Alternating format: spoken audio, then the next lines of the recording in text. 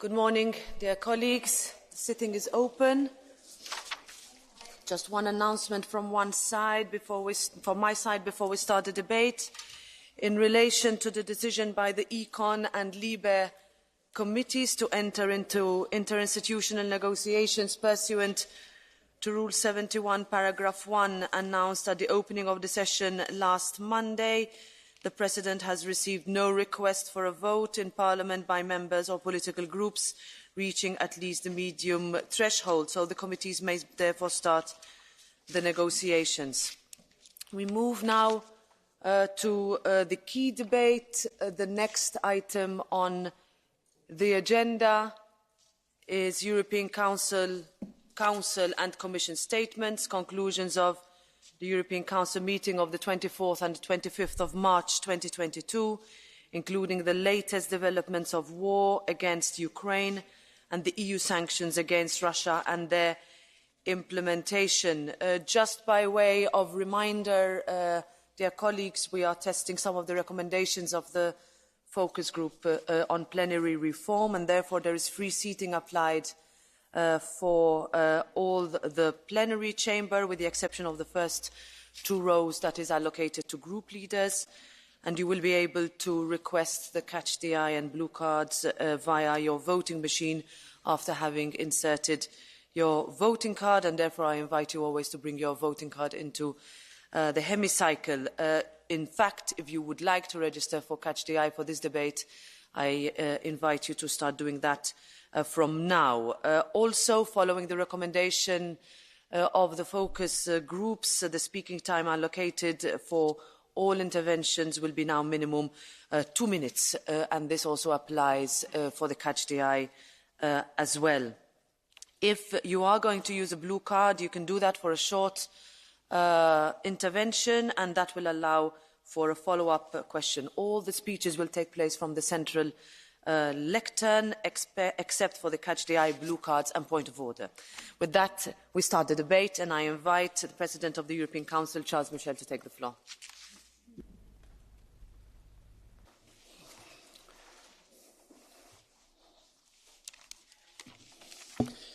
Madame la Présidente du Parlement européen, Madame la Présidente de la Commission, chers hauts représentants, dear members of the European Parliament, just 2 weeks ago in this Parliament, we expressed our shock and horror.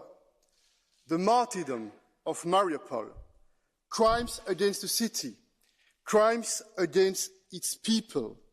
And today, we express our outrage at crimes against humanity, against innocent civilians in Bucha and in many other cities. Yet more proof that Russian brutality against the people of Ukraine has no limits.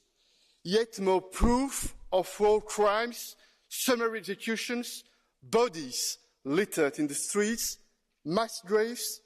This is not a special operation. These are war crimes. And we, the EU, we will not turn our backs. We will look reality straight in the eye. There must be, and there will be, severe consequences for all those responsible. And we are already supporting all efforts to collect the evidence. We will do everything we can to bring the perpetrators to justice. International justice will be served. And, dear colleagues, I have one message for the Russian soldiers on the battlefield.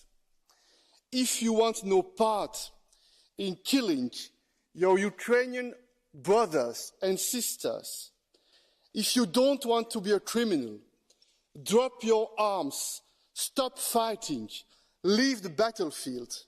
And I know, dear colleagues, dear members of the Parliament, some of you have suggested granting asylum for these Russian soldiers who disobey Russian orders.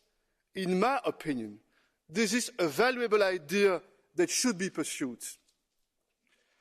Dear colleagues,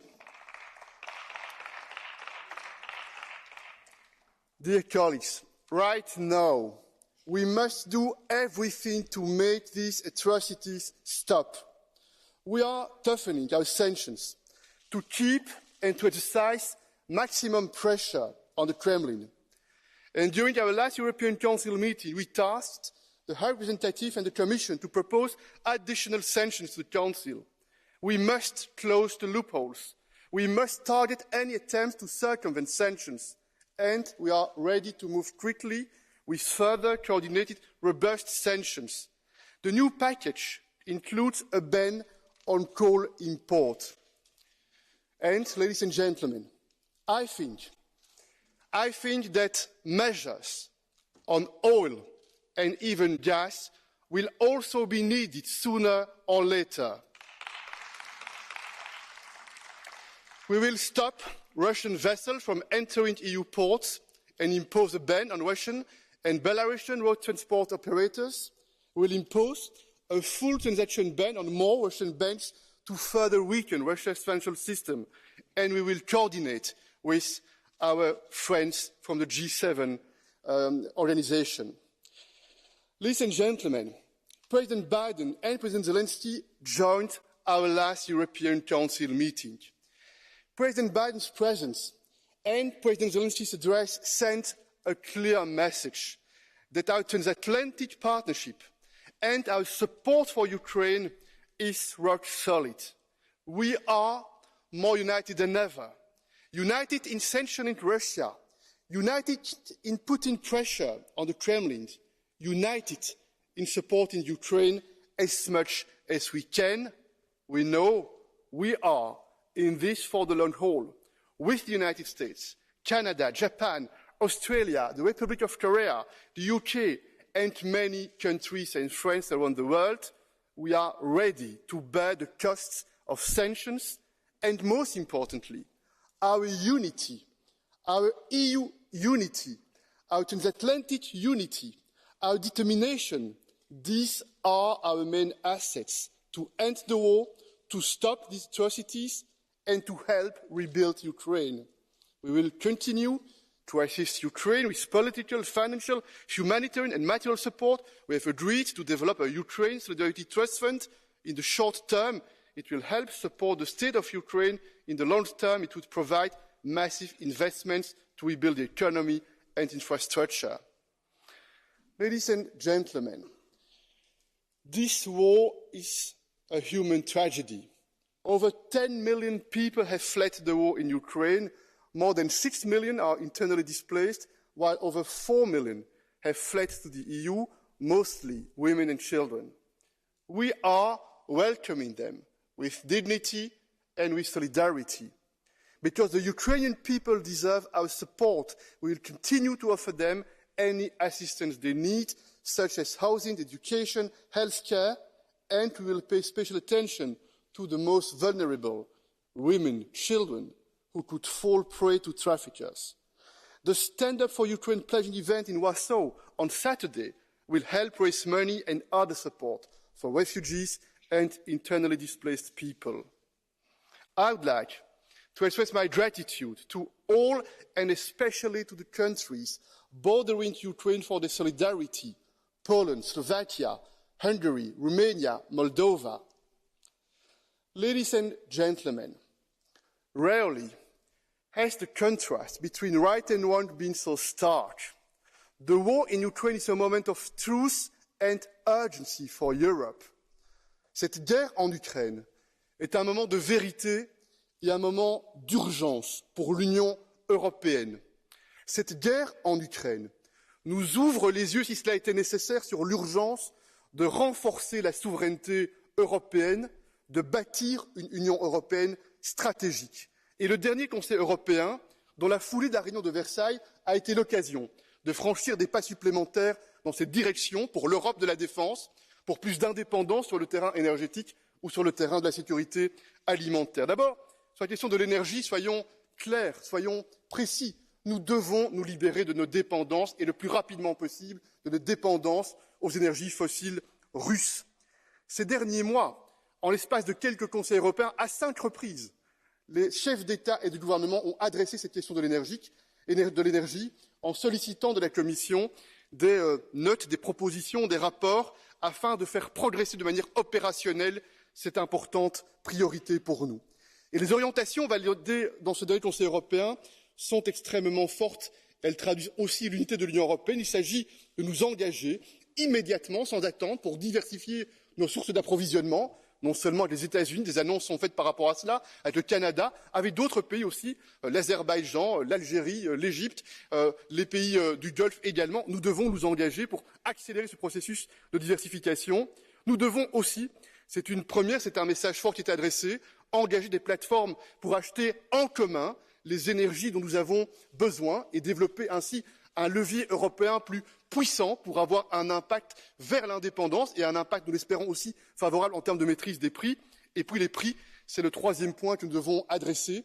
Nous voyons bien que déjà avant cette guerre, la hausse des prix de l'énergie impactait douloureusement les citoyens, les familles, les ménages, mais aussi la capacité de nos entreprises à faire face, à se développer, et c'est pour laquelle, depuis la fin de l'été, avant cette guerre, nous avons mandaté la Commission pour travailler sur des propositions opérationnelles. Certaines d'entre elles ont été reçues la veille du Conseil européen, et nous nous retrouverons très rapidement dans les prochaines semaines, puisque la Commission a annoncé qu'autour de la mi-mai, des éléments additionnels seront présentés. Nous avons souhaité, par exemple, que les secteurs économiques et industriels soient consultés en détail sur les mesures précises qui peuvent être prises pour avoir un impact réel. Je ne parle pas, vous le savez, du stockage du gaz, très important pour le prochain hiver, ou encore des investissements en interconnexion, en infrastructures qui sont extrêmement indispensables. Enfin, nous avons aussi abordé, bien sûr, la question de la sécurité alimentaire.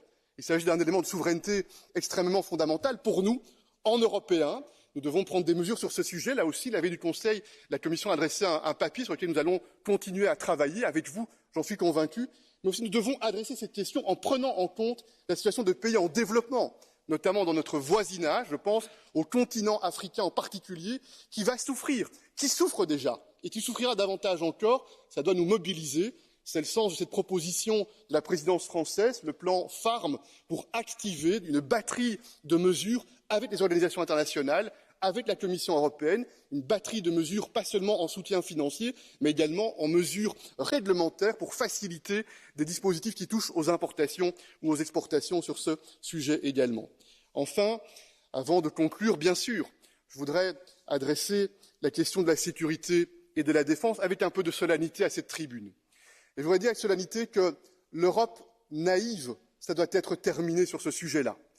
Il est extrêmement essentiel, bien sûr, de ne jamais oublier que l'Union européenne est un projet de paix. Et parce que nous sommes un projet de paix, précisément parce que nous sommes un projet de paix, nous devons avoir la capacité de porter le langage de la puissance. C'est le sens aussi, et je veux le remercier, de l'engagement du haut représentant pour la boussole stratégique depuis de nombreux mois, bien avant le déclenchement de la guerre en Ukraine. C'est le sens de cette décision prise quelques heures après le déclenchement de la guerre de livrer des armes pour la première fois dans l'histoire de l'Union européenne. C'est l'Union européenne et les États membres qui sont aux côtés opérationnellement en livrant des armes. C'est le sens aussi, ne l'oublions pas, de l'article 42.7 de notre traité que nous avons réaffirmé, qui exprime cette sécurité collective et cette boussole stratégique. Ça n'est pas, soyons clairs, un document de plus qui prendra la poussière en haut d'une armoire. Cette boussole stratégique, c'est la vision ambitieuse, engagée, avec des propositions concrètes et opérationnelles, avec l'occasion, dans le débat démocratique, à rythme régulier, de faire l'évaluation sur ces mesures précises. Marché commun en matière d'armement et en matière d'industrie militaire, partenariat, développement des efforts dans le domaine cyber ou dans le domaine spatial, force de déploiement rapide, 5 000 hommes pour commencer, c'est l'ambition. Sur tous ces sujets-là, nous aurons l'exigence de rendre des comptes pour montrer les progrès qui sont réalisés. Enfin, Madame la Présidente, je conclus en vous disant qu'avec la présidente de la Commission, nous avons, et le haut représentant, nous avons eu l'occasion d'un sommet, il y a quelques jours, avec les autorités chinoises. Nous mesurons bien qu'il faut démontrer, jour après jour, que cette guerre n'est pas, comme voudrait le montrer le Kremlin, une confrontation entre la Russie d'un côté, l'Union européenne et l'OTAN de l'autre. Et c'est la raison pour laquelle nous devons être engagés sur le terrain international, y compris vers la Chine.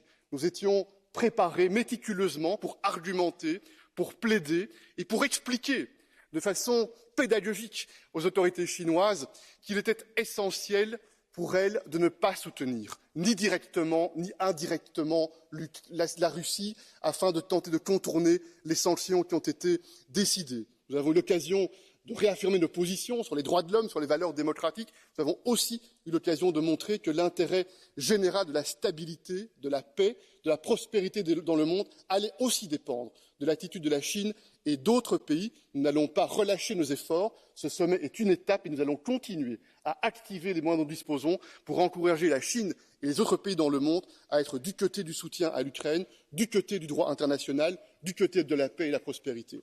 Mesdames et messieurs, il y a quelques semaines, quelques jours avant le déclenchement de la guerre, vous aviez choisi à juste titre, comme nous l'avions fait auparavant au Conseil européen, de proposer au président Zelensky de nous adresser son message. Et ces mots résonnent dans nos cœurs et dans nos têtes. Il nous adressait ce message au titre du défi, en nous disant à nous, les yeux dans les yeux, êtes-vous réellement des Européens? Êtes-vous réellement des Européens? Cette question m'habite chaque instant depuis le déclenchement de cette guerre. Et parce que nous voulons être à la hauteur, parce que nous voulons être réellement des Européens, c'est la ténacité, c'est le sang-froid et c'est l'unité qui feront la différence. Vladimir Poutine ne peut pas et ne va pas gagner cette guerre parce qu'à la fin, c'est les valeurs de l'Europe, de la liberté et de la démocratie qui vont l'emporter. Merci à vous. Thank you. Thank you very much, President Michel. I now invite on behalf of the Council the High Representative, Josep Borrell.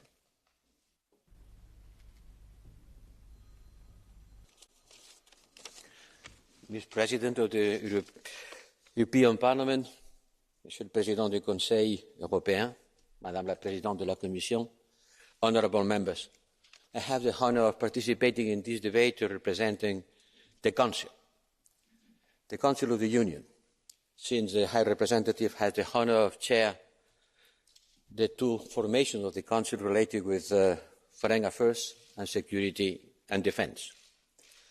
Allow me to continue in Spanish. Seguridad y defensa y política exterior están viviendo momentos especialmente importantes en la construcción de Europa hoy. La guerra de Ucrania contra Ucrania representa un momento fundador y un momento de despertar de los europeos que se enfrentan a una crisis de seguridad que demuestra nuestras debilidades, a una dependencia energética que sabíamos que teníamos pero no éramos conscientes de cuán grande era, y a una posición geopolítica en el mundo que nos muestra también los riesgos de un encogimiento estratégico en el mundo dividido que va a surgir de esta guerra. Me gustaría hablar de estos tres temas. El Consejo Europeo, bajo la presidencia y el liderazgo del presidente Michel, nos dio un conjunto de directrices para guiar la acción. La de la Comisión, por supuesto, también la del Consejo. En materia de acción diplomática, estamos desarrollando una intensa labor para conseguir tres objetivos. Primero, aislar a Rusia, aislarla de la comunidad internacional. Segundo, unir a la comunidad internacional en la defensa de los principios básicos del orden basado en leyes. Y tercero, evitar que este conflicto no construya un mundo dividido en torno a una nueva guerra fría que enfrente al oeste, the West, como suelen decir en Moscú y en Pekín, con la nueva alianza de los autócratas, mientras que hay un grupo de países emergentes que cuidadosamente tratan de evitar partido en este conflicto, pero que muchos de ellos se inclinan, no nos lo ocultemos, del lado de Rusia. En este panorama, nuestra acción internacional se ha desarrollado y ha conseguido dos grandes triunfos diplomáticos en Naciones Unidas. Dos votos con una gran mayoría que ha condenado Rusia y defendido los derechos humanos de los ucranianos. Pero deberíamos tener mucho cuidado en analizar cuál es la solidez de esta mayoría y cuáles son las posiciones de grandes potencias que no han condenado a Rusia. Eso exige de nuestra parte mirar al mundo como es, no a través de nuestros ojos, sino a través de los suyos, para entender las razones de esta actitud. Un gran poeta español decía que el mundo es del color del cristal con el que se mira. Y nosotros hemos de aprender a mirar el mundo con el color del cristal de los demás para entenderlo mejor. Desde el punto de vista de seguridad y defensa, el Consejo Europeo ha adoptado la brújula estratégica, gracias por recordarlo, señor presidente, que es la manera de guiar el aumento de nuestras capacidades en este terreno. Porque esta crisis ha venido a demostrar nuestras debilidades en materia de seguridad y defensa. Desde el año 2008, cuando se inicia la crisis del euro, los europeos seguimos nuestro proceso de desarme hasta alcanzar el punto más bajo en el 2014. Desde entonces hemos aumentado nuestras capacidades militares, pero estamos todavía en el 1,5% del PIB, todos los países juntos. Nos hemos acostumbrado a vivir bajo el paraguas protector de Estados Unidos y confiando en que el ser miembros de la OTAN resolvería todos nuestros problemas. No hay alternativa a la OTAN para la defensa territorial de Europa, digámoslo claramente.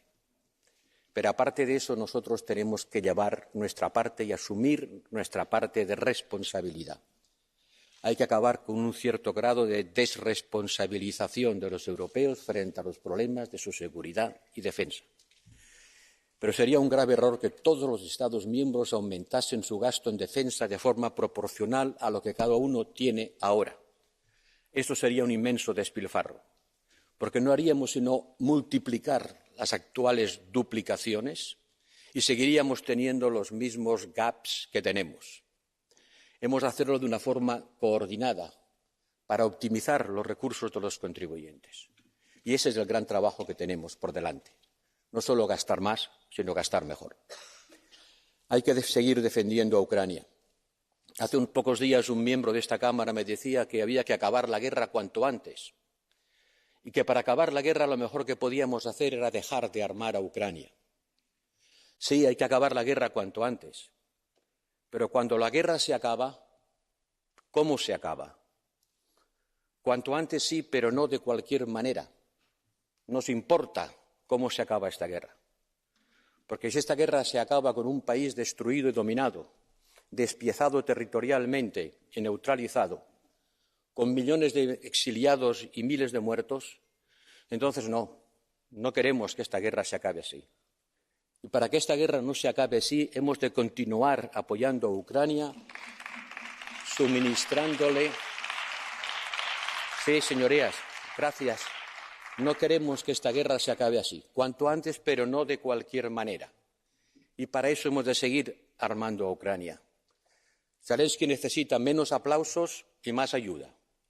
Zelensky necesita que le digamos menos veces que es un héroe y le demos más armas para luchar. Eso es lo que esperan de nosotros los ucranianos y eso es lo que estamos haciendo.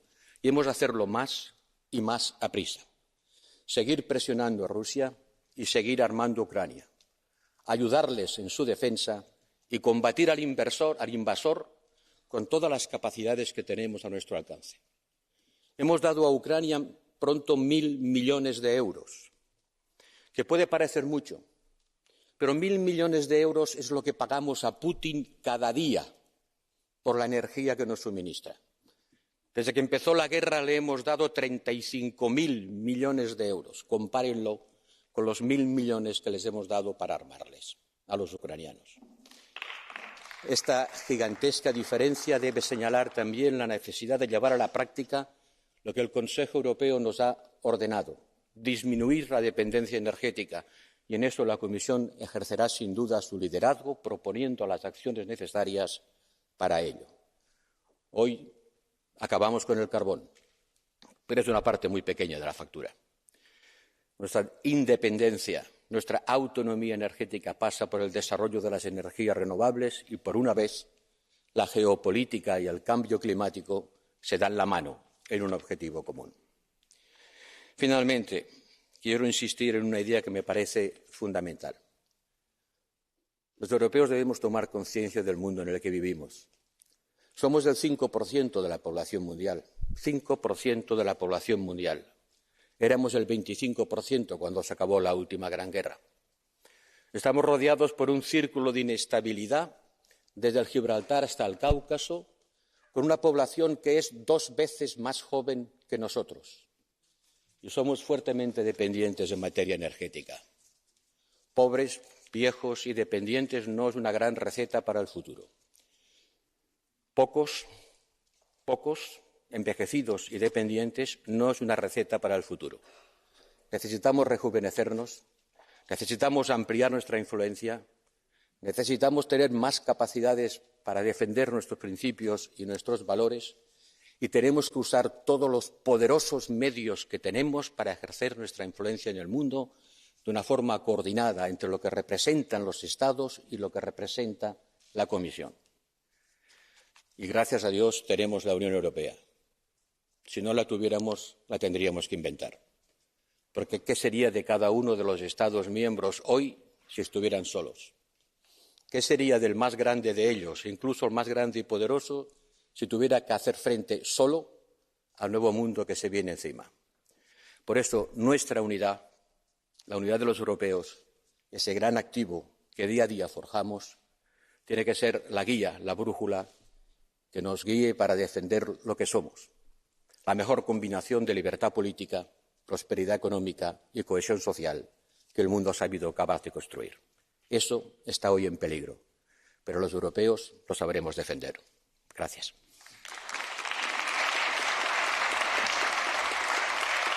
Thank you very much, High Representative Borrell. I now invite the President of the European Commission, Ursula von der Leyen, to take the floor. Thank you, Madam President, dear Roberta, Mr. President, dear Charles, High Representative, dear Josep, honourable members. Only 7 weeks ago, Bucha was a friendly and quiet suburb on the outskirts of Kyiv. But last week, humanity itself was killed in Bucha. It was killed in cold blood, executed with its hands tied and a bullet in the head. It was left to rot in the middle of the street or in mass graves. We have all seen the haunting images of Bucha. And we've heard the testimonies of those who speak freely again now that the Russian army has left. They shot everyone they saw, one witness said about Putin's soldiers. This, honourable members, is what is happening when Putin's soldiers occupy Ukraine territory. They call it liberation. No, we call it war crimes, and we really have to give it this name. The European Union has set up a joint investigation team with Ukraine to collect evidence and testimonies on the ground. We will hold accountable those who are responsible for war crimes. The perpetrators must pay. After Bucha, more than ever, Europe stands firmly with Ukraine. We stand with Ukrainians in their devastated cities and their bomb shelters. We stand with them in their parliament, surrounded by sandbags and barricades. We stand with the millions who flee the invaders. And we will do everything in our power to ensure that they can return home safely. And this is the message HRVP Borrell and I will bring to President Zelensky when we will be visiting Kyiv at the end of this week. At this critical point in the war, we must increase the pressure on Putin again and the Russian government.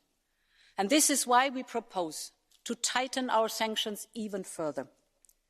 The fifth package has 6 pillars. First, we impose an import ban on coal from Russia, worth €4 billion a year. Finally, it was high time to do this step. It's the first time that we directly sanction the import of fossil fuels from Russia, thus cutting an important revenue source.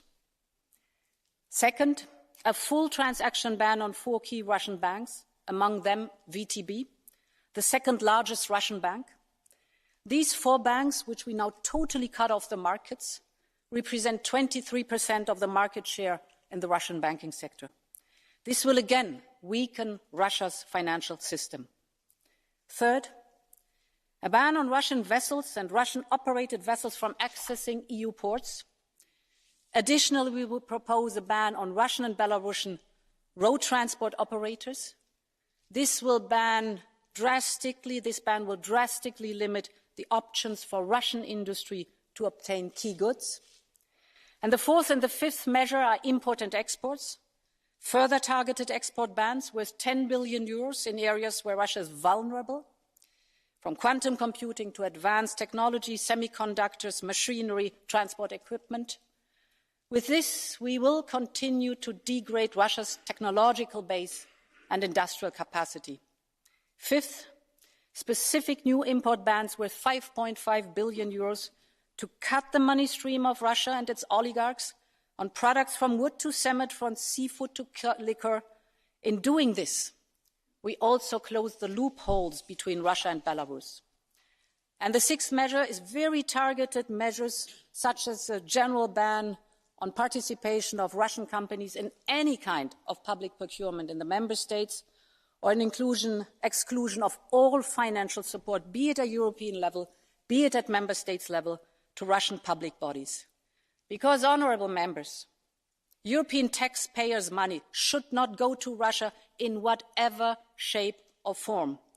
And therefore, we have to be tough on the measures, we have to be consistent in the sanctions, we have to be increasingly, gradually stepping up. Our sanctions are hard because they limit the Kremlin's political and economic options. They are smart because they affect Russia much harder than us. And, honourable members, these sanctions will not be our last sanctions. As I said already yesterday, yes, we've now banned coal, but now we have to look into oil, and we have to look into the revenues that Russia gets from the fossil fuels, and we really have to make an effort, for example, to take a share to the escrow, to an escrow banking system, so that we will really limit the source of revenues from Russia, from fossil fuels. It has to be an end with that, and this is the next step we will have to take together. More than 40 countries are applying sanctions like these. And we expect others to respect our measures, or at the very least, not to circumvent and undermine our sanctions. And this was our message to China at our summit last Friday. We made clear how crucial it is for us in Europe, but also for the rest of the world, to take a clear stance. A clear stance against Putin's war of choice, against the massacres of civilians, against this violation of the fundamental principles of the world order. And as a permanent member of the UN Security Council, China has a special responsibility to uphold international peace and security. And nobody can be neutral when faced with such naked aggression against civilians. This is not a war limited to Europe, which Russia has unleashed. This will also define how we globally treat such violence of international law in the future, and also China has to take a clear stance on that. Honourable members, Europe today is more resolute than ever to stand for the principles we cherish most. And to this aim, we also must protect ourselves from knock-on effects of this war. This is true for energy. We have to get rid of our dependency of fossil fuels, and for that we also have to diversify away from Russia.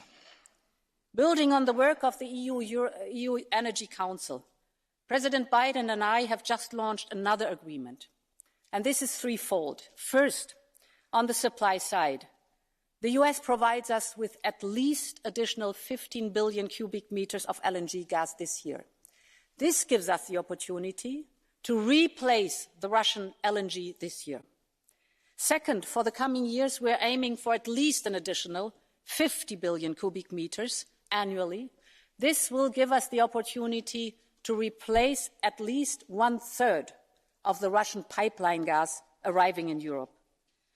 And the third is we focus together on building a greener future with climate neutrality. The one goes with the other. We engage with our energy industry, the energy-intensive industry, to further reduce the demand. This is existential, that we look at the energy efficiency. And it is good news that the infrastructure we use for gas today can also be used to repurpose for clean hydrogen in the future. Thus, the US and the European Union have not only worked closely together on designing an effective and determined response to Russia's war, but we are also supporting each other in the transition towards a green energy. Honourable members, in these dark times, there's one thing that truly makes me proud. People in every corner of our union have rolled up their sleeves to help our Ukrainian friends in need. Right now, more than 10 million Ukrainians are either internally displaced or seeking shelter abroad. This is a quarter of the Ukrainian population. The bulk of this work is carried out by local authorities.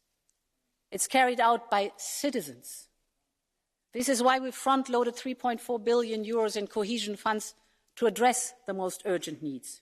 This means classrooms, hospital beds, employment support in the regions that are hosting the largest numbers of Ukrainians. And here, the Polish people are amazing. The entire country is standing in solidarity with their Ukrainian guests.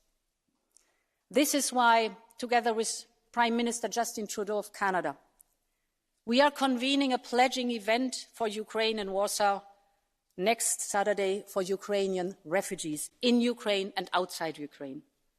President Duda is joining us. We call our campaign Stand Up for Ukraine. And we'll do it together with the international advocacy organization Global Citizen. We will mobilize support for people fleeing the invasion of Ukraine. Together with us, citizens, sports people, civil society, artists like Bono, U2, Madonna or Chris will stand up for Ukraine. They will call on governments. They will call on the business community to join our efforts. The brave people of Ukraine deserve solidarity from all around the globe. Slava Ukraine, long live Europe.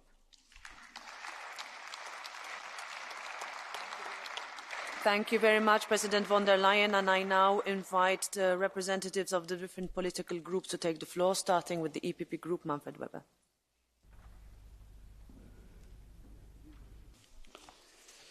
Sehr geehrte Frau Präsidentin Metsola, von der Leyen, Präsident Michel, Herr Hoher Beauftragter Borrell. Ich möchte zunächst Danke sagen bei Roberta Metsola. Es war der richtige Moment, letzte Woche nach Kiew zu gehen und unter Demokraten, unter gewählten Parlamentariern das Signal der Geschlossenheit und der Solidarität auszusprechen. Es war ein mutiger Schritt, diese Reise zu unternehmen. Und liebe Roberta, ich möchte dir noch einmal herzlich danken dafür.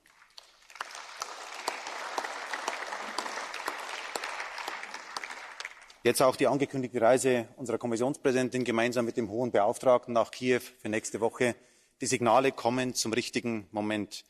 Sie sind dringender notwendig denn je. Mariupol fast völlig zerstört, Deportation ukrainischer Bürger nach Russland, Massenvergewaltigungen ukrainischer Frauen durch Soldaten, durch russische Soldaten und jetzt am Wochenende Butscha.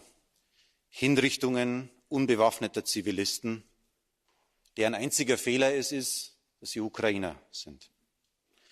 Es stockt einem der Atem. Man ist sprachlos und ehrlich gesagt ist man auch ein bisschen beschämt wegen der Ohnmacht, die einem kennzeichnet. Mir geht dabei die europäische Idee durch den Kopf. Das vergangene Jahrhundert war geprägt von Kriegsverbrechen. Es war geprägt von Massakern gegenüber Zivilisten, vom Genozid, ausgeführt durch deutsche Soldaten. Die Lektion, die wir daraus gelernt haben, war nie wieder, never again. Die Frage, die ich mir heute stelle, lebt dieser Geist? Wie stark ist dieser europäische Geist? Meinen wir es ernst mit dem Nie wieder? Nie wieder heißt zunächst der akute Versuch, Gerechtigkeit zu schaffen in dieser schwierigen Lage, Ermittlungen durchzuführen, gerichtsfeste Beweise aufzunehmen für die Kriegsverbrechen, die begangen worden sind.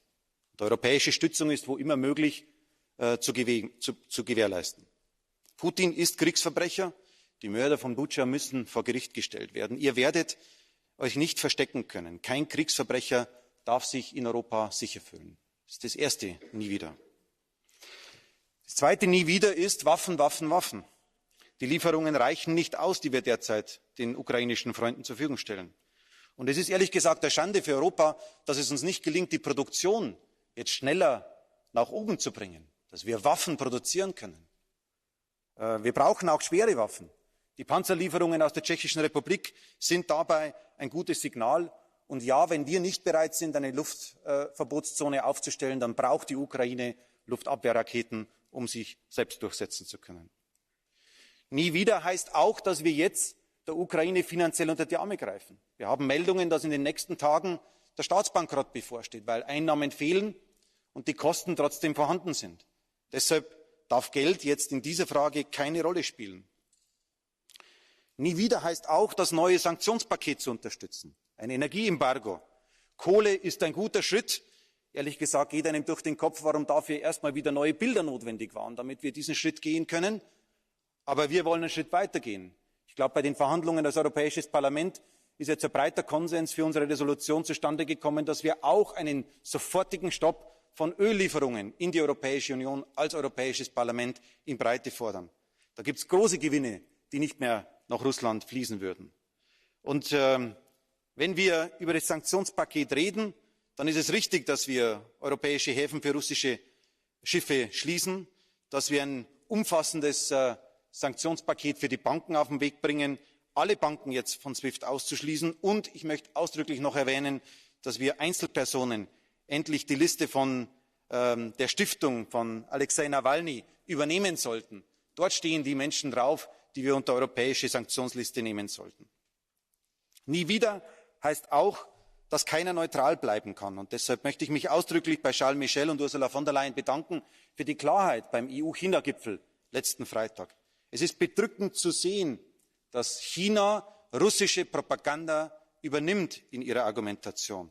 Und speziell nach Butscha muss auch China wissen, wer Putin unterstützt, wer Russland unterstützt, steht auf der falschen Seite. Und es wird auch für uns Europäer die Frage im Raum stehen, ob wir glaubhaft ankündigen, gemeinsam mit den USA, wer Russland unterstützt, wer Waffen liefert, muss mit Konsequenzen rechnen. Und nie wieder heißt, dass wir eine Position der Stärke brauchen als Europäer. Europa muss sich bewaffnen. Die europäische Dimension fehlt leider Gottes bei den Initiativen. Wir kennen viele Initiativen auf nationaler Ebene, die Verteidigung zu stärken, aber die europäische Dimension fehlt dabei. Und die ist dringend notwendig. Nie wieder, liebe Kolleginnen und Kollegen, Massenhinrichtungen wehrloser Zivilisten, Massenvergewaltigungen, ein Genozid, ein Krieg.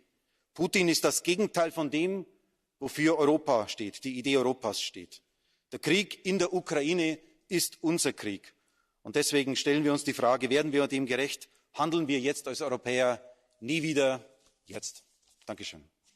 Thank you very much, Mr. Weber. And now, on behalf of the S&D Group, Irache Garcia Perez.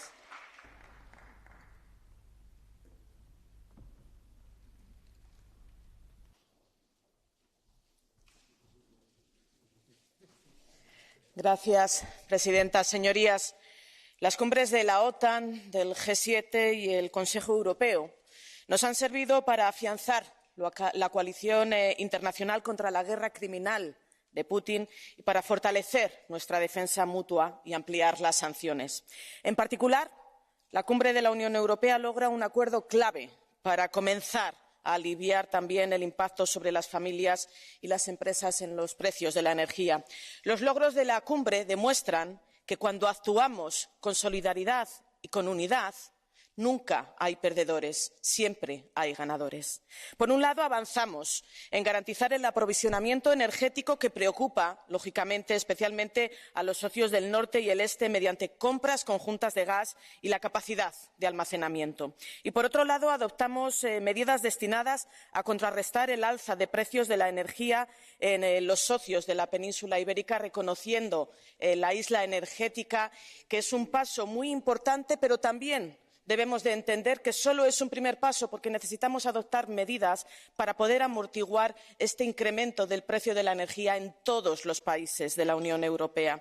El acuerdo del Consejo Europeo debe de ser el primer paso para poner en pie un plan inspirado en el Next Generation que permita financiar el triple esfuerzo adicional requerido por la guerra en materia de energía, de defensa y acogida de refugiados, así como la supervivencia del propio gobierno ucraniano. El ataque criminal de Putin nos obliga a acelerar la transición energética, a mejorar las interconexiones en Europa y a mejorar el ahorro energético. Acelerar la transición energética nos permitirá abaratar la factura energética, reducir nuestra dependencia exterior y combatir el cambio climático. No hay mejor forma de garantizar nuestra soberanía energética que dejar de depender de tiranos que utilizan sus combustibles fósiles como instrumento de chantaje.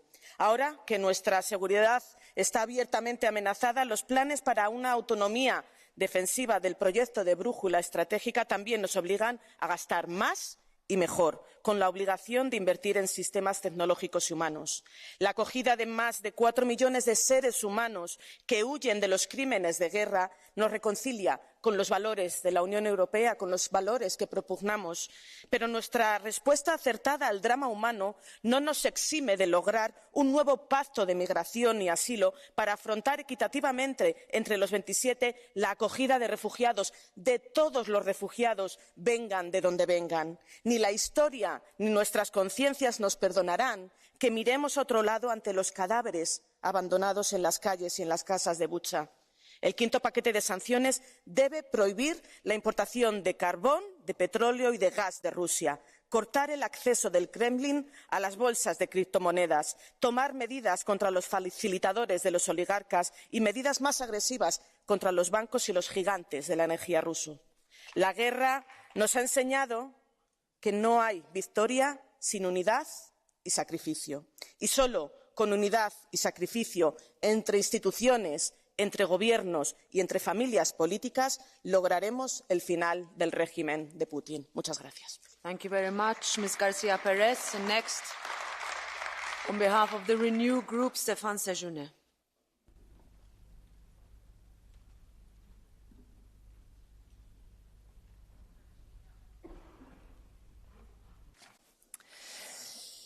Madame la Présidente, Monsieur le Président, chers hauts représentants, Butcha et Irpin ont confirmé le caractère criminel, profondément immoral et inhumain de l'invasion russe en Ukraine. Ne pas agir suite à ces crimes aurait été une insulte à nos valeurs et un désaveu à notre humanité. Hier, l'Europe a une nouvelle fois démontré qu'elle pouvait décider au nom de son combat en Ukraine, au nom de nos libertés, au nom de la démocratie. Depuis le début de la guerre, nous appelions à Renew Europe à un embargo sur le charbon. Vous avez fait la moitié du chemin. J'espère que les États membres suivront ces recommandations. Nous accueillons aussi très favorablement les propositions sur l'interdiction d'accès aux ports, d'interdiction de transactions pour les nouvelles institutions et embargo ciblé. Mais nous savons déjà que cela ne sera pas assez. Nous savons que d'autres images vont rapidement inonder les réseaux sociaux et hanter nos consciences. À Kharkiv, à Mariupol, nous allons découvrir la brutalité et une barbarie avec des proportions insupportables, nous le savons. C'est pour cela que mon groupe vous propose d'aller plus loin, d'ores et déjà, pour préparer les prochaines étapes et ainsi préparer les esprits dans les capitales à l'inévitable. L'inévitable est que nous devons enclencher prochainement des nouveaux leviers, notamment l'exclusion effective de SWIFT, de toutes les banques et les institutions financières russes. Un embargo temporaire sur le pétrole, nous le demandons depuis le début de l'invasion. Aussi sur le gaz, nous savons que c'est difficile, qu'il pourrait y avoir parfois techniquement des sujets insurmontables, mais à ce stade de l'horreur, nous devons nous y préparer. Un autre aspect souvent oublié de nos discussions est la nécessité de convaincre les pays tiers à suivre les sanctions européennes, au vu de nos liens commerciaux, parfois de l'argent que nous y investissons. Je suis assez surpris que certains pays ne soient pas plus solidaires avec l'Europe. Il faut continuer les efforts diplomatiques et il faut que la diplomatie européenne continue à convaincre. Ce n'est qu'en affaiblissant le régime de Poutine, économiquement, financièrement, commercialement, que nous le forcerons à rentrer dans une réelle négociation de paix pour l'Ukraine, pour la paix. Le message est d'aller un peu plus loin Mesdames et Messieurs les Présidents. Merci, Monsieur Sejourné. I now give the floor on behalf of the Green Group to Ska Keller.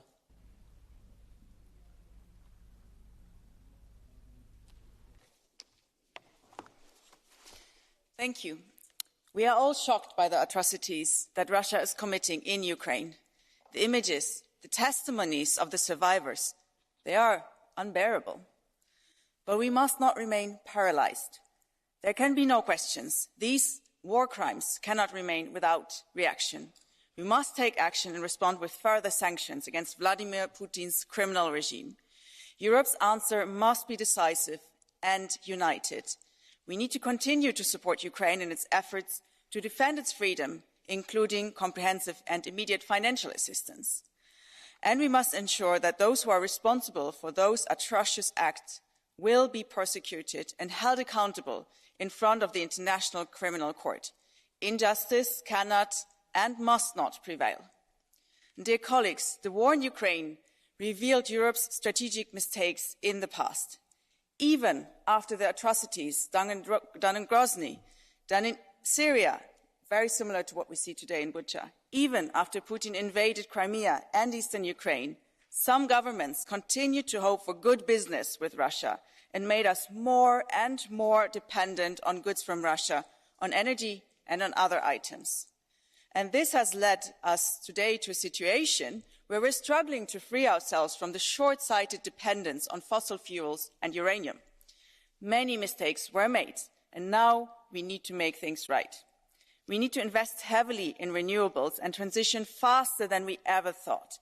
This is and will be an enormous effort, and it won't happen overnight. But we need to redefine what it means to act as fast as possible. We need to move to light speed. We need to save energy. Therein lies a huge potential that remains untapped so far. And this is true for individuals, sure, but also and even more so for industries and for policies. And also the European Parliament must join efforts here as well. We also need to recognize that while the effects of the war will hit all of us, they hit us very differently. The biggest cost is obviously carried by the people who have lived and who still live in Ukraine. Those who died, whose close ones were killed, those who were injured and are being injured at the moment, those who fled and those who are fleeing the carnage, losing their home, their life plans, and often leaving family and friends behind. And there is so much sorrow and so much despair in this suffering. When we're debating here the consequences of sanctions that we are rightfully taking, we need to keep in mind that us here in the chamber are not the ones who will be most hit by them. Rising energy costs are a nuisance to some and an existential threat to others. We need to support those most in need, the families with small or no income. The European Council hasn't been very conclusive on the issues of how to support those most in need in the EU, worldwide, looking at the hunger issues and how to further support Ukraine. And of course, many of the instruments needed are indeed national ones. But it is clear that we need solidarity among member states to deal with this crisis, solidarity in sharing energy and infrastructure, solidarity to enable measures, solidarity with everyone fleeing Ukraine, and solidarity with the sovereign nation of Ukraine. Putin wanted to divide us, and he has failed miserably. Our unity is our strength, and we need more of it, of unity, but also of courage. Thank you. Thank you very much, Ms. Keller. And now, on behalf of the ID Group, I give the floor to Marco Zanni.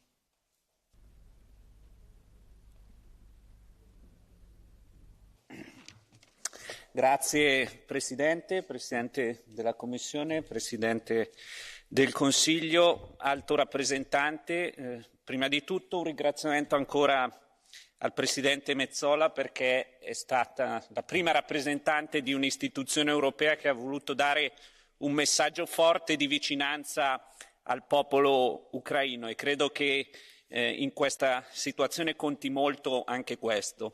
Le terribili immagini che ci arrivano da Bucha e da Irpin ci toccano nel profondo e ci spronano ad aumentare i nostri sforzi per supportare l'Ucraina e il popolo ucraino in questa guerra, in questo confronto col regime di Putin, ma ci ricordano anche che la guerra è questo, la guerra è distruzione, la guerra è crimine, la guerra è devastazione, ed è per questo credo che l'Unione insieme al supporto ai pacchetti di sanzioni debba incrementare i suoi sforzi di mediazione per trovare una soluzione di pace, anche perché non possiamo permetterci che questi sforzi siano lasciati ad altri regimi come la Turchia e la Cina. Capitolo sanzioni. Quanto è stato proposto dalla Commissione, il quinto pacchetto, è sicuramente un passo in avanti, ma non dobbiamo nasconderci che questo tema sta diventando un tema divisivo, principalmente per un motivo, perché sappiamo che l'impatto di questi pacchetti sanzionari è asimmetrico, ha degli impatti differenti in base ai differenti Stati membri, e di questo dobbiamo tenere conto, dobbiamo essere chiari con i nostri cittadini che questo sforzo richiede un sacrificio e l'Unione Europea non può permettere che questo sacrificio ricada sulle spalle di cittadini e imprese che già stanno soffrendo, motivo per cui oggi in parallelo è necessario accelerare anche le discussioni su un pacchetto di aiuti che riduca queste asimmetrie. Credo che questo possa aiutare e rassicurare quegli Stati membri che oggi sono più reticenti in fare alcuni passi in questa direzione. Anche il ban sulle importazioni di carbone, è vero, è un passo importante, ma lei stessa, Presidente von der Leyen, ci ha dato le cifre, parliamo di 4 miliardi di euro annui di valore di queste importazioni, e se rapportati al quasi miliardo di euro che ogni giorno paghiamo alla Russia per il resto, capiamo che è poco e non ci sarà un impatto concreto. Sulle sanzioni, un altro tema, è importante che i pacchetti sanzionatori siano credibili. Purtroppo nelle scorse settimane su alcuni provvedimenti abbiamo visto come in molti casi l'Occidente abbia dovuto trovare delle soluzioni, diciamo, innovative, per usare un eufemismo, perché si è accorto che alcune sanzioni danneggiavano di più i nostri operatori, i nostri attori rispetto al regime russo. Quindi è importante che sui nuovi pacchetti questo elemento sia preponderante. Sull'autonomia energetica è importante che non venga fatta con ideologia ma con pragmatismo. Non solo abbiamo bisogno di diversificare le nostre fonti, questo non basta, dipendono da altrettanti regimi che sono instabili, ad esempio l'Algeria. Noi dobbiamo capire che l'Europa è un continente oggi povero di energia, ma non è povero di fonti energetiche, e noi abbiamo l'obbligo di sfruttarle queste fonti energetiche. In chiusura, questa guerra ha svelato il velo di una debolezza dell'Unione, che è principalmente il modello di sviluppo industriale ed economico che abbiamo deciso di perseguire negli ultimi 20-30 anni. Questo è un modello che ci ha reso dipendenti su tutto, dall'energia alla difesa, alla sicurezza alimentare, alla nostra catena del valore. Se non capiamo che questo modello va cambiato, saremo sempre più deboli di fronte alle minacce locali. E chiudo con la Cina. Molto forte il messaggio che è stato mandato dalle istituzioni europee, ma questa richiesta, questo messaggio deve essere credibile. Oggi, di fronte a un eventuale confronto con la Cina, l'Europa sarebbe debole in una posizione negoziale di svantaggio. Su questo dobbiamo lavorare. Grazie. Grazie onorevole Zanni. Next on behalf of the ECR group, Richard Legutko.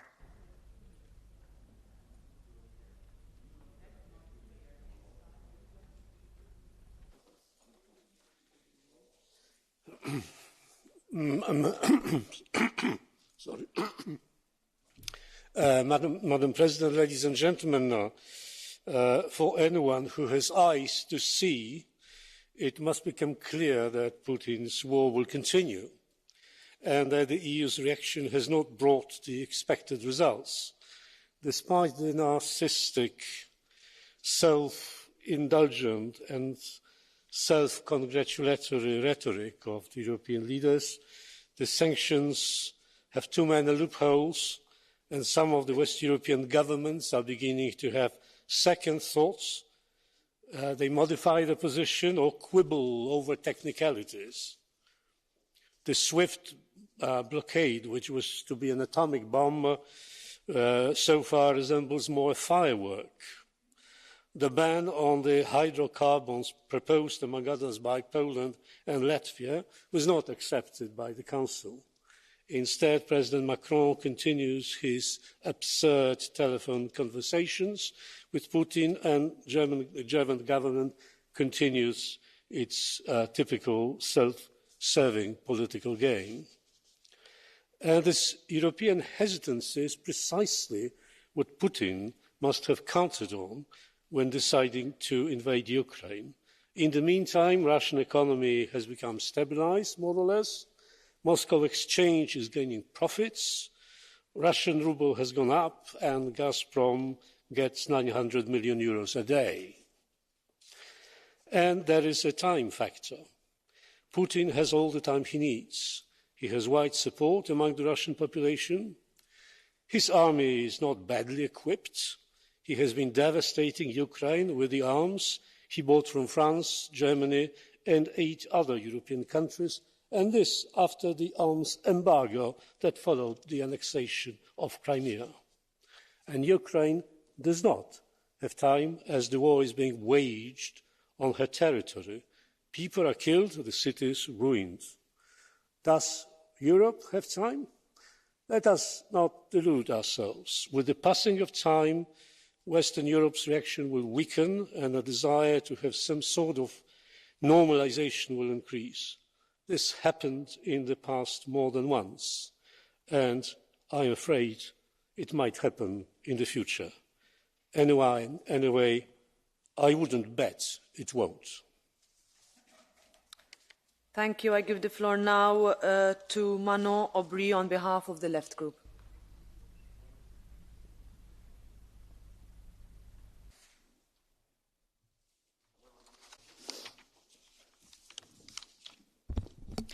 Chers collègues, nous sommes tous saisis d'horreur après la diffusion des images de massacres de masse de civils à Boutcha. Et je voulais d'abord avoir une pensée émue pour leurs familles et leurs proches, même si bien sûr aucun mot ne pourra effacer leur douleur. Notre Parlement doit en faire ici le serment. Nous n'oublierons pas ces centaines de cadavres qui se sont amoncelés dans les rues de Boutcha. Je pense aussi aujourd'hui à l'ensemble du peuple ukrainien qui subit des atrocités innommables mais continue de résister héroïquement face à l'agresseur russe. Je le dis ici avec gravité, cette situation a un responsable, Vladimir Poutine, qui devra payer pour l'ensemble de ses crimes de guerre, pour les viols utilisés comme une arme de guerre, pour le carnage d'Irpin, la destruction de Mariupol, pour les charniers de Boutcha. Face à la barbarie, notre devoir est toujours d'opposer le droit. Les cours internationales compétentes doivent être saisies pour enquêter et juger ces actes de pure inhumanité qui ne peuvent rester impunis. L'Union européenne doit réagir avec la plus grande fermeté face aux exactions de Poutine. Des sanctions supplémentaires doivent être prises pour le forcer à mettre un terme à sa folle aventure guerrière. Nous le disons depuis un mois, nous devons taper davantage encore ces oligarques au portefeuille. C'est seulement ainsi que nous pourrons l'affaiblir suffisamment pour le contraindre à négocier.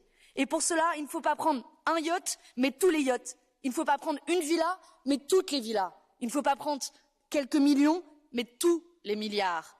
Alors, Madame von der Leyen, je vous réitère notre demande. Pourquoi n'exigez-vous pas des paradis fiscaux européens la liste de tous les oligarques russes qui détiennent des avoirs sous peine de sanctions massives? Alors que l'Ukraine risque la faillite, l'Union européenne doit par ailleurs faire tout ce qui est en ses moyens pour alléger le fardeau économique de l'Ukraine.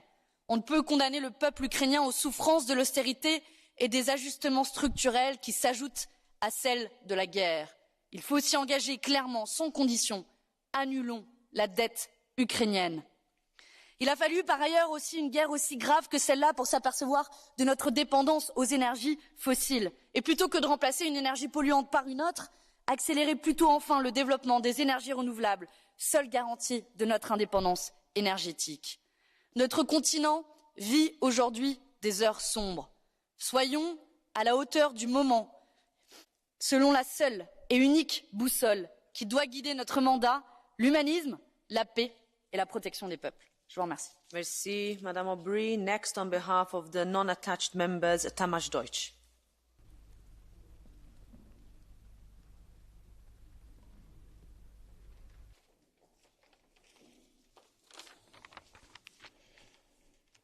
Mélyen tisztelt elnök asszony, az Ukrajnában dúló háború rettenetes emberi tragédiákat okoz. Mi magyarok azt akarjuk, hogy azonnal érjen véget a vérontás, és mi magyarok minden erőnkkel segítjük a háború elől menekülőket. Egy emberként mozdultak meg a magyarok, hogy segítsenek, és az elmúlt hetekben már majd 600 000 menekültet fogadtunk be, és hatalmas segélyszállítmányokat juttattunk el Ukrajnába. Ez az igazság, még ha kicsinyes politikai trollkodás részeként sokan szándékosan kihagyják Magyarországot a menekülteket befogadó országok felsorolásából. Kedves kollégák, mi magyarok ugyan elfogadni nem tudjuk, de lassan már megszoktuk, hogy Brüsszel politikai és ideológiai okokból évek óta szándékosan ártani akar Magyarországnak. Ez volt a baloldal politikai stratégiája, és a brüsszeli bürokraták beleálltak a baloldal pártján ebbe a kampányba. Vasárnap a parlamenti választásokon a magyar polgárok döntöttek, ez a baloldali politika csúfosan megbukott. Soha nem volt még ekkora felhatalmazásunk, mint most, történelmi többséget szereztünk a választásokon. Magyarországon a kereszténydemokrata politika, a konzervatív polgári politika és a hazafias politika győzött. A magyarok nem a Brüsszelnek tetsző véleményt fogalmazták meg a választásokon és a gyermekvédelmi népszavazáson. A brüsszeli bürokraták ezért a választások után azonnal rá is rontottak Magyarországra, és tegnap újabb eljárás megindítását jelentették be. Újabb eljárás, miközben háború dúl a szomszédunkban, és Európa egysége mindennél fontosabb. Nos, ebben a helyzetben is érdemes néven nevezni a dolgokat. A tegnap bejelentett újabb a Magyarországgal szembeni eljárásnak semmi köze nincs a jogállamisághoz, amit csinálnak, az nettó politikai büntetés. Ki kell éheztetni pénzügyileg az olyan tagállamokat, mint Lengyelország és Magyarország, harsogta a baloldal. És Brüsszel tegnap bejelentette, hogy megindítják ezt a régóta követelt kiéheztetési eljárást. Mert ennek az eljárásnak ez a pontos neve, kiéheztetési eljárás. A demokrácia alapvető szabályait viszont Brüsszelnek is el kell fogadnia, és nem a most vereséget szenvedett magyar baloldal igényeit kellene teljesítenie, nem a Magyarországgal szembeni politikai háborúskodást kéne szítania, hanem vissza kellene térnie a józan észhez és a józan párbeszédhez. Grazie, buongiorno a tutti colleghe e colleghi. Ora ha facoltà di intervenire per 2 minuti l'onorevole Gahler. Prego. Grazie Presidente.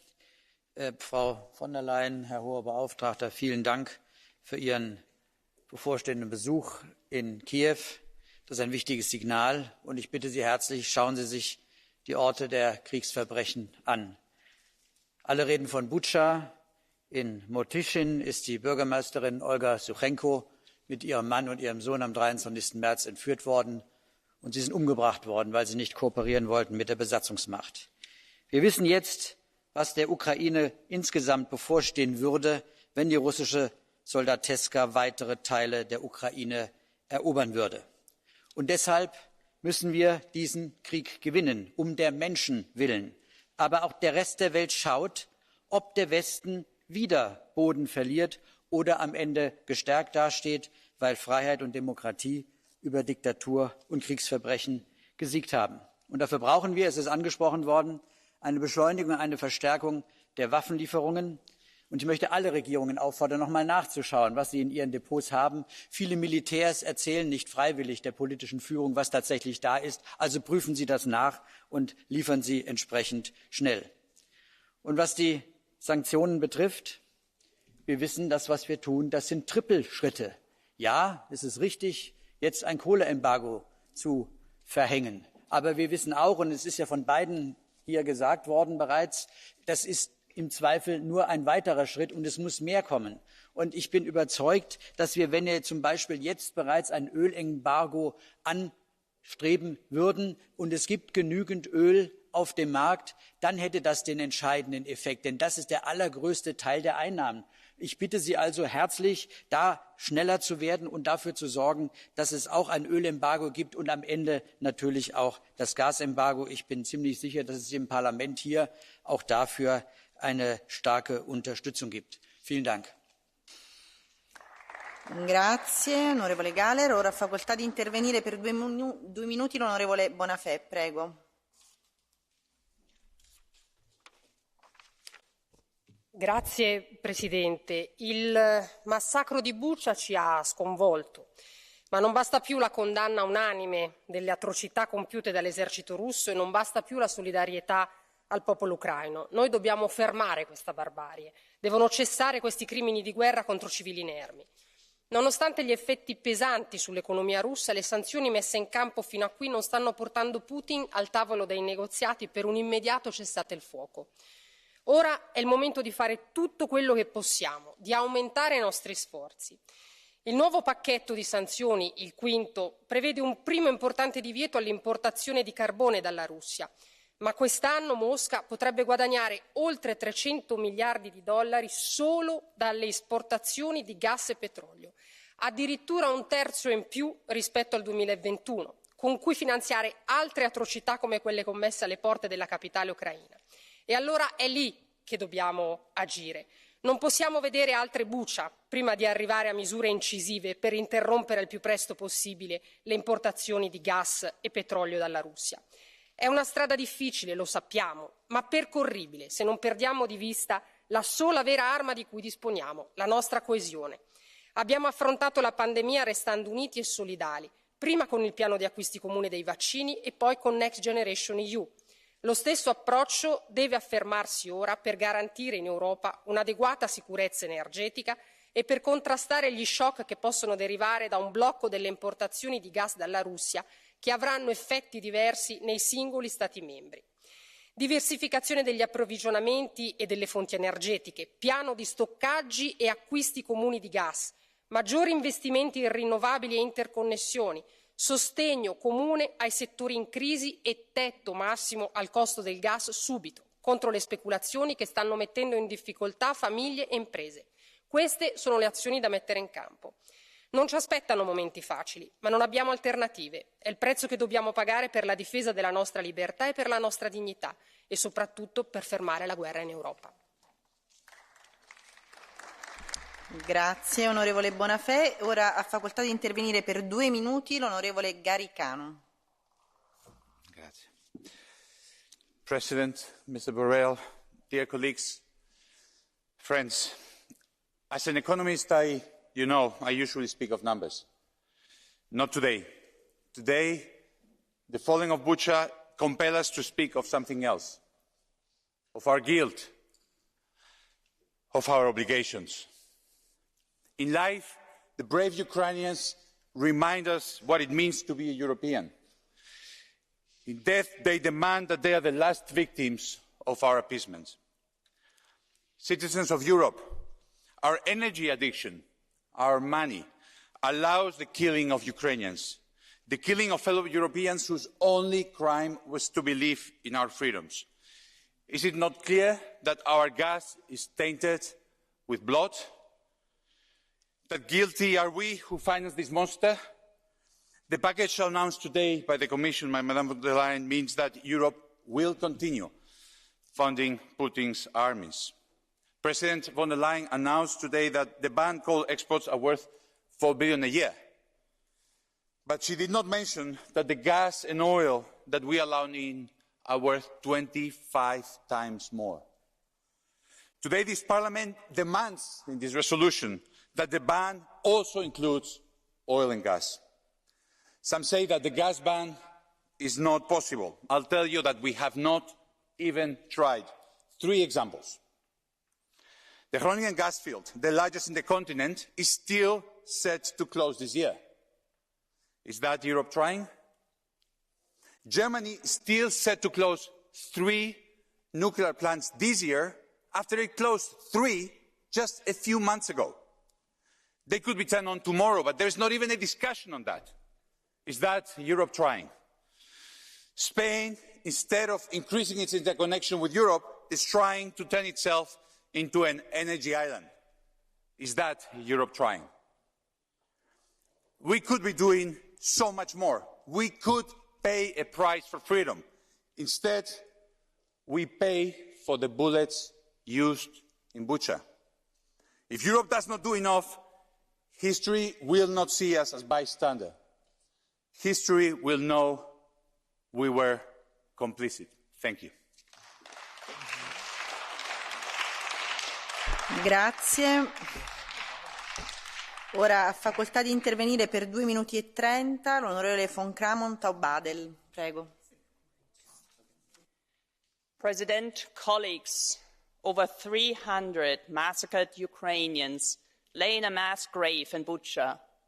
Their murders, Russian soldiers did a sloppy job covering them with earth.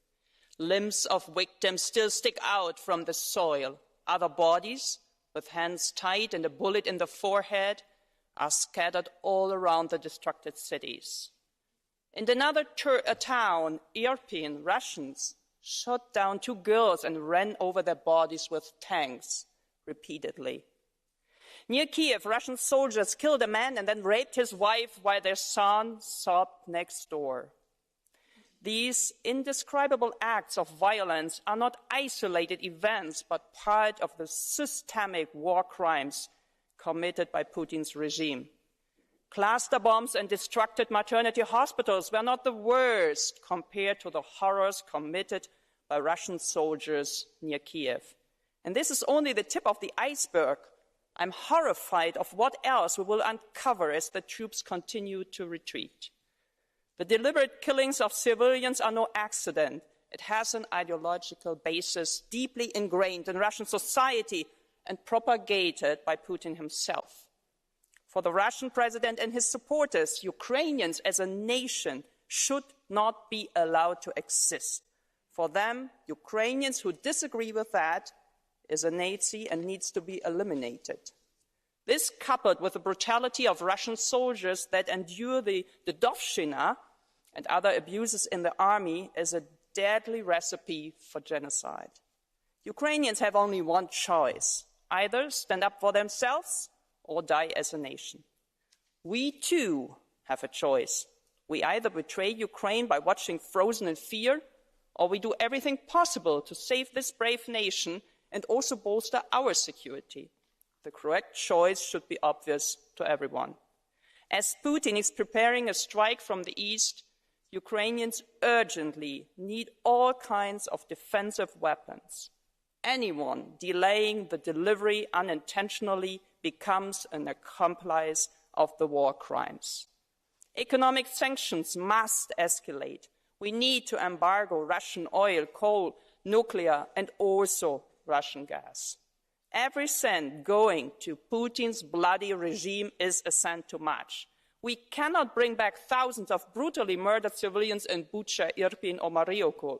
But if we act immediately and decisively, we can save millions from the same horrific fate. Thank you.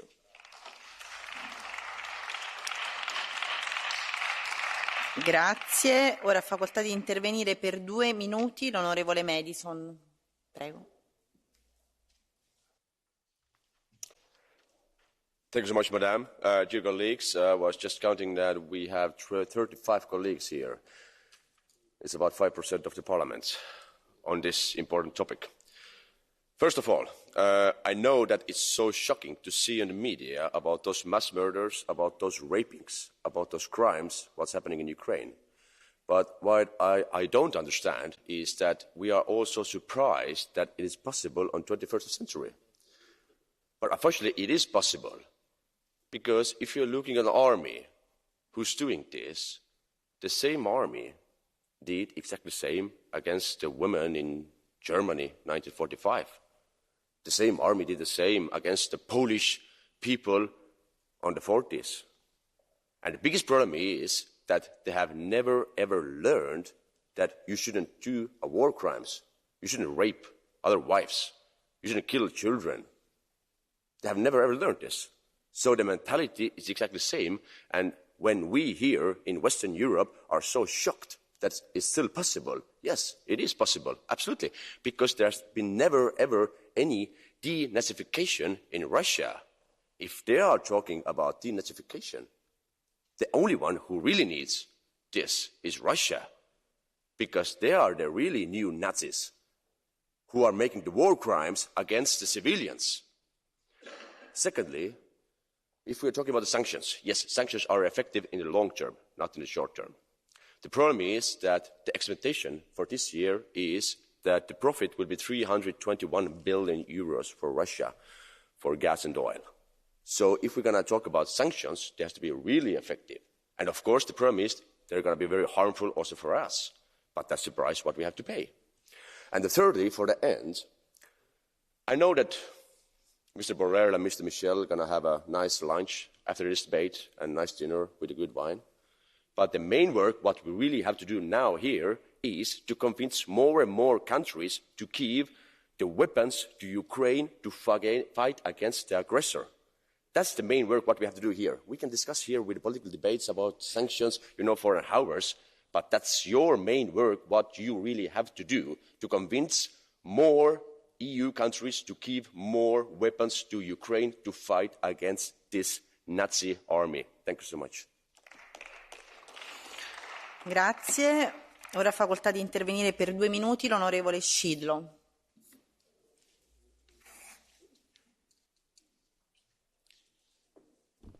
Dziękuję Pani Przewodnicząca, Panie Wysoki Przedstawicielu, Szanowny Panie Przewodniczący Charles, Szanowni Państwo. W Buczy do piwnic wchodzili tam, gdzie ukrywali się mieszkańcy, wchodzili rosyjscy sołdacy, kazali rozbierać się ludziom, gwałcili kobiety, w bestialski sposób mordowali mężczyzn. W Irpieniu w bestialski sposób zamordowali dzieci. Mariupol zniszczony. Ludzie cierpią. Takie obrazy, które dzisiaj wywołują nasz szok, oburzenie, nie wierzymy, że one się dzieją naprawdę. My w Polsce widzieliśmy w czasie II wojny światowej, kiedy Polacy byli mordowani przez Niemców, Rosjan, ale po tamtej wojnie wszyscy powiedzieli sobie nigdy więcej. Ileż razy słyszeliśmy te zapewnienia nigdy więcej. Te słowa padły również tutaj dzisiaj na tej sali. I zastanówmy się, ile w tym czasie było wojen, okrucieństwa, mordów. Po raz kolejny toczymy debatę na temat sankcji. Po raz kolejny zastanawiamy się, co trzeba zrobić, żeby zatrzymać Putina. Przyjęte zostały sankcje, a Putin dalej morduje. One nie działają. Teraz już natychmiast trzeba podjąć ważne decyzje. Cały cywilizowany, demokratyczny świat musi zamknąć swoje granice przed Putinem.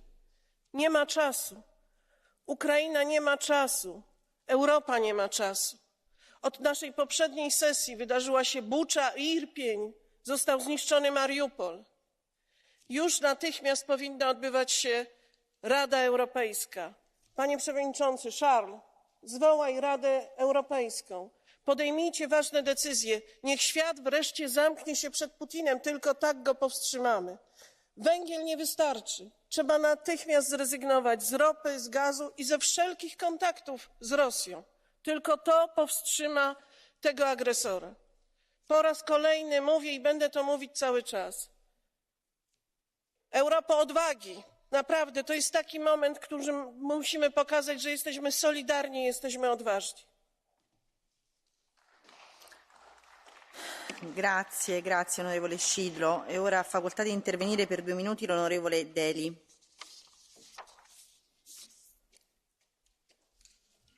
Grazie, Presidente. So, the EU solution to the war in Ukraine is more war. Pile in the weapons, splurge on militarism, threaten to engage in all-out economic and financial war against Russia. So the same things you were doing already and expecting a different result, the true definition of madness. How is not selling Kerrygold butter to Russia going to save any Ukrainian lives? How is buying filthy fracked US gas going to stop the war? They won't, of course, because nowhere have sanctions ever succeeded in ending a military assault or achieving regime change. But what they have done is unleash economic devastation, this time round which will be paid for by the people of Russia, including those out protesting against the war, and increasingly being paid for by the citizens of Europe, facing massive energy price hikes, inflation and a catastrophic decline in their living standards. Talk about shooting ourselves in the foot. And of course this moral outrage at Russia's illegal war, which has sparked this lunacy, is in sharp contrast to the lack of any such scruples in terms of the illegal US wars in Iraq or Afghanistan, which we not only didn't condemn, but we actually joined in and continue to do business with them all the way. No such scruples about Saudi Arabia's genocide in Yemen.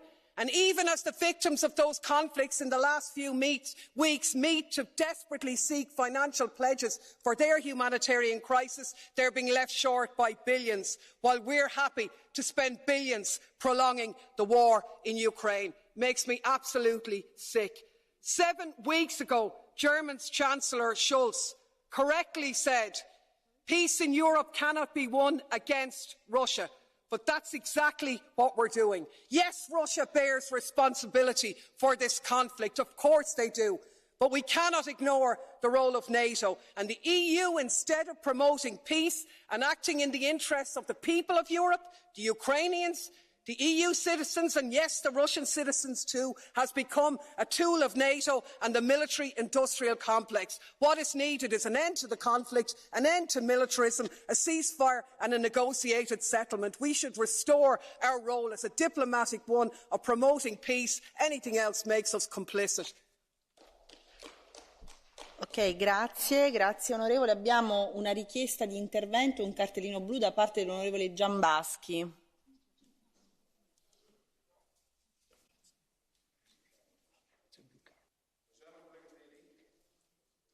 Уважаема колега Дели. Dear colleague Deli, I have a question. Can you take this question, please? Blue card. Okay. Уважаема колега Дели, правилно ли разбирам, че вие подкрепяте това да няма санкции срещу един агресор, който върши военни престъпления? Правилно ли разбирам, че вашата рецепта да се спасят украински деца е да не им се дава оръжие, с което те да се защитават? Правилно ли разбирам, че вие оправдавате едно военно престъпление с други войни, които са се случили някога отдавна? Ако това е така, това е позорно. И в заключение, ние не сме инструмент на НАТО. Ние сме НАТО и трябва да защитаваме всеки украински гражданин. Благодаря ви.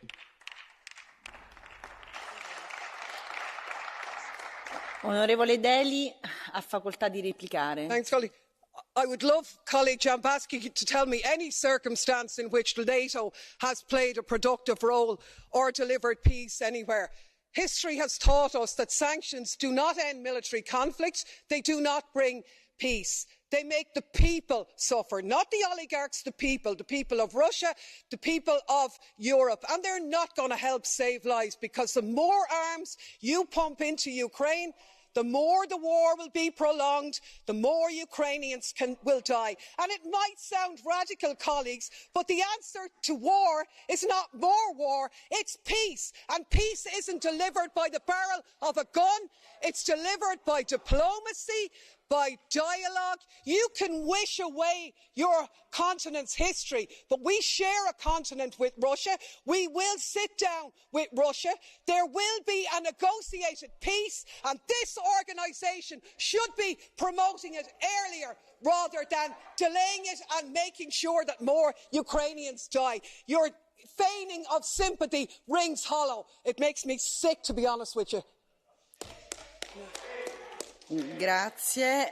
Cari colleghi, onorevole Deli, le abbiamo dato facoltà di replicare, ora cerchiamo di mantenere la calma necessaria per proseguire il dibattito e di essere rispettosi delle opinioni di tutti i colleghi. Ora ha facoltà di intervenire per 2 minuti l'onorevole Meuthen, prego, ne ha facoltà.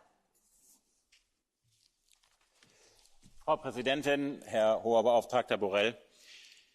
Seit nunmehr 6 Wochen erleben wir aufgrund der russischen Invasion in der Ukraine einen Krieg, der uns mit immer mehr und mit immer grauenhafteren Bildern des realen Schreckens für die Menschen in den umkämpften Regionen konfrontiert. Es ist überaus wichtig, dass wir als Europäische Union in diesen Zeiten unmissverständlich auf diese Aggression antworten. Dabei ist es aber ebenso wichtig, dass wir uns nicht von unvermeidbar entstehenden Emotionen übermannen lassen und dass wir dem ganzen Grauen zum Trotz einen klaren Kopf in unseren Entscheidungen bewahren. Das Ziel ist vollkommen klar. Jeder Mensch mit Herz und Verstand teilt das. Dieser Krieg muss schnellstmöglich beendet werden. Um dazu beizutragen, dass das geschieht, setzen wir Sanktionen gegen Russland ein.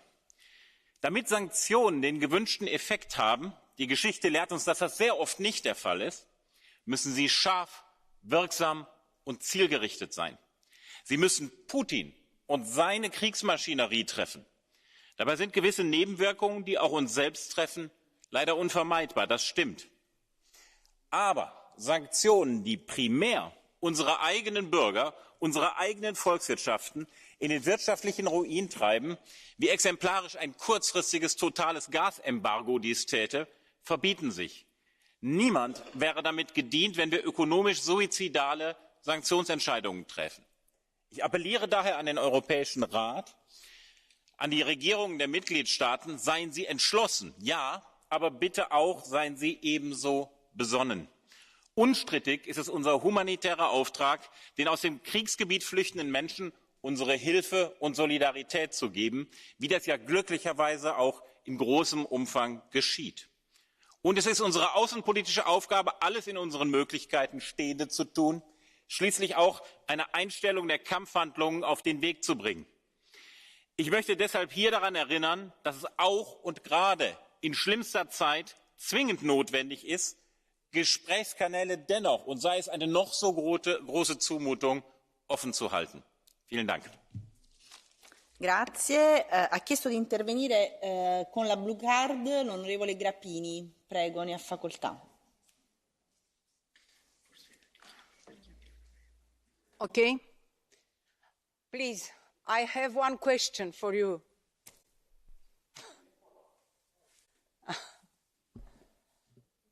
Ok? Stimate coleg, ați folosit de mai multe ori rațiunea. Să folosim rațiunea. Ați folosit de asemenea expresia că sancțiunile care noi le-am pus nu ajung. Pe mine m-ar interesa ce măsuri concrete considerați că nu le-am luat încă, pentru că până la urmă dezbaterea asta trebuie să aducă propuneri față de Comisie și de Consiliu să facem ceva mai mult decât, dar n-am înțeles de la dumneavoastră decât că trebuie să fim mai raționali. Puteți să ne spuneți concret ce ar trebui să facem să oprim războiul, să oprim moartea oamenilor și să ajutăm acești oameni? Mulțumesc. Grazie, ha facoltà di replicare l'onorevole Meuthen. So, ich hoffe, das funktioniert. Ja, Maske ab. Schauen Sie, es geht mir darum, mit Besonnenheit zu reagieren. Ich halte die Sanktionen, die wir derzeit getroffen haben und auch die neuen, die wir treffen, für richtig. Ich sehe aber in diesem Haus auch das Ansinnen, noch umfassender vorzugehen und in ein totales Gasembargo hineinzugehen. Damit würden wir uns tatsächlich ökonomisch ruinieren, in einigen Staaten vollständig, in anderen weniger. Und das ist etwas, womit dann niemand gedient ist. Wenn wir Hilfe und Solidarität leisten wollen, dann müssen wir das tatsächlich auch tun können. Das tun wir nicht, indem wir uns ökonomisch ruinieren. Ich sage Ihnen ausdrücklich, ich halte die getroffenen Sanktionen für richtig und trage die inhaltlich vollständig mit, auch das, was jetzt auf den Weg gebracht wird. Aber ich wende mich in aller Entschlossenheit gegen die Forderung, die wir hier haben, eines totalen Energieembargos aus Russland zum jetzigen Zeitpunkt. Das müssen wir schrittweise machen. Natürlich müssen wir unabhängig und frei davon werden. Natürlich müssen wir uns davon befreien. Aber das muss man in Schritten machen, damit wir uns nicht selber ruinieren. Denn Sanktionen, die uns stärker treffen als Russland selbst, die wären in der Tat kontraproduktiv. Deswegen habe ich das hier zum Ausdruck bringen wollen. Dankeschön. Bene, ora ha facoltà di intervenire per 2 minuti l'onorevole Halicki. Prego.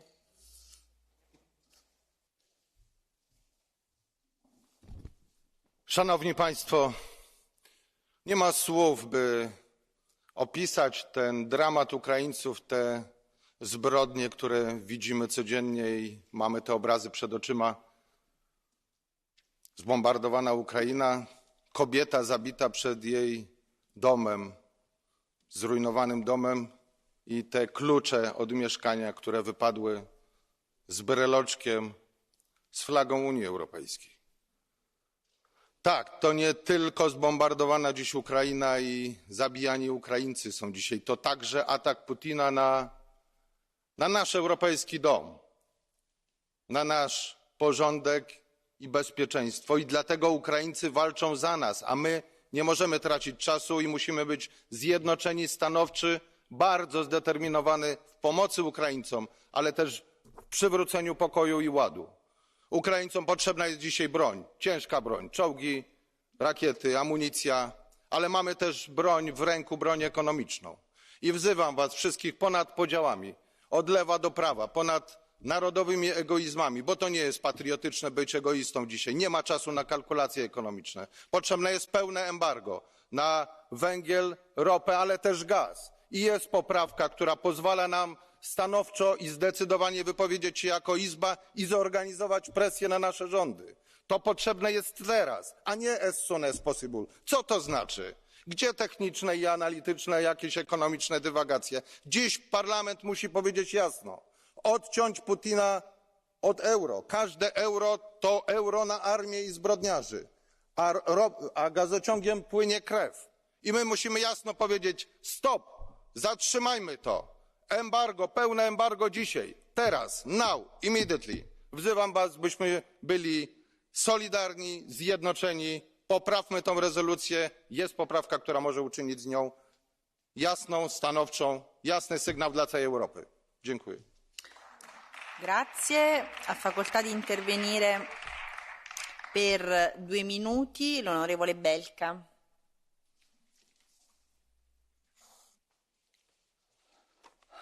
Pani Przewodnicząca, Szanowni Państwo. Czas politycznej poprawności już dawno się skończył. Ale niektórzy w Europie i jak słyszymy nawet na tej sali jeszcze tego nie zauważyli. Gdy ukraińskie matki piszą dane kontaktowe do bliskich na skórze swoich dzieci, by ktoś się nimi zaopiekował po ewentualnej śmierci rodziców, słyszę w kontekście Ukrainy dyskusję o kryteriach kopenhaskich. Gdy rosyjskie wojska gwałcą ukraińskie kobiety i dziewczynki, niektórzy mają czelność wspominać o nieopłacalności odejścia od rosyjskich paliw kopalnych.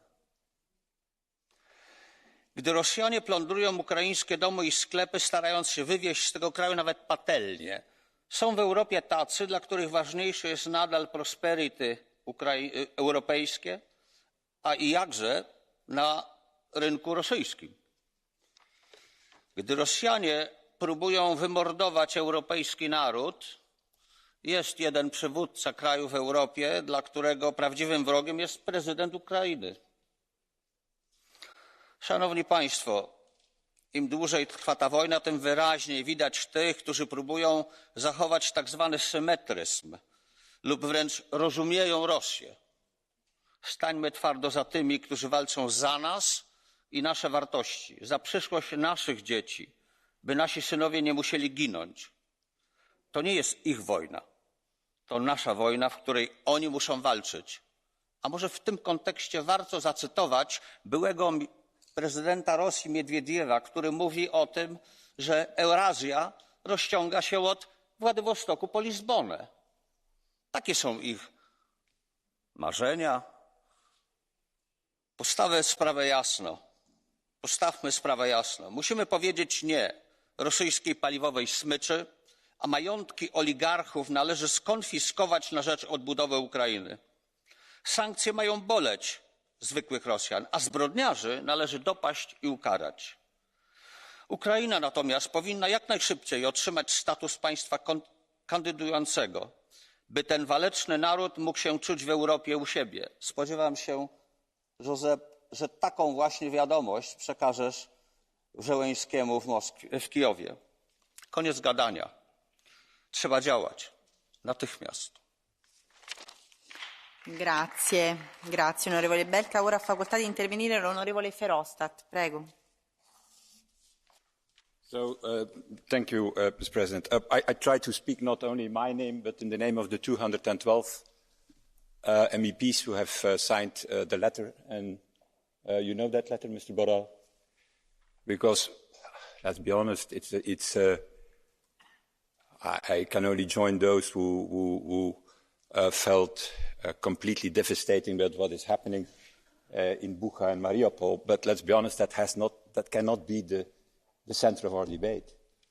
The center of our debate needs to be, is our strategy that we are following the right strategy?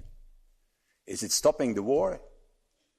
Is it stopping Putin? Yes or not? And what is our strategy? Our strategy, Mr. Borrell, and it's a pity that Mrs. von der Leyen is not there, Mr. Michel is not there anymore, because they are responsible for that, is a strategy of progressive packages of sanctions. We are now on the fourth, and now announced today the fifth package. The first packages didn't work. The value of the ruble went up at the end. And I predict you something, Mr. Borrell. This fifth package will not work either. And therefore, we have sent with 212 people and mapped this letter to you. Because it will not work, and people in the corridors tell me, but Verhofstadt, you are in the package already. And in the sixth package, you're going to have oil as you want. Well, I can tell you, I can wait my whole bloody life for your packages, but the Ukrainians who are dying in Mariupol and Bucha cannot wait anymore. That is the reality of the war here. You know why your strategy doesn't work? Because progressive packages of sanctions with an autocrat doesn't work. That works with a democracy, with Democrats who have a public opinion, a real public opinion. In Russia, there is no longer a real public opinion. The reality is that it doesn't work because the fifth package is what? Coal. It's ridiculous. It's only 3% of the imports from Russia. SWIFT, the ban, ridiculous. More than 50% of the financial institutions are still outside the ban. And the oligarchs. The oligarchs, we extend a little bit to oligarchs. The oligarchs will escape, finally, the sanctions. Or lose a little bit of their money. You need to tackle the 6,000 people around Putin. The real people working with Putin. And we have the list. Alexei Navalny, the foundation of Navalny, has made a list of 6,000 people. These people you need to tackle. And so, I have a request to you. I'm sorry that I'm telling it to you because I think that for 90% you agree with me, in fact. I'm pretty sure about that. So I wanted to say that to Michel and to von der Leyen. In the name of this 2012, it's time to change your strategy. It's time to have an extra European Council the fastest as possible. And to go for the full package of sanctions immediately. So that you can really make a difference. All the rest will not work. All the rest will prolong the war. All the rest will be more killings on the Ukrainian side. And finally, a little advice to my friends in Germany. I think that after the horrors of the Second World War, there have emerged, I'm finishing, a strong and democratic Germany. A very strong and democratic Germany. But from such a Germany, I expect leadership, leading by example, and not dragging defeat, as we see it today. Grazie onorevole Verhofstadt. Come vedete io cerco di essere tollerante con i tempi perché mi pare un dibattito centrale per il presente e per il futuro della nostra Unione, quindi sto cercando di lasciar terminare a tutti i loro interventi. Ora ha facoltà di intervenire l'onorevole Pedicini, prego, ne ha facoltà. Grazie Presidente. Io inizio dicendo che condanno fermamente questo attacco militare russo in Ucraina e sono assolutamente dalla parte del popolo ucraino, ovviamente. Lo dico in partenza per non essere frainteso. E sono anche dalla parte del popolo europeo che inconsapevolmente sta assumendo i maggiori rischi di questa guerra e i maggiori costi di questa guerra. In nome di tutte queste persone io credo che noi dovremmo dire qui chiaramente se questa guerra la vogliamo vincere, se siamo qui per vincerla o se siamo qui per fermarla questa guerra.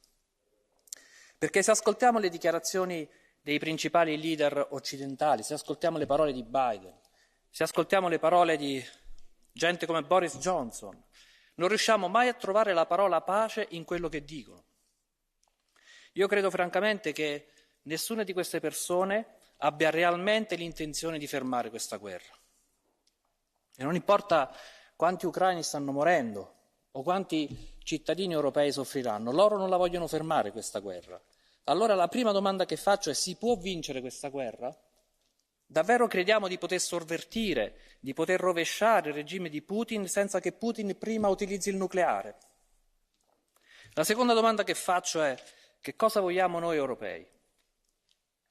Ci rendiamo conto che da una parte stiamo dando le armi agli ucraini, dall'altra stiamo dando il denaro alla Russia e nel frattempo stiamo imponendo delle sanzioni che gravano soltanto sui cittadini europei.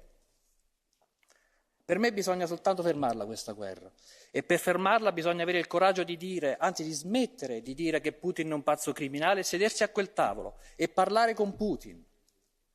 Perché se Putin è un pazzo criminale, allora forse dobbiamo chiederci se noi in Serbia, in Libia, in Iraq, in Siria, in Afghanistan, forse siamo stati pazzi criminali altrettanto e forse siamo legittimati a sederci a quel tavolo e parlare con Putin.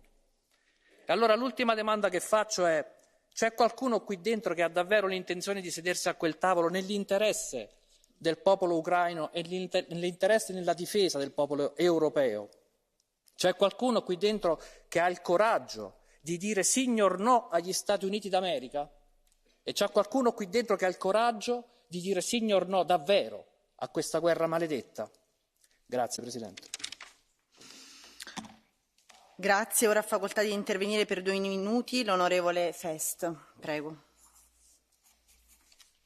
Frau Präsidentin, Herr hoher Vertreter, dieser Krieg ist furchtbar und wer sich von den Bildern aus Butscha oder Mariupol nicht berühren lässt, der lässt sich wahrscheinlich von gar nichts mehr berühren. Dieser Krieg muss so schnell wie möglich beendet werden. Aber diese Gefühle sollten uns nicht übermannen und bei allem Verständnis für die Sanktionspakete, die hier bereits beschlossen wurde, habe ich doch große Bedenken, wenn ich höre, dass Herr Halicki oder Frau Schüttlow oder auch Herr Gahler ein vollständiges Öl- und Gasembargo fordern. Das sagt sich so leicht, aber dann sollten Sie auch alle Ihren Wählern sagen, was das bedeutet. Es bedeutet nämlich nicht, dass man lediglich zu Hause die Heizung um 2 Grad runterstellt, sondern es bedeutet viel mehr. Es gibt in Deutschland inzwischen mehrere Studien von Experten, die ausgerechnet haben oder die sich darüber Gedanken gemacht haben, was ein vollständiges Öl- und Gasembargo tatsächlich bedeuten würde. Es würde zuerst bedeuten, dass die gesamte petrochemische Industrie in Deutschland sofort zu einem Ende käme. Fällt aber die petrochemische Industrie aus, kommt auch der Anlagenbau, die Automobilindustrie und die Konsumgüterindustrie zu einem Stillstand. Es wird nichts mehr produziert. Und, das ist wichtig, sie kommt nicht nur zu einem Stillstand in Deutschland, sondern sie kommt auch in vielen anderen europäischen Mitgliedstaaten zu einem Stopp. Das hieße, wir haben sofort mit mehreren 100.000 Arbeitslosen zu rechnen. Die Zulieferindustrie geht vor die Hunde. Und was das politisch bedeutet, das sollten Sie alle genau im Blick haben. Es wird eine schwere Rezession vorhergesagt, die vergleichbar mit der Rezession 1929 wäre. Was das für Europa bedeutet, wenn Deutschland als der Motor der Wirtschaft ausfällt, das sollten Sie alle genau im Blick haben, denn auch für die Mitgliedstaaten bedeutet das deutlich weniger Geld, wenn Deutschland als Nettozahler der EU ausfällt. Also ein Totalembargo von Gas und Öl ist wirtschaftlicher Suizid. Das ist leider, diese Verlegenheit, in der wir sind, ist leider das Erbe von Angela Merkel. Aber ich bin für harte Sanktionen. Ich bin vor allem für alle Waffenlieferungen in die Ukraine, um den dortigen Kämpfern zu helfen.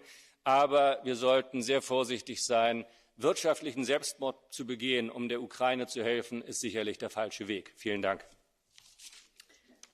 Bene, ora ha facoltà di intervenire per 2 minuti l'onorevole Fotyga.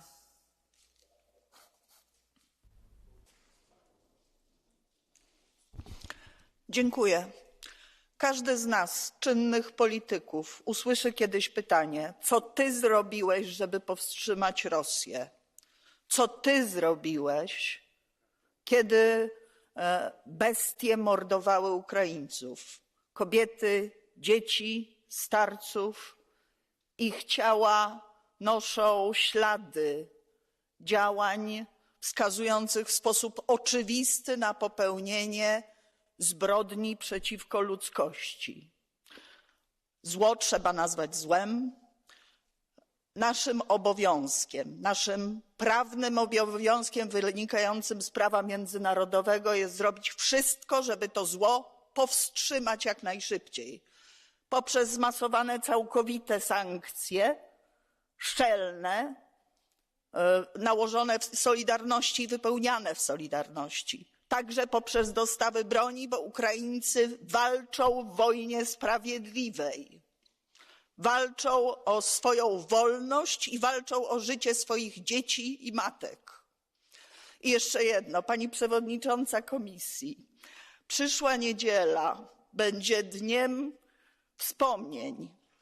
Nasi bracia Ukraińcy to na pewno zrozumieją. Dniem wspomnień wielkiego przyjaciela Ukrainy. Człowieka, który najmocniej i najwcześniej ostrzegał przed zbrodniczą polityką Kremla. Świętej pamięci prezydenta Lecha Kaczyńskiego, który zginął w katastrofie smoleńskiej. Cześć jego pamięci.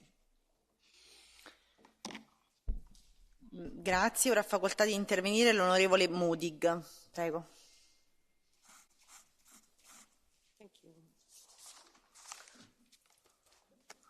Arvoisa rouva puhemies. Venäjän julma ja laiton sota Ukrainaan on tuomittava ja viime päivien uutiset venäläisten hirmuteoista tulee tutkia perusteellisesti ja riippumattomasti ja syylliset on saatettava kansainvälisen sotarikostuomioistuimen eteen. Pelissä ei ole vain ukrainalaisten tulevaisuus, vaan meidän kaikkien. Kyse on jokaisen itsenäisen maan oikeudesta päättää vapaasti omasta tulevaisuudestaan. Eilen komissio julkaisi uudet pakotteet, joissa muun muassa kivihiilen tuonti Venäjältä lopetetaan. Tämän arvo Venäjälle on noin 4 miljardia vuodessa, kun öljystä ja kaasusta tulee yli 100 miljardia. Tämä ei ole vielä riittävää, vaan pakotteet on viipymättä ulotettava koskemaan myös öljyä ja kaasua. Tämän lisäksi kaikki venäläiset pankit on jäädytettävä SWIFT-järjestelmästä. On täysin kestämätöntä, että energiaostoillamme rahoitamme Putinin sotakoneistoa. Kun nyt vihdoin kaikille on selvää, että meidän tulee irrottautua venäläisestä fossiilisesta energiasta nopeassa aikataulussa, on tärkeää ymmärtää, että meidän on samalla irtauduttava fossiilisesta energiasta. Meidän tulee pyrkiä energiaomavaraisuuteen ja se tapahtuu panostamalla uusiutuviin energialähteisiin ja parantamalla energiatehokkuutta. Venäläisestä energiasta irtautumisen ja ilmastotavoitteiden välillä on vahva synergia, jos niin halutaan. Jotkut ovat valitettavasti käyttäneet sotaa tekosyynä irtautua ilmastotavoitteista, joita olemme Euroopalle asettaneet. Tämä on hyvin lyhytnäköistä eikä ole yhdenkään eurooppalaisen etu. Ilmastokriisi ei ole ongelma jossain tulevaisuudessa, vaan käynnissä oleva akuutti kriisi, jonka ratkaisemisessa meillä ei ole varaa epäonnistua. Ja lopuksi, arvoisa ulkopoliittinen edustaja Borrell, Euroopan unionin on uskallettava ja pystyttävä ottamaan vahva rooli rauhan välittämisessä. Meidän on tehtävä kaikkemme diplomaattisen neuvotteluratkaisun löytymiseksi, jotta tämä verenvuodatus saadaan loppumaan. Kiitos. Grazie, grazie onorevole Modig. Ora ha facoltà di intervenire l'onorevole Donato. Prego, ne ha facoltà. Grazie Presidente, Alto Commissario, colleghi. Le conclusioni del Consiglio europeo in merito alla guerra in Ucraina contengono delle dichiarazioni prive di alcuna efficacia e utilità per raggiungere l'obiettivo che tutti dovremmo perseguire, ovvero la cessazione del conflitto in atto. Esigere infatti che la Russia si ritiri incondizionatamente, consentendo il ripristino della situazione precedente all'ingresso delle proprie truppe sul territorio ucraino, è un puro esercizio verbale, velleitario e pleonastico. Peraltro ricordo che l'Ucraina prima del 24 febbraio scorso non era esattamente un paese pacifico, visto che la guerra nel Donbass dura da 8 anni, anche lì ci sono stati massacri di civili, donne e bambini ucraini, nella nostra indifferenza. E nemmeno era democratico, viste le misure repressive adottate dal suo governo nei confronti dei cittadini russofoni e delle opposizioni. Ma in ogni caso, le sanzioni elevate al popolo russo e bielorusso non hanno sortito alcun effetto sullo scenario bellico, mentre hanno innescato una gravissima crisi energetica e ripercussioni sui sistemi industriali, agricoli e alimentari dei paesi europei. Oggi sento proporre addirittura un embargo totale del gas russo, nei fatti assolutamente insostenibile per la nostra economia, sulla base dei fatti di Buscia riferiti dal governo ucraino, ma sulla cui veridicità ci sono già molti dubbi. Dovremmo piuttosto mandare un'inchiesta indipendente in Ucraina per indagare sulla reale dinamica dei fatti e sulle reali responsabilità per le violenze e i massacri a danno dei civili. Il sottosegretario generale dell'ONU, parlando al Consiglio di sicurezza, ha riferito sulle denunce di violenza sessuale da parte delle forze ucraine e delle milizie della protezione civile e l'ONU con la missione umanitaria sta verificando queste accuse. Quindi ulteriori finanziamenti europei all'industria delle armi o ulteriori sanzioni potranno solo prolungare questa guerra, aumentando il conto delle vittime e aggravando una crisi che colpisce oggi un'Europa già debole. L'Unione Europea dovrebbe recuperare un ruolo di terzietà e obiettività, individuando un proprio rappresentante che sia super partes, per facilitare il negoziato e addivenire alla cessazione delle ostilità, possibile solo con una mediazione efficace che non veda né vinti né vincitori. I nostri cittadini vogliono un'Europa che promuova la pace e la stabilità, non vogliono finanziare una guerra ed esacerbare una frattura con governi e popolazioni nostre vicine, sia geograficamente che culturalmente. Ascoltiamo i nostri cittadini. Grazie. Grazie onorevole Donato. Allora, io ho evitato di interrompere, però mi sia consentito di dire una cosa, che quest'Aula non può diventare in alcun modo il megafono di posizioni che sono assolutamente non accettabili. Il massacro di Bucha, onorevole Donato, è sotto gli occhi di tutti e noi non possiamo accettare, lo dico con molta chiarezza, che in quest'Aula venga messo in discussione addirittura questo. I massacri che stanno avvenendo in questi minuti, in queste ore, di civili innocenti sono sotto gli occhi di tutti e in quest'Aula non è accettabile che questo possa essere messo in discussione. Quest'Aula, onorevole Donato, non è equidistante. C'è un aggressore che è Putin e c'è un aggredito che sono i cittadini ucraini che quest'Aula e le istituzioni europee difendono. Se ne faccia una ragione. E ora passo la parola all'onorevole Bogdan, prego, ne ha facoltà. Grazie. Excelențele voastre, încep prin a o felicita pe Roberta Metsola pentru demersul său curajos de a merge la Kiev. Mă înclin, a spălat onoarea Parlamentului. La data la care Consiliul European își prezenta concluziile, nu ne imaginam că va avea loc masacrul din Bucha. Dar barbaria lui Putin și a generalilor săi doboară mereu recorduri și ne paralizează. Ei bine, exact asta nu ne permitem. Nu avem timp de irosit pentru a vedea cine a închis ochii din Uniunea Europeană și cine a avut de câștigat dintre țările membre de la momentul anexării Crimeei. Realitatea sângeroasă oricum nu mai poate fi schimbată. În fiecare oră mor copii, se destramă familii, se mutilează sufletul unei națiuni. Un copil pe minut părăsește Ucraina, un copil pe minut. Este limpede că vremea compromisului a trecut și orice sancțiune luată cu jumătate de măsură nu-și atinge scopul. Cred că mai puțină ipocrizie și mai multă acțiune ar fi de dorit. Anunțăm sancțiuni dar lăsăm încă bănci rusești funcționale în rețeaua SWIFT și Target 2. 5 bănci rusești și plătim 300 de milioane de euro pe zi, dragi colegi, gaz rusesc și petrol.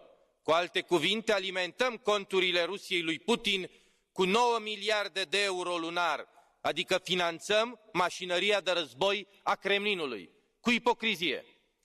Cu toate acestea, merită, sigur, salutat al 5-lea pachet de sancțiuni anunțate de doamna von der Leyen. Îi propun încă o direcție de acțiune. Să găsim, subliniez, să găsim împreună cum să informăm pe cetățenii ruși despre ororile lui Putin. Acest anticrist a restricționat accesul la adevăr, l-a arestat, însă asta nu trebuie să ne demobilizeze. Propun un task force în parteneriat cu NATO pentru a găsi calea adevărului către cetățenii ruși, iar acest task force al informației nu trebuie să cunească cuvântul imposibil. Oricâte sancțiuni, comisii de anchetă și tribunale internaționale ar conlucra pentru blocarea acestui criminal de război, câtă vreme el are susținerea rușilor manipulați agresiv, suntem dezarmați. Știm din istorie că adevărul își găsește mereu calea, însă noi nu avem timp. Pentru situația cumplită din Ucraina, termeni precum dramă, nenorocire, dezastru sunt prea puțini. Trăim cu temerea că invazia să nu se extindă și la alte state, iar eu, ca român, mă rog în fiecare zi pentru frații mei din Republica Moldova, Dumnezeu să o apere, să nu asistăm la încă un coșmar.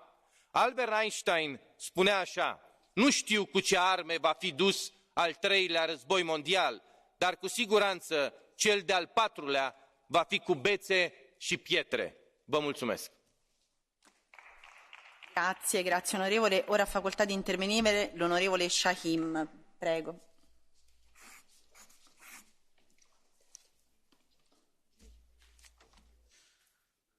Thank you, Chair. I'll promise you I'll stay in time. Dear Commissioners, dear Council. Yesterday, the EU has launched the 5th package on sanctions against Putin and his allies. And we strongly welcome this and the establishment of the EU and Ukraine joint investigation team. We have to collect evidence to investigate war crimes and crimes against humanity in Ukraine, as we have witnessed in Bucha and other places. But the question is this enough? And the short question is no.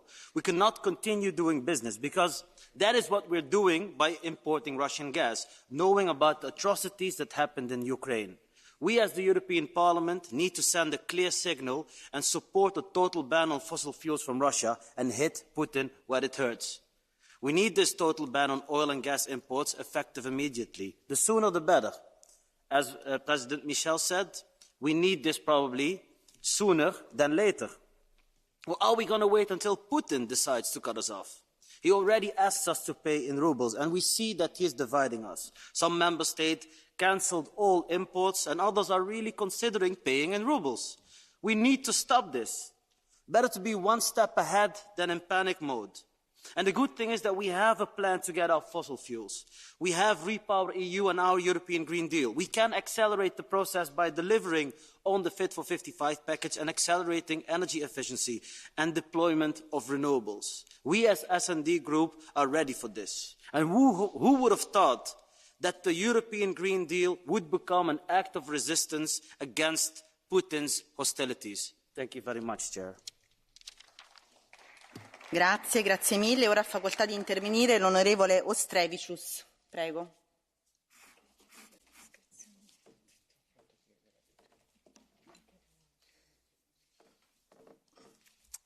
Madam Chair, High Representative, Commissioner, dear colleagues. After his failed attempt to turn Ukraine away from Europe, Putin finds himself haunted by a question. What must Russia do with Ukraine? And his answer, I quote, we do not need a Nazi Banderite Ukraine, which is an enemy of Russia and a tool of the West used to destroy Russia. End of the quote. These lines are taken from an article by RIA Novosti, an official mouthpiece of the Russian state in response to the Western sanctions to the massacre of civilians in Bucha. Does anyone in this chamber who is in the right mind question the existence of the Russian fascism and chauvinism? The Russian regime is an enemy of the West, all of us. Dear colleagues, Western support for Ukraine must be based on binary principle, that either we are with Ukraine or we are against the freedom, democracy, and all the values that we cherish in the European Union. We must not even think about our discomfort or the disruption of our daily lives. We must do everything that is necessary to support the existential fight of Ukraine. I regret that the fifth EU sanctions package does not cover all fossil fuels. It really is a shame on us. We are not convincing Ukrainians that the European Union is doing all it can and must. Finally, High Representative, I call on the European Union to appoint a special representative for Ukraine in order to properly coordinate the delivery of all kinds of aid and the eventual reconstruction process. Let's get ready for this. We have to realize that the conference of the future of Europe without the people of Ukraine will never fulfill its main purpose. Let's invite Ukrainians. Thank you. Grazie onorevole. Ora ha facoltà di intervenire per 2 minuti l'onorevole Urtasun. Prego. Gracias, presidenta, alto representante, comisión. El mundo cada vez empieza a tomar mayor conciencia de las atrocidades de Putin en Ucrania. Mis primeras palabras creo que sean para las víctimas, los familiares y los allegados de las víctimas de Bucha. Como el presidente Zelensky dijo ayer ante el Congreso de los Diputados en España, las masacres recuerdan demasiado a la masacre que sufrieron los españoles en Guernica en el año 1937. Son crímenes de guerra que deben ser investigados hasta el fondo y la Corte Penal Internacional debe ahí jugar su papel. Los crímenes de Putin que torpedean las negociaciones diplomáticas nos enfrentan, lamentablemente, al escenario de un alargamiento del conflicto. Y ante ese escenario, Europa debe permanecer unida. Eso es lo más importante, apoyando a los ucranianos en todos los frentes y también con sanciones, aplicándolas mejor, porque las sanciones tienen déficits de aplicación y también los verdes lo estamos apoyando con un embargo total de todos los combustibles fósiles provenientes de Rusia, incluido el gas y también el uranio. Pero en el corto plazo también debemos fijarnos en amortiguar los costes que la guerra tendrá entre nuestros ciudadanos para estar mejor preparados. Y yo quiero celebrar las decisiones que en materia energética se tomaron en el Consejo, permitiendo limitar el precio del gas, gravar los beneficios extraordinarios de las compañías eléctricas. Eso es importante, no podemos hacer pagar esos costes a los de siempre. Y en el largo plazo, como europeos, tenemos que hacer una reflexión de qué ha significado todos estos años de dependencia externa de los combustibles fósiles, que hoy no solo son un problema para el cambio climático, son una amenaza para la paz y para la seguridad. Esto hoy lo sabemos. ¿Qué sentido tiene, por lo tanto, ante este contexto, seguir, por ejemplo, manteniendo el gas en la taxonomía? Nosotros debemos hacer todos nuestros esfuerzos para el despliegue urgente de las renovables, poner todos nuestros recursos allí. Probablemente vamos a necesitar un nuevo fondo europeo para poder hacer esa transición mucho más rápida. Y no tenemos tiempo porque el informe del IPCC nos señala cómo se nos está agotando el tiempo para la lucha contra el cambio climático. Hoy, la transición energética no es solo una cuestión de lucha contra el cambio climático, es también, por encima de todo, una garantía de paz y de estabilidad. Muchísimas gracias. Grazie, grazie onorevole Urtasun. Ora ha facoltà di intervenire per 2 minuti l'onorevole Wilimski.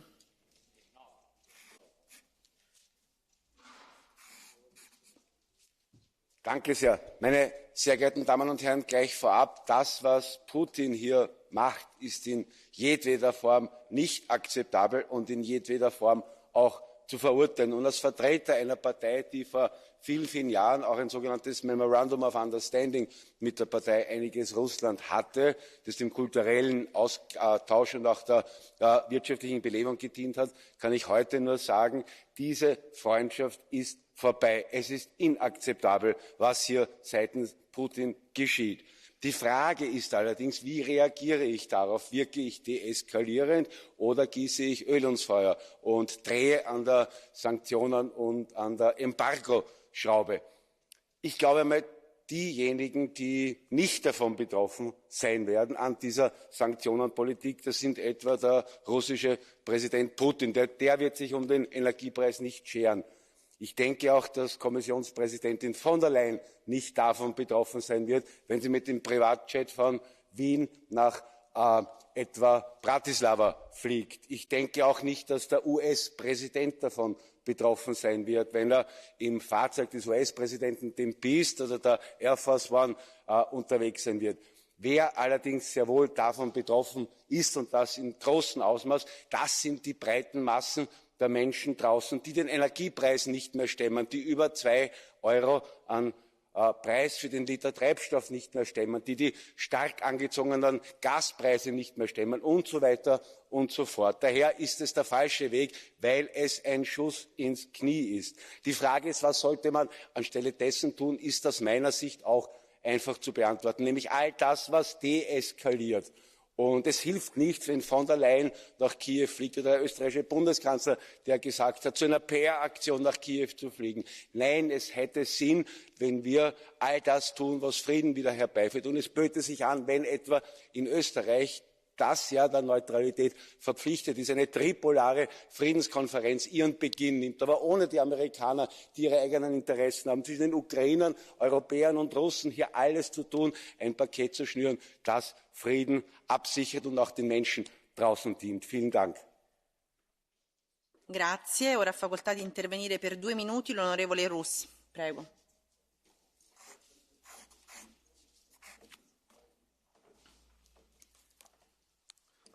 Dank u, voorzitter.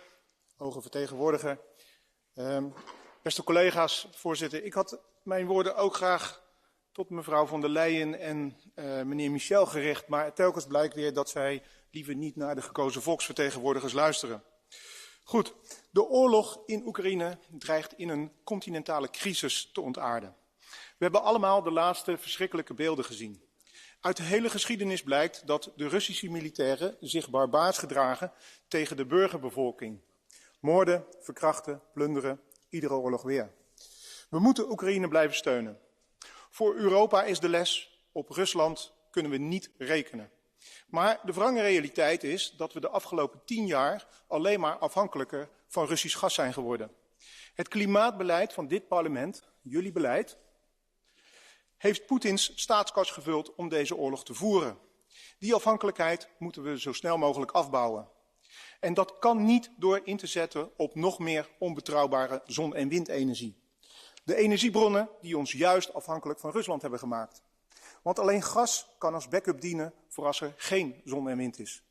In plaats daarvan moeten we vanaf heden volledig inzetten op schone kernenergie. Frankrijk heeft al bewezen dat dit de oplossing is. En we moeten volop investeren in innovatie. Dan de korte termijn. Nu al bereikt de inflatie dubbele cijfers. Zonder betaalbare en betrouwbare energie belanden we in een crisis van ongekende omvang. En dat moeten we voorkomen. De Green Deal, inclusief de Farm-to-Fork-strategie, moet van tafel. Voedselvoorziening en betrouwbare energie moeten nu topprioriteit hebben. We kunnen en we moeten ons eigen gas gaan gebruiken en bestaande fossiele en nucleaire energiecentrales volledig gaan benutten. Alleen zo kunnen we een catastrofe afwenden. En wat betreft Oekraïne, deze oorlog moet ophouden.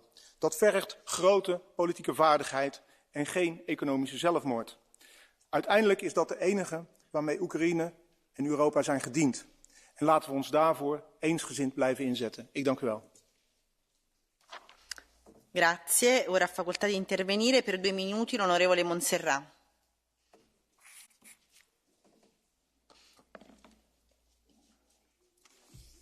Gracias, presidenta, alto representante. Gracias a la presidenta Metsola por tu valentía, por ir a Ucrania en nombre de todos. Hoy quiero hablarle al pueblo de Ucrania, a vosotros, niños, jóvenes, adultos, mayores, que os enfrentáis al terror de un tirano y alzáis la voz por la libertad, no solo vuestra, sino la de todos. Es vuestro hogar, es vuestra vida. No es solo un territorio, es vuestro país. Es el lugar donde crecieron vuestros abuelos, vuestras madres, y crecerán vuestros hijos. Quiero pedir a todos los europeos que todos seamos Ucrania. Imaginen por un momento que en sus países el sonido de las risas en las calles es sustituido por el de las sirenas y el de los niños jugando por el de los bombardeos. Les pido que perdamos el miedo, como han hecho los ucranianos. Defendamos nuestros valores europeos, que hoy son amenazados y atacados. Lo que está sucediendo es una masacre. No podemos mirar hacia otro lado.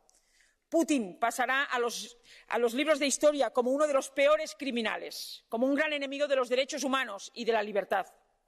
Bucha, Irpin, Mariupol. La Unión Europea está a vuestro lado. Kiev resiste y Europa demuestra estar a la altura. Romper relaciones diplomáticas y económicas con Putin es una obligación y no valen las ambigüedades. La Unión Europea debe ser firme contra Putin ahora y cuando la guerra acabe, que ojalá sea pronto. No podemos permitir que cuando la barbarie pase volvamos a ceder ante Putin.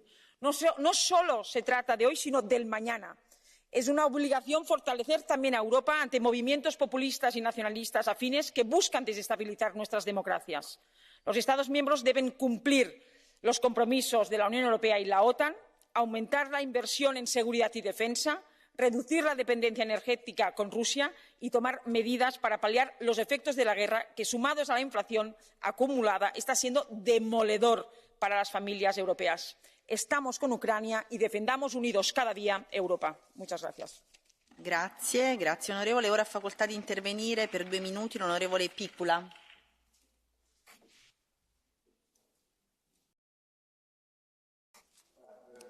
Mr. High Representative, Commissioner, situation deteriorated since the Versailles summit. In this debate and our resolution, we welcome conclusions, but we move beyond them. We also welcomed the proposed package of sanctions yesterday, but we need to be stronger and move beyond it. To support the heroic resistance, we need to bolster our military equipment, production and delivery to Ukraine. Furthermore, budgetary procedures cannot be an issue when it comes to collecting evidence and prosecution of war crimes. Time is of the essence here, and we have to move now. Commission and the EU supervisory authorities must closely monitor all member states' comprehensive implementation of all sanctions and share these data.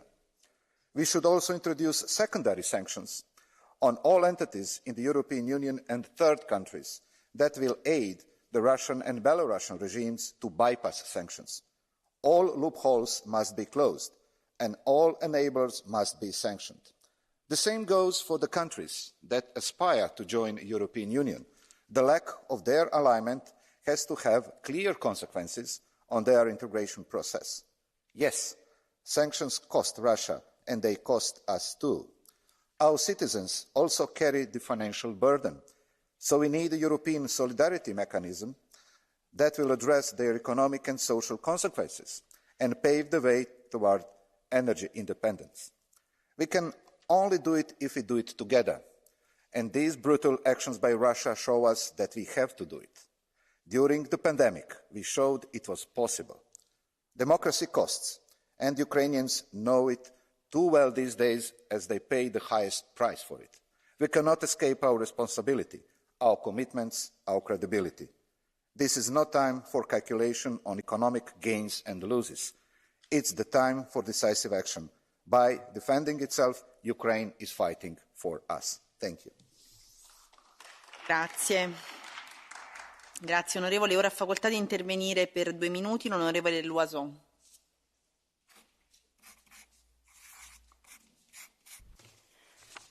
Merci Madame la Présidente et merci d'avoir rappelé tout à l'heure qu'on ne peut pas confondre la liberté d'opinion et d'expression avec le droit de nier les faits, avec le négationnisme. En Europe, il y a ceux, ils sont nombreux, qui pensaient que jamais Vladimir Poutine n'attaquerait l'Ukraine. Comme si 140 000 hommes massés à une frontière, cela pouvait être du bluff. Le problème que nous avons eu, ce n'est pas la qualité du renseignement dont nous disposions, puisqu'il était public. Le problème que nous avons eu, cela a été notre incapacité à penser l'impensable depuis le confort de notre Europe en paix. En Europe, il y a aussi ceux, et j'espère qu'ils sont honteux, qui ne voulait pas livrer d'armes à l'Ukraine parce qu'il pensait que l'armée ukrainienne s'effondrerait en 3 jours. Certains ont changé d'avis, mais ils ont fait perdre du temps, un temps fou. Aujourd'hui, il faut poursuivre, il faut accélérer, car si les combats sont peut-être moins intenses à l'ouest, l'enfer du Donbass est loin d'être terminé. Nous ne devons pas l'accepter, nous ne devons pas nous y habituer. Et puis il y a ceux, et parfois ce sont les mêmes, qui attendent une escalade supplémentaire de la part de l'armée russe pour accroître encore les sanctions. Il y en a parmi eux qui me l'ont dit. Il faudra un massacre pour qu'on en fasse encore plus. Alors je leur demande de nous dire comment s'appelle ce qui s'est passé à Boutcha, les rues jonchées de cadavres, de civils les mains attachées derrière le dos. Je leur demande de nous dire comment ils se sentent quand ils ont sous leurs yeux la preuve que des massacres sont commis en Ukraine par l'armée russe. Je leur demande de nous dire ce qu'ils comptent faire et quand. Mais bon Dieu, quand ils vont arrêter de financer la machine de guerre de Vladimir Poutine en continuant à importer du pétrole et du gaz russe? Qu'attendent-ils? Que Poutine lui-même ferme le robinet? S'ils n'ont pas compris ce qui se passait hier, qu'au moins ils comprennent comment il faut agir aujourd'hui, qu'au moins ils laissent l'Europe faire preuve de courage et de dignité. Grazie, grazie onorevole. Ora ha facoltà di intervenire per 2 minuti l'onorevole Tajani. Prego.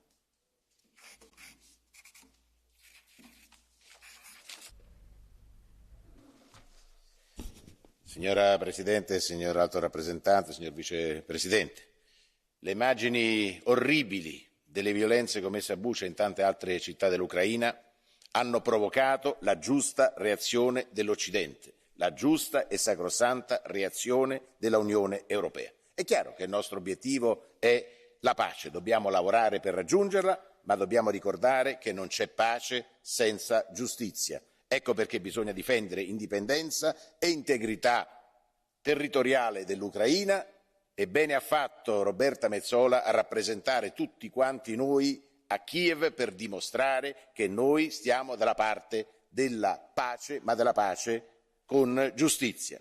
È ovvio che le sanzioni che stiamo infliggendo alla Russia devono essere accompagnate da una forte azione europea a sostegno di cittadini, famiglie e imprese. Io credo che sia giusto avere la stabilità di un recovery che attraverso l'utilizzo di bond permetta, per esempio, di aiutare paesi come la Polonia che con grande coraggio stanno accogliendo milioni di ucraini in fuga dal loro paese. La solidarietà europea deve essere sostenuta, come deve essere sostenuta l'azione per avere una difesa comune europea, come deve essere sostenuta l'azione per l'autosufficienza agroalimentare. Attenzione alle minacce che arrivano dalla Russia, attenzione a quello che potrà accadere in Africa se i russi non manderanno grano e mais in quei paesi. Ci troveremo ad affrontare altri flussi migratori dal sud verso il nord dell'Europa. Dobbiamo certamente riflettere sulla PAC e difendere anche sul Farm to Fork. Vanno sospese e bisogna riflettere su questo. Poi bisogna lavorare molto anche per pensare a come ricostruire l'Ucraina, che è un paese ormai candidato a essere parte dell'Unione Europea. E poi c'è la questione energetica. Serve un tetto europeo al prezzo del gas al fine di evitare una concorrenza sleale all'interno dell'Unione e fare un regalo a chi vuole che l'Europa si divida. La nostra forza è l'unità dell'Europa, l'unità dell'intero Occidente. Unione, Stati Uniti e NATO. Grazie. Grazie onorevole Tajani. Ora ha facoltà di intervenire l'onorevole Geier.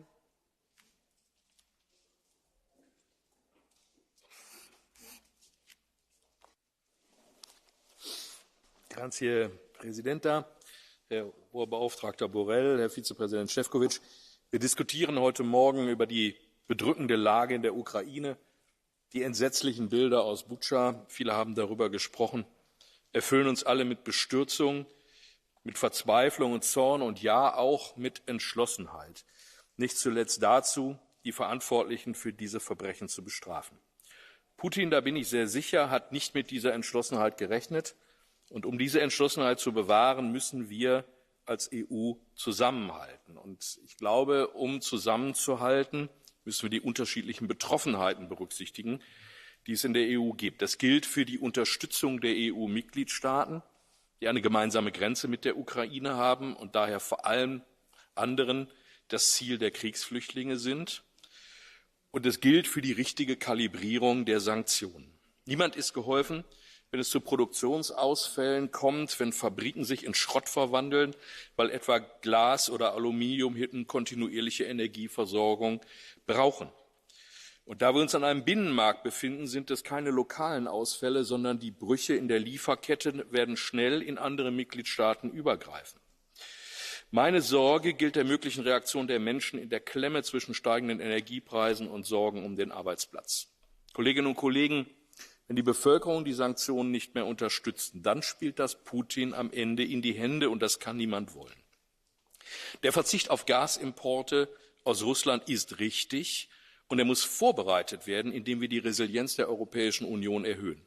Das heißt den Ausbau der erneuerbaren Energien schnell und kontinental. Das bedeutet, dass wir in den Mitgliedstaaten der Europäischen Union unsere Hausaufgaben machen und die Lücken in der Infrastruktur schließen, um vorhandene Energie besser unter den Mitgliedstaaten verteilen zu können.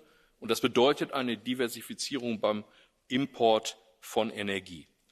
Lassen wir uns mit aller Entschlossenheit die Abhängigkeit Europas von fossilen Brennstoffen beenden, zuerst von denen aus Russland, dann von allen anderen. Vielen Dank. Grazie, grazie onorevole. Ora ha facoltà di intervenire per 2 minuti l'onorevole Guetta. Merci, Madame la Présidente, Monsieur le Haut Représentant, mes chers collègues. Oui, oui, me disait ce week-end un journaliste russe d'opposition, maintenant réfugié à Berlin, d'où il anime un site très, très, très suivi en Russie. Oui, oui, me disait-il, mais que puis-je répondre à ceux de mes compatriotes qui me disent « Mais les Européens, les Occidentaux nous sont hostiles puisqu'ils prennent ces sanctions contre nous, qui allons en souffrir ?» Il me posait cette question après la publication de cette adresse au peuple russe que les présidents de 4 de nos principaux groupes politiques ont signée. Je lui ai répondu « Mais écoutez, c'est très simple, répondez-leur que ces sanctions que nous prenons, nous en souffrons nous aussi.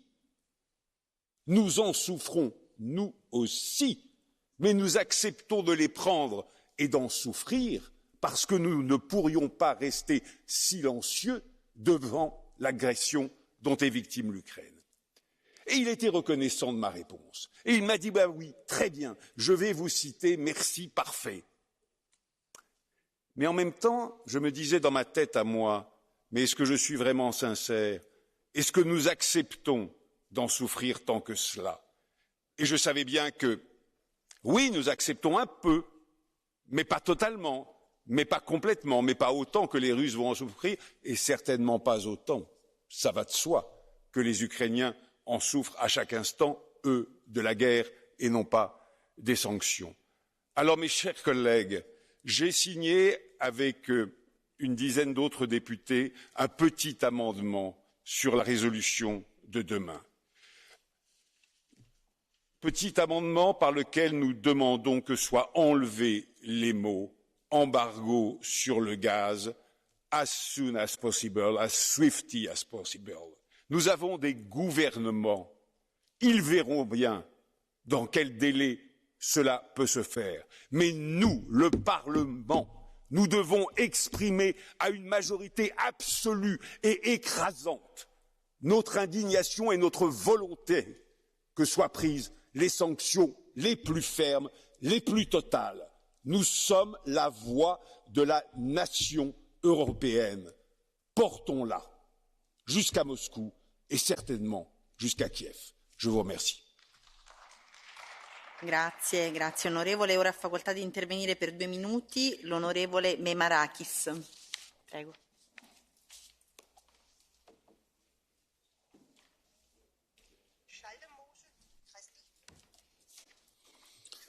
Η σημερινή συζήτηση στην Ολομέλεια του Ευρωπαϊκού Κοινοβουλίου για τις επιπτώσεις του συνεχιζόμενου πολέμου στην Ουκρανία είναι ιδιαίτερα σημαντική, καθώς όλη η ευρωπαϊκή ηγεσία βρίσκεται εδώ στο Ευρωπαϊκό Κοινοβούλιο για να μας ακούσει και από κοινού να διαμορφώσουμε τις πρωτοβουλίες και τις πολιτικές μας για την επόμενη μέρα, που δυστυχώς φαντάζει ζωφερή σε ευρωπαϊκό και παγκόσμιο επίπεδο. Είναι γεγονός ότι η ρωσική εισβολή στην Ουκρανία ξύπνησε την Ευρώπη, η οποία, αντιλαμβανόμενη τον κίνδυνο στο έδαφος της, έδρασε γρήγορα, έδρασε ενιαία, έδρασε συντονισμένα, ενωμένα, επιβάλλοντας αυστηρές κυρώσεις εναντίον του Πούτιν. Πράγμα το οποίο, από ό,τι φαίνεται, ο ίδιος δεν περίμενε. Δεν περίμενε ότι εμείς συντονισμένα και ενωμένοι θα ανταποκριθούμε σε αυτή την τραγωδία και την πρόκληση την οποία μας επέβαλε. Το κοινό ανακοινωθέν της Συνόδου Κορυφής έθεσε τις βάσεις για την αντιμετώπιση των τραγικών επιπτώσεων του πολέμου σε τομείς που αφορούν στη ζωή και την επιβίωσή μας, όπως είναι η αύξηση τιμών της ενέργειας, ο πληθωρισμός, η γενικευμένη ακρίβεια, η επισητιστική κρίση, οι νέες προσφυγικές ροές, για τα οποία είναι υπεύθυνος ο ίδιος ο επιτιθέμενος, ο ίδιος ο Πούτιν. Όμως από τη Σύνοδο Κορυφής μέχρι σήμερα τα γεγονότα τρέχουν. Ο Πούτιν με τις νέες φρικαλαιότητές του πρέπει να μας οδηγήσει στη λήψη νέων πρωτοβουλειών και άρα νέων κινήσεων, κυρώσεων, βρίσκοντας απέναντί του και πάλι μια ενωμένη Ευρώπη που θα εγγυηθεί την ειρήνη και πρέπει να είναι παρούσα σε κάθε μορφή διαπραγμάτευσης. Και γι' αυτό θέλω να τονίσω ότι ενθουσιωδώς κατεγράφει η επίσκεψη της Προέδρου του Ευρωπαϊκού Κοινοβουλίου, της Ρομπέρτα Μέτσολα, και χαιρετίζω και την επίσκεψη της Προέδρου Βοντερ Λάιν τώρα στο Κίεβο στο τέλος της εβδομάδας, που δείχνουν ότι η Ένωσή μας βρίσκεται στο πλευρό της ειρήνης και στη σωστή πλευρά της ιστορίας. Αυτή η κρίση λοιπόν πρέπει να είναι η έναρξη μιας νέας εποχής για την Ένωση και μιας μεγάλης συντονισμένης προσπάθειας προκειμένου η Ευρώπη να θέσει τις βάσεις για την αμυντική, ενεργειακή και επισητιστική της αυτονομία. Είναι χρέος μας να εγγυηθούμε την ευημερία και την ασφάλεια του Ευρωπαίου πολίτη, ο οποίος αδυνατεί να καλύψει τις ανάγκες του και βλέπει το πραγματικό του εισόδημα. Είναι πολιτικό μας χρέος. Είναι πρώτη στην πολιτική μας υποχρέωση, ατομική και συλλογική, πέρα και πάνω από κόμματα, πέρα και πάνω από τα σύνορα. Ευχαριστώ. Grazie. Ora ha facoltà di intervenire l'onorevole Schaldamose.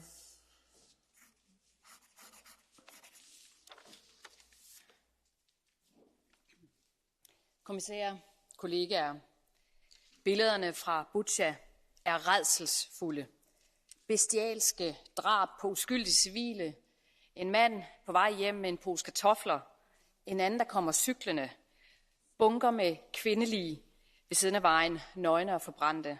Billederne er så grusomme, at de er svære at beskrive. Vi mangler ord. Men lige nu er netop det, vi har brug for. Vi har brug for ord, og vi har brug for politiske ord, og vi har brug for handling bag ordene.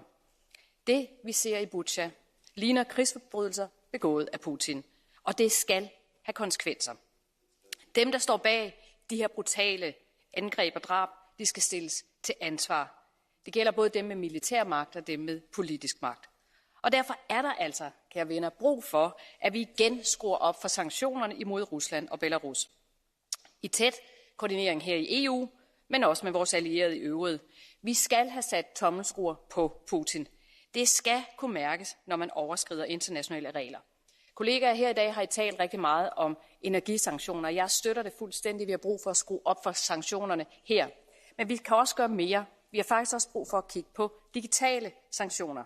For hver evig eneste dag høster russiske tech-virksomheder følsomme data fra millioner af smartphones, også smartphones her i Europa. Det er data, der potentielt kan bruges imod ukrainere på flugt, eller russere, der arbejder imod Putins regime. For vejen fra den russiske datahøst til Putins skrivebord i Kreml, den er ganske kort, også selvom mobiltelefonen befinder sig i Europa. På den måde udgør hver evig eneste app, der indeholder komponenter fra en russisk tech-virksomhed, en potentiel fare for alle, der arbejder for et fredeligt Ukraine og et demokratisk Rusland. Så derfor er der altså også brug for, at vi kigger i værktøjskassen efter digitale sanktioner nu. Vi har brug for at indføre et dataembargo i EU og i Vesten, så dataflowet fra russiske tech-virksomheder kan høre op hurtigst muligt. Vi har brug for at tage alle våben ud af hænderne på Putin, også de digitale våben, han bruger imod egne borgere og mod ukrainerne. Jeg håber, vi kan stoppe det nu. Tak. Grazie, grazie onorevole. Ha facoltà ora di intervenire per 2 minuti l'onorevole Kovacev.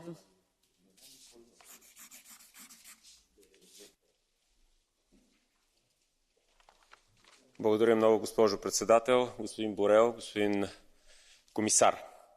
Трудно се намират думи, с които да се изрази ужаса от руското варварство, извършено пред очите на света в Украйна.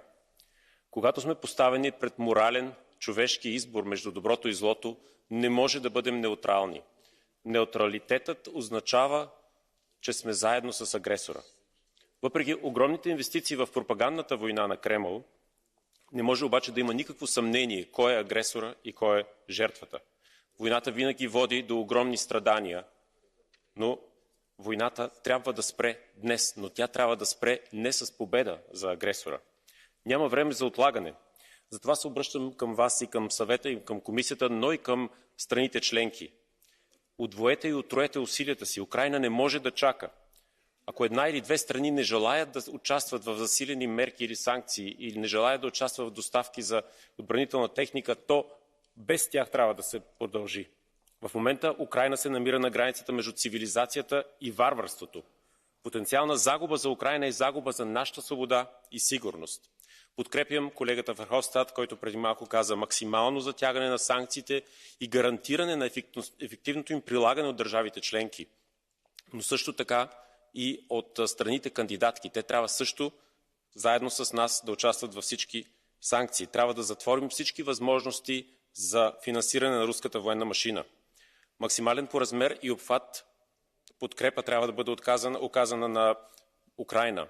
Отбранителна техника, хуманитарна помощ, макрофинансова помощ, както и подкрепа за бежанците, за децата, бягащи от война. Тук искам и към комисията, и към съвета да се обърна. Намерете възможности руските държавни активи, които са на територията на Европейския съюз, както и активите на олигарсите, да бъдат използвани в подкрепа на Украйна. И накрая нещо много тъжно за мен. Срамно и позорно е поведението на българските управляващи, които от страх да не им се разпадне коалицията се снишават, ще го кажа така, по Тодор Живковски. Не желаят да подкрепят с отбранителна техника сражаващите се и за наша свобода в Украйна. And one last point, I would like to pay my big respect to President Metsola. She was there in Kiev, but I would like also to ask the Bureau of the Parliament, please return the Ukrainian flag here in the plenary until the war is going to the end for the victory of freedom and Ukraine. Slava Ukraina. Grazie, grazie onorevole. Ora ha facoltà di intervenire per 2 minuti l'onorevole Moreno Sanchez. Prego.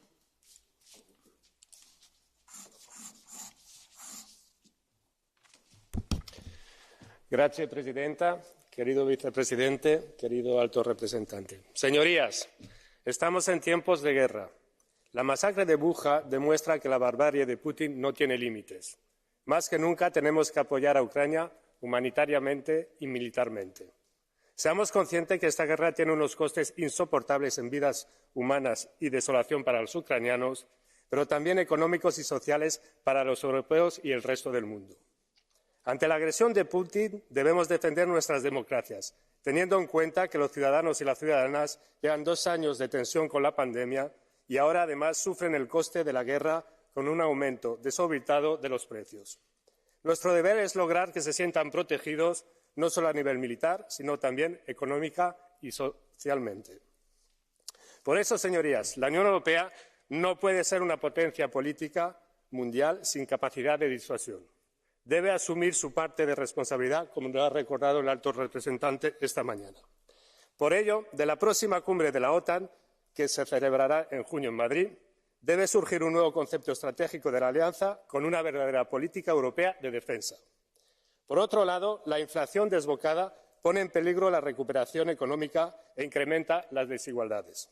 Es urgente bajar la factura energética y, en ese sentido, la pasada cumbre europea ha supuesto un punto de inflexión en la política energética de la Unión. Europa ha reaccionado desde la unidad, pero atendiendo a la diversidad, tal como se ha puesto de manifiesto con el reconocimiento de la excepcionalidad ibérica para que España y Portugal puedan limitar temporalmente el precio del megavatio. Celebro que la Comisión y los Estados miembros estén asumiendo poco a poco las propuestas del Gobierno español para lograr una reforma del mercado energético que avance hacia una verdadera unión de la energía limpia y asequible para todos. Solo lo conseguiremos con unidad. Es necesario que todas las fuerzas políticas europeas, empezando por las de mi país, demuestren sentido de Estado y respalden a los gobiernos para afrontar con éxito todos estos retos. Muchas gracias. Grazie onorevole. Ora ha facoltà di intervenire per 2 minuti l'onorevole Niebler.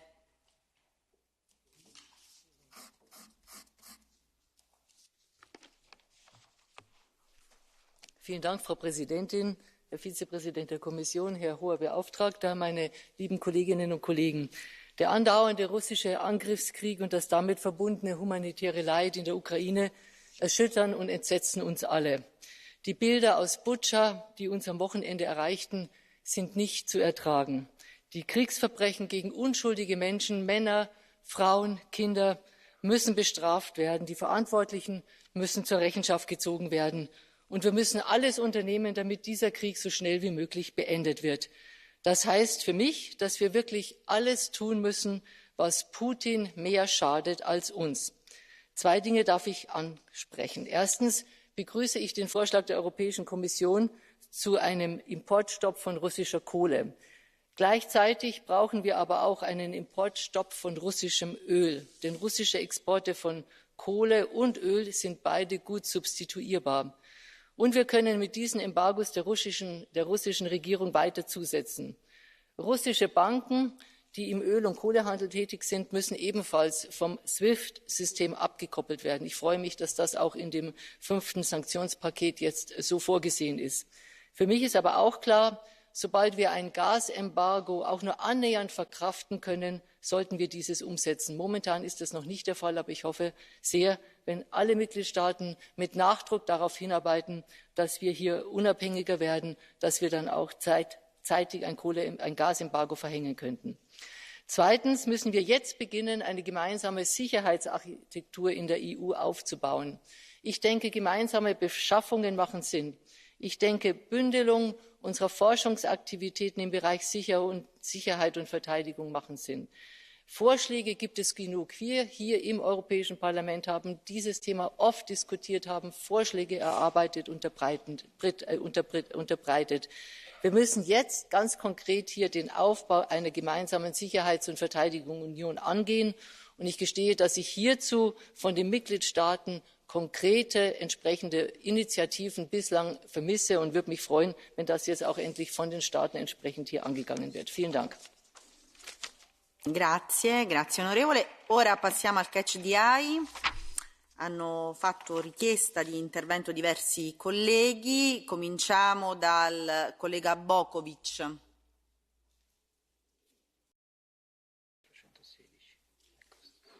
Prego.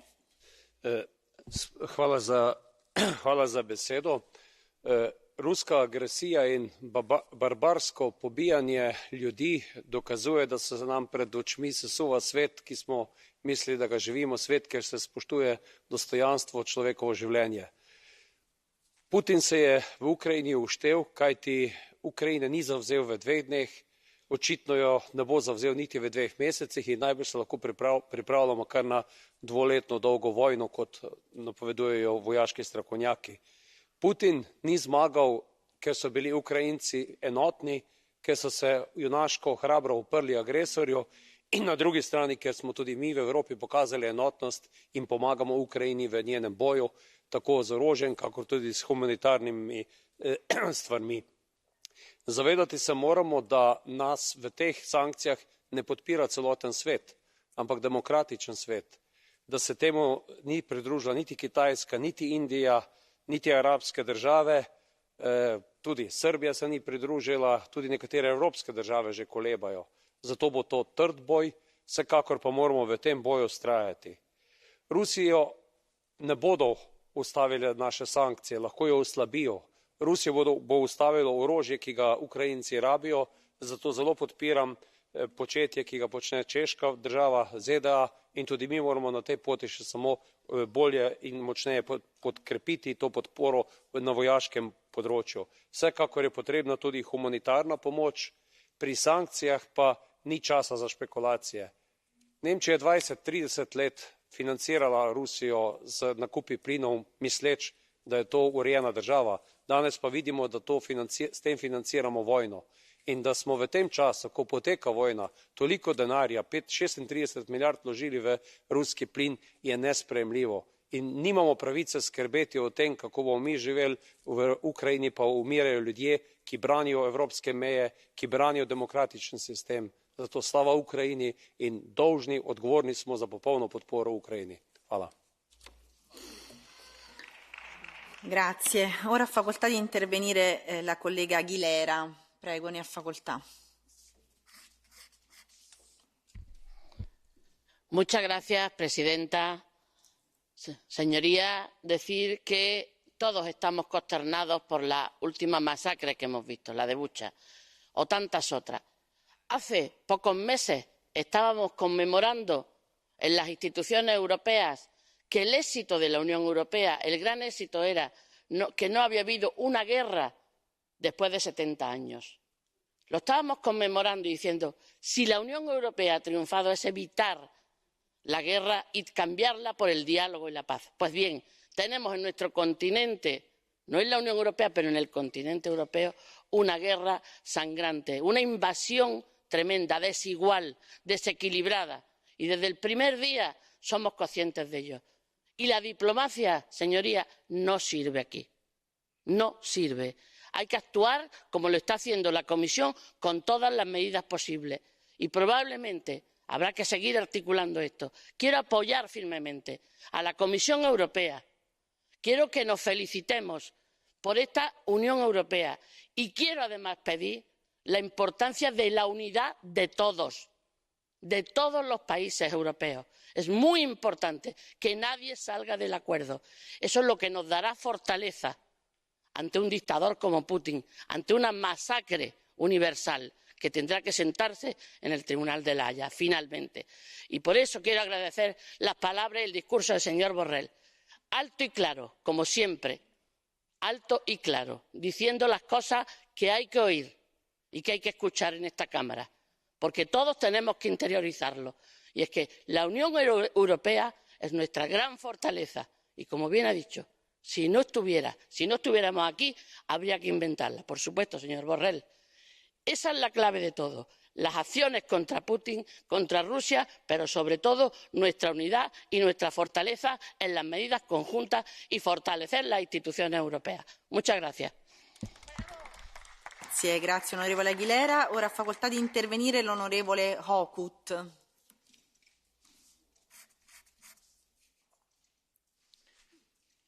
Putin is a butcher. We saw in Bucha. In Ukrainian, Putin miasnyk. In Polish, Putin to rzeźnik. In German, Putin ist ein Metzger. In Spanish, Putin es un carnicero. In French, Putin est un boucher. In Hungarian, for Mr. Orban, Putin egi hentes. In Swedish, Putin en slaktare. In Silesian, Putin je masos. I demand from the European Parliament to condemn Putin and call him a war criminal. This symbolic act will honor thousands of Ukrainians who were killed fighting for democracy, who were killed fighting for our common values. And non-symbolic, stop importing coal, gas and oil from Russia. Now, long live Ukraine. Thank you very much.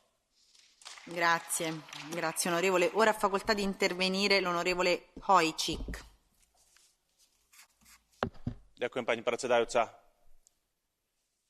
Hrozí, aké vidíme teraz na Ukrajine, Európa nevidela od druhej svetovej vojny.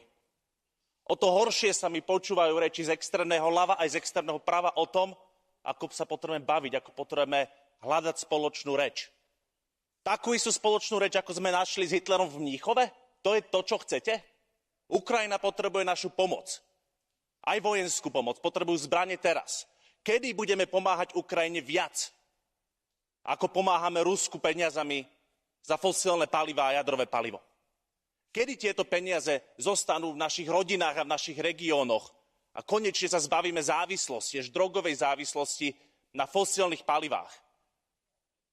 Kedy konečne prestaneme tolerovať kultúru lží na sociálnych médiách a nevinne sa prizerať tomu, ako algoritmy, a povedzme si rovno Facebooku, dávajú väčší priestor zlu, dávajú väčší priestor lžiam.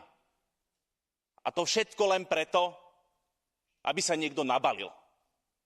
Nechávame si systém rozvracať vznútra. Dámy a páni, musíme sa postaviť nielen na obranu našej slobody a obranu slobody Ukrajiny, ale musíme sa postaviť aj na stranu budúcnosti Európy ako takej. Je čas prestať rozprávať, je čas začať konať. Ďakujem. Ad intervenire l'onorevole Dzonga Bogan. Dziękuję bardzo pani przewodnicząca. Chcę powiedzieć, że Unia będzie tylko wtedy wielka, jeśli będzie jednoznacznie stanowcza przeciwko reżimowi Putina. Jednoznacznie. Nie może być różnego rodzaju informacji osłabiających jedność Unii Europejskiej. Polska dzisiaj jest tym przykładem, tym krajem, który świadczy piękną pomoc, tak jak inne kraje sąsiadujące z Ukrainą, świadczy piękną pomoc dla rodzin ukraińskich. Oprócz sankcji, a może nawet obok sankcji, najważniejszą kwestią jest dzisiaj pomoc rodzinom ukraińskim, które przeszły do Polski, do Rumunii, na Węgry, do Czech, na Słowację. Ci ludzie już są. W Polsce polski rząd wydatkował 8 miliardów złotych z własnego budżetu na utrzymanie tych uchodźców. 8 miliardów złotych. To jest 2 miliardy euro. Polska nadała już rodzinom ukraińskim system PESEL. 800 tysięcy dzieci i matek ukraińskich są w polskim systemie ewidencyjnym, a więc mamy ich imiona, nazwiska, daty urodzenia, mamy ich deklarację, że chcą pozostać w Polsce. Moje pytanie więc jest takie, kiedy będzie ta pomoc dla krajów z Unii Europejskiej, które już ponoszą koszty utrzymania tych rodzin, bo tych niestety uchodźców będzie więcej. Wojna trwa, wojna będzie się przedłużać i myślę, że po prostu trzeba już z góry przygotować w budżecie stosowne zmiany, żeby w tej chwili pomagać tym, którzy uciekają przed bombami z Ukrainy, przed bombami Putina. To jest nasz obowiązek. Mamy wieloletnie ramy finansowe, musimy ten budżet uelastycznić. Mamy krajowe plany odbudowy, musimy zmienić priorytety. Dzisiaj trzeba po prostu pomóc w pierwszej kolejności ludziom. Dziękuję bardzo. Grazie. E ora facoltà di intervenire l'onorevole Pereira. Obrigada, Presidente. As medidas sobre questões energéticas anunciadas pelo Conselho mantêm intocados aspectos essenciais no dito mercado da energia, entre outros, a metodologia da fixação de preços nos mercados grossistas, responsável por diferenças brutais entre custos na produção e preços ao consumidor, assegurando enormes margens de lucro aos grupos oligopolistas privados. A situação atual põe em evidência não só a necessidade da recuperação do controle público de setores estratégicos como a energia, como da promoção da produção nacional, atenuando déficits produtivos e a dependência externa de Estados. A aprovação da chamada bússola estratégica configura o caminho militarista que a União Europeia insiste em aprofundar. Um caminho que absorve recursos crescentes para esta deriva militarista, enquanto faltam recursos no combate aos déficits produtivo, energético, alimentar, tecnológico, demográfico, no financiamento cabal dos serviços públicos, no combate à pobreza, às injustiças e desigualdades sociais. Este é um caminho que não trará maior segurança à Europa, mas trará sim maiores riscos. A escalada armamentista e a política de sanções não servem os interesses dos povos, nem o caminho necessário para a paz. Obrigada. Grazie, grazie. Ora facoltà di intervenire. Vi prego di essere brevi, stiamo cercando di dare la parola a tutti quelli che hanno fatto richiesta, non so se ci riusciremo, però il dibattito è davvero centrale, quindi chiedendo di essere breve l'onorevole Garapini. Prego. Mulțumesc, doamna președintă, domnule comisar, stimați colegi, au trecut peste 40 de zile și vedem cu toții că acest masacru continuă în Ucraina. Eu sunt din România, suntem la graniță, alături de Polonia, de Republica Moldova. Nu știm, cetățenii din țara mea mă întreabă când se oprește? Se poate extinde oricând. 500 de milioane de europeni se uită la liderii mondiali, la dumneavoastră, la președintele Consiliului European, care, iată, nu este aici.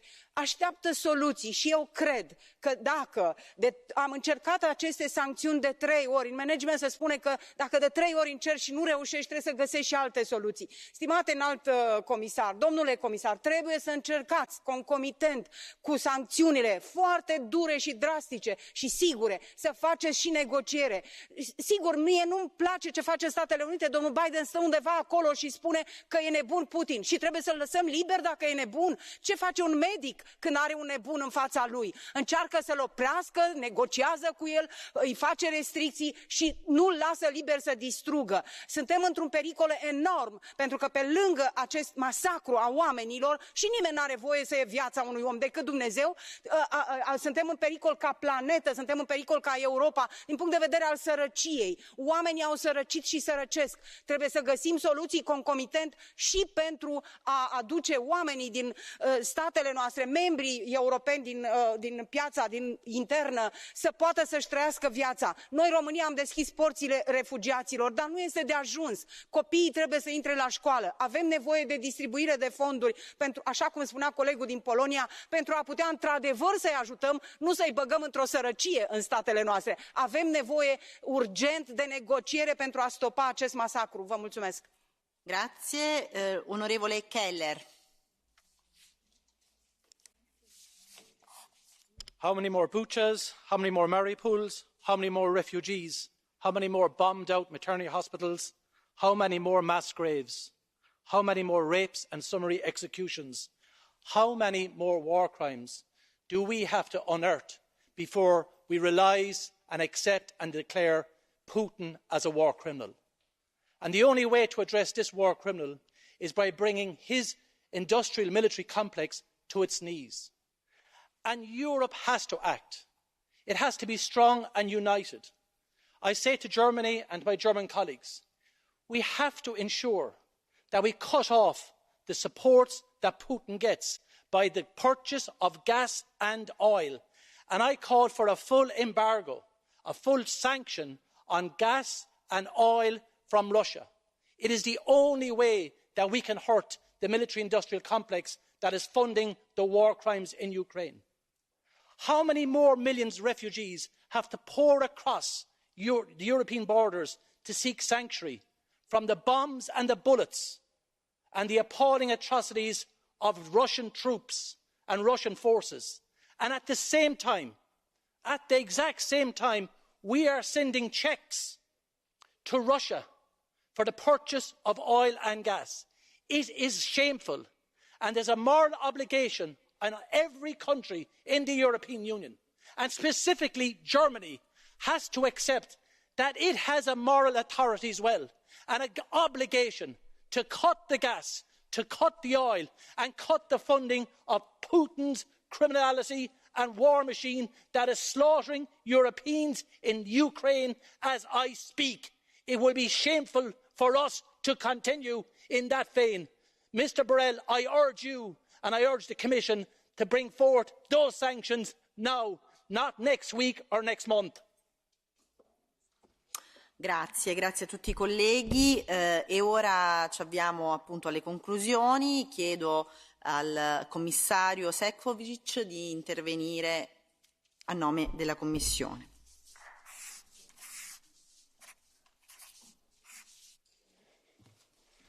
Thank you very much, Madam President, honourable members of the European Parliament, my dear colleagues, High Representative, Vice President Josep Borrell, my dear colleague, Commissioner Breton.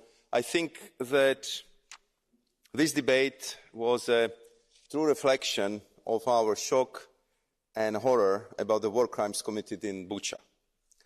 War crimes committed in Europe, war crimes committed in the 21st century, war crimes committed with barbarity, not seen on European soil since the Second World War or Srebrenica times. I fully share the condemnation of these crimes by this House, but I think that we should go even further. we as a European Union should solemnly declare that we would never forget the victims, that we would never stop pursuing the perpetrators, and we would never accept any peace deal which would try to exonerate or pardon the war criminals.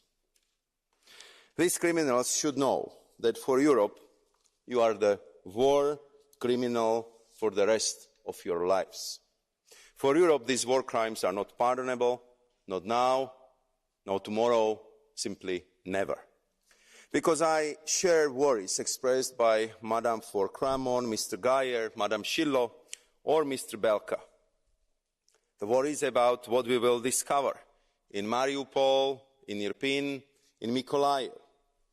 What kind of horrible crimes have been committed there? And to make sure that we would pursue the perpetrators, we established a joint investigation team with Ukraine to collect the evidence, to investigate war crimes and crimes against humanity, and this is our proof that we will never forget. I fully understand the calls of honourable members to do more, to help Ukraine and to put even more pressure on Russia, and I understand it. At the same time, we have to recognise that we can best help Ukraine and fend off aggressor if we are politically united and economically strong.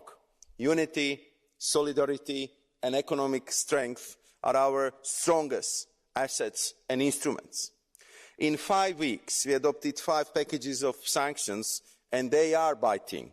Russian economy is heavily suffering, and the financial system is in turmoil. I also can tell you that Russian oligarchs are pursued. Their assets are seized.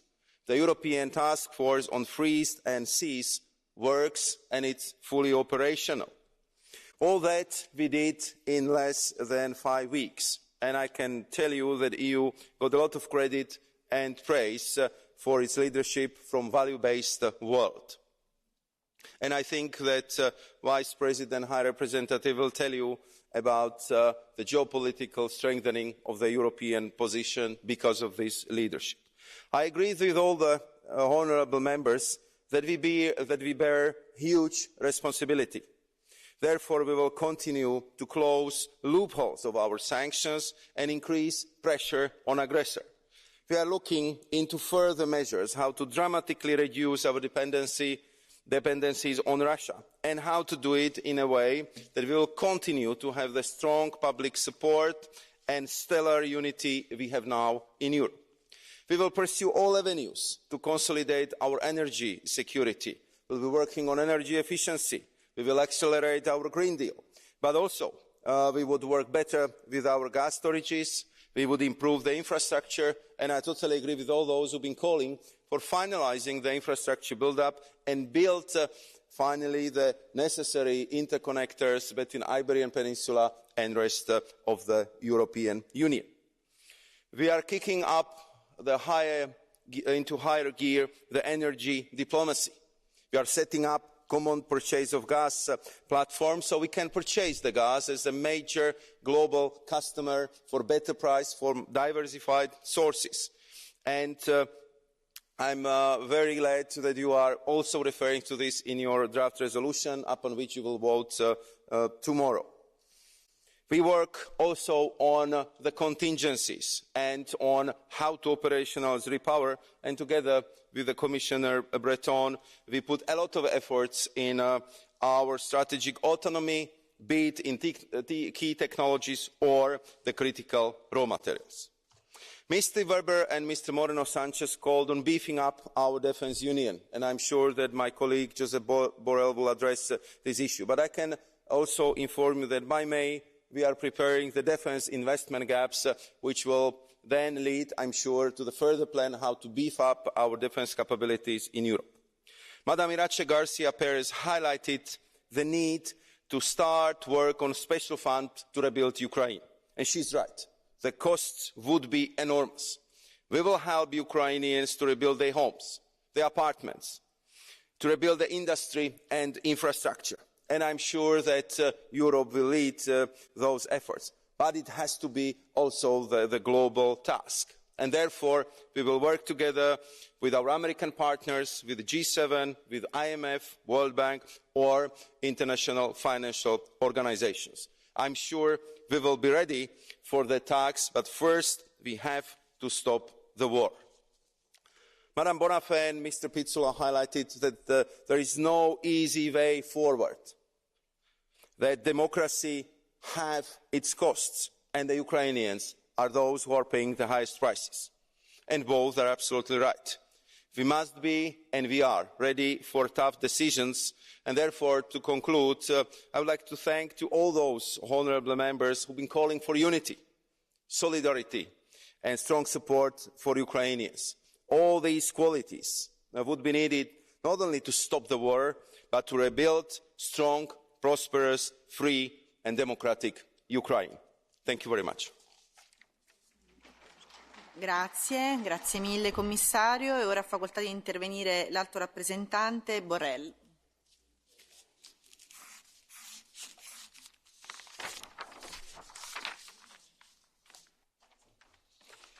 Mr. President, Madame la Présidente, chers collègues de la Commission,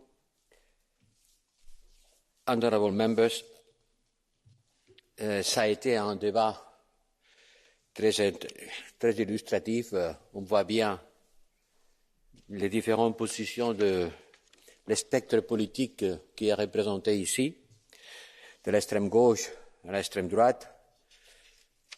Le peuple européen est représenté ici.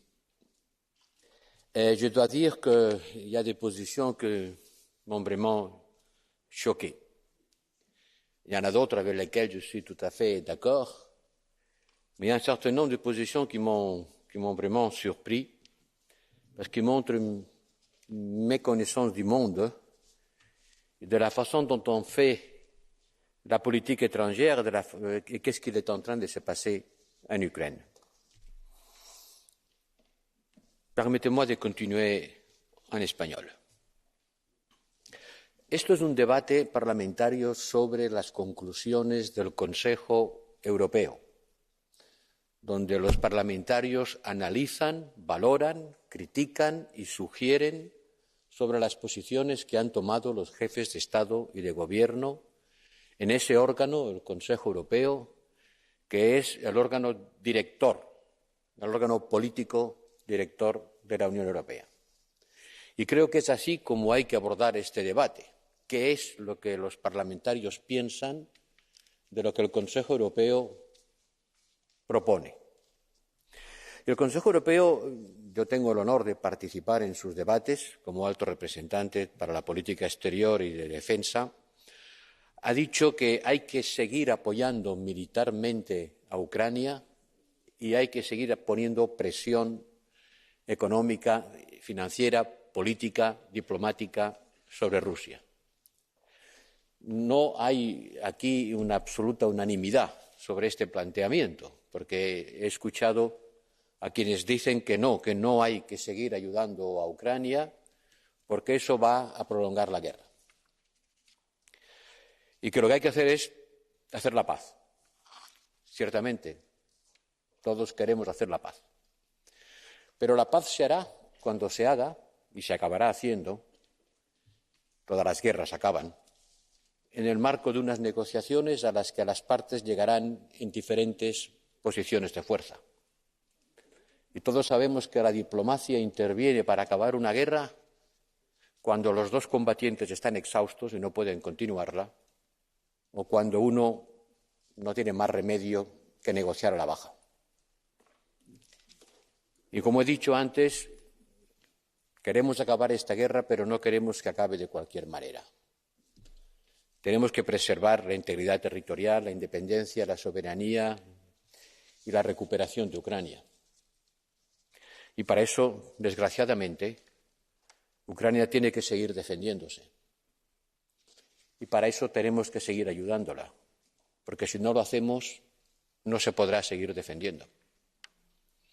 Y por lo tanto, yo creo que el Consejo Europeo ha hecho bien al decir que hemos de seguir apoyando militarmente a Ucrania y espero que la mayoría de esta Cámara apoye esta decisión, aunque ha habido voces que no lo han hecho, de la extrema derecha a la extrema izquierda. Unos por un angelismo completamente inútil de creer que las cosas se resuelven con buenas palabras, y otros probablemente por posicionamientos tácticos, que cada cual tenga los suyos. Otros han dicho que no ayudamos suficientemente, y probablemente es una cuestión que tenemos que ponernos. ¿Podemos ayudar más? Sí, podemos. Pero no podemos entrar en la beligerancia, porque no queremos ser parte beligerante en esta guerra, no queremos que la guerra se extienda. Y eso nos coloca en una posición difícil de equilibrio entre ayudar sin intervenir. Y comprendo que los equilibrios son fáciles de criticar, porque son precisamente equilibrios. Pero ciertamente, señorías, no queremos que esta guerra se extienda, que se prolongue, que afecte a más, y desde luego no queremos intervenir directamente en ella. Creo que la mayoría de la Cámara apoya esta posición. Pero sin intervenir podemos ayudar y podemos hacerlo más rápido, lo haremos. Todavía tenemos recursos para seguir apoyando, financiando el apoyo. Cuando se acaben, el Consejo tendrá que decidir si aporta más. También he oído voces críticas con respecto a la presión que se hace sobre Rusia. Y muchos parlamentarios, muchos de ustedes han pedido que se haga más, y en particular que se haga más en el campo de la energía, que es ciertamente nuestro telón de Aquiles, es nuestro talón de Aquiles, es nuestro punto vulnerable, y es la riqueza de Rusia. Y de eso, sin duda, la Unión Europea tiene que extraer lecciones para el futuro y para la acción inmediata. Hemos aprendido que la energía más barata no es la que lo parece, que la energía más fácil no es la que está más cercana, y que la energía más segura tampoco es aquella que nos la suministran países de poco fiar. Porque aunque sea barata cuando la compras, si el dinero que pagas a quien te la vende, éste lo utiliza para construir una capacidad militar que después la usa contra ti o contra tus amigos y te obliga a ti a hacer un gasto militar para compensar esta agresión, entonces esa energía ya no es la más barata. Porque al coste de compra tienes que añadir el coste de precaución. Y eso es lo que nos ha pasado con Rusia. Porque Putin ha construido su imperio militar gracias a las fuentes energéticas que nos ha vendido. Y lo viene haciendo sistemáticamente desde hace muchos años. Cuando la Unión Soviética se hunde, producía 12 millones de barriles al día. Pocos años después, su producción había caído a 6 millones de barriles día. Hoy vuelve a estar en 12 millones de barriles día y su producción gasista ha aumentado extraordinariamente. Y con eso ha financiado un ejército que usa, sin escrúpulos, en Siria, en Libia, en el Cáucaso, en África y ahora en Ucrania. Y eso nos obliga a hacer un gasto militar para hacer frente a esa amenaza. Su energía no es barata. Su energía nos está saliendo muy cara. Cuanto antes prescindamos de ella, mejor. Y hay que hacerlo rápido, pero sabiendo lo que quiere decir hacerlo. Porque cuando un país tiene una dependencia energética muy fuerte, no puede cancelarla de la noche a la mañana. Entonces, ni de la noche a la mañana, ni demasiado despacio, poniendo instrumentos que hagan presión de tipo fiscal y financiero, compromisos políticos. Estoy seguro que en el Consejo de Asuntos Exteriores del lunes volveremos a discutir sobre este tema y tengan la seguridad que transmitiré lo que he escuchado esta mañana aquí acerca de suprimir la dependencia del petróleo y del gas ruso tan pronto como podamos hacerlo. He oído a un diputado español recordar a Guernica. Sí, Mariupol es el Alepo de Europa o la Guernica de Ucrania, una ciudad martirizada y destruida en actos que son crímenes contra la población civil, crímenes de guerra. Nos ocuparemos de eso. Haremos lo posible para ayudar a los ucranianos y poner presión sobre Rusia. Y tenemos, señoras y señores diputados, que reforzar nuestra unidad, porque este es el tercer choque tercer choque asimétrico que sufre Europa. El primero fue de naturaleza financiera y económica, la crisis del euro. El segundo ha sido la crisis sanitaria y este es el tercer choque que nos afecta de manera diferente a unos y a otros. En la frontera este, los refugiados hacen más presión sobre Polonia que sobre Portugal, es evidente. Desde el punto de vista energético, el suministro ruso hace más presión sobre Alemania que sobre España, también es evidente, porque España no consume gas ruso, apenas. Nos afecta de forma distinta y cuando nos afecta de forma distinta es cuando hay que mostrar una unidad basada en la solidaridad. Porque cuando nos afecta a todos de forma igual, no hay necesidad ni de unidad ni de solidaridad. Pero cuando nos afecta de forma diferente es cuando hemos de ser solidarios. Es cuando tenemos que construir una unidad basada en el reparto de los costes. Y esta es la gran tarea que tenemos por delante. Construir una unidad basada en un reparto solidario de los costes que implica hacer frente a los peligros que nos amenazan. El burden sharing, el repartir equitativamente los costes entre países y entre ciudadanos. Porque sí, yo comprendo que pedirle a alguien que no tiene calefacción porque no se la puede pagar, que baje 1 grado la temperatura es sarcástico. No puede bajar porque ya está a 0. Pero socialmente podemos sin duda hacer un esfuerzo para reducir y cada kilovatio hora cuenta. Cada unidad de energía ahorrada es una forma también de contribuir a ganar esta guerra. Señorías, transmitiré sus preocupaciones, sus proposiciones, sus críticas al Consejo Europeo a través, claro está, del filtro que representa mi interpretación de sus posiciones. Gracias a Guy Verhofstadt por esta carta que me ha enviado, que representa un número importante de parlamentarios. Tenga la seguridad que la transmitiré a los ministros del lunes y al presidente del Consejo Europeo y a la próxima reunión de esta institución. Muchas gracias por su participación en el debate. Herzlichen Dank. Zum Abschluss der Aussprache wurden 6 Entschließungsanträge eingereicht und die Aussprache ist damit geschlossen. Die Abstimmung findet am Donnerstag statt. Als nächster Punkt der Tagesordnung folgt der Bericht der Kollegin Niebler zum Data Governance Gesetz. Ich darf Sie daran erinnern, dass mit Ausnahme der ersten beiden Reihen, die für die Fraktionsvorsitzenden vorgesehen ist, freie Sitzplatzwahl besteht. Sie können also gerne ein bisschen näher kommen. Nachdem Sie Ihre Abstimmungskarte in das Abstimmungsgerät eingeschoben haben, können Sie dann über Ihr Abstimmungsgerät spontane Wortmeldungen und blaue Karten beantragen. Ich weise darauf hin, dass Wortmeldungen im Plenarsaal weiterhin vom zentralen Rednerpult aus erfolgen, außer spontane Wortmeldungen, blaue Karten und Bemerkungen zur Anwendung der Geschäftsordnung. Und damit, wenn sich hier alle wieder auf ihre Plätze eingefunden haben, bitte, dann darf ich das Wort der Kollegin Niebler als Berichterstatterin erteilen. Vielen Dank, Frau Präsidentin, Herr Kommissar Breton, liebe Kolleginnen, liebe Kollegen. Wir erleben aktuell eine Zeitenwende, ausgelöst durch diesen fürchterlichen, schrecklichen Krieg in der Ukraine. Corona-Krise und Klimapolitik stehen gerade nicht im Mittelpunkt der Aufmerksamkeit, und das gilt auch für die Digitalpolitik. Aber dennoch, wir erleben auch in der Daten- und Digitalpolitik eine überfällige Zeitenwende, die mit der Verabschiedung des Data Governance Acts heute ihren Anfang nimmt. Um ehrlich zu sein, Bestandsaufnahme Europa hat die Geburtsstunde der Online-Plattformökonomie und die damit verbundene Revolution der Nutzung persönlicher Daten verschlafen. Wir haben es den großen US-amerikanischen Unternehmen wie Google, Facebook, Amazon überlassen, die als Innovatoren der ersten Stunde auch heute die digitale Welt dominieren.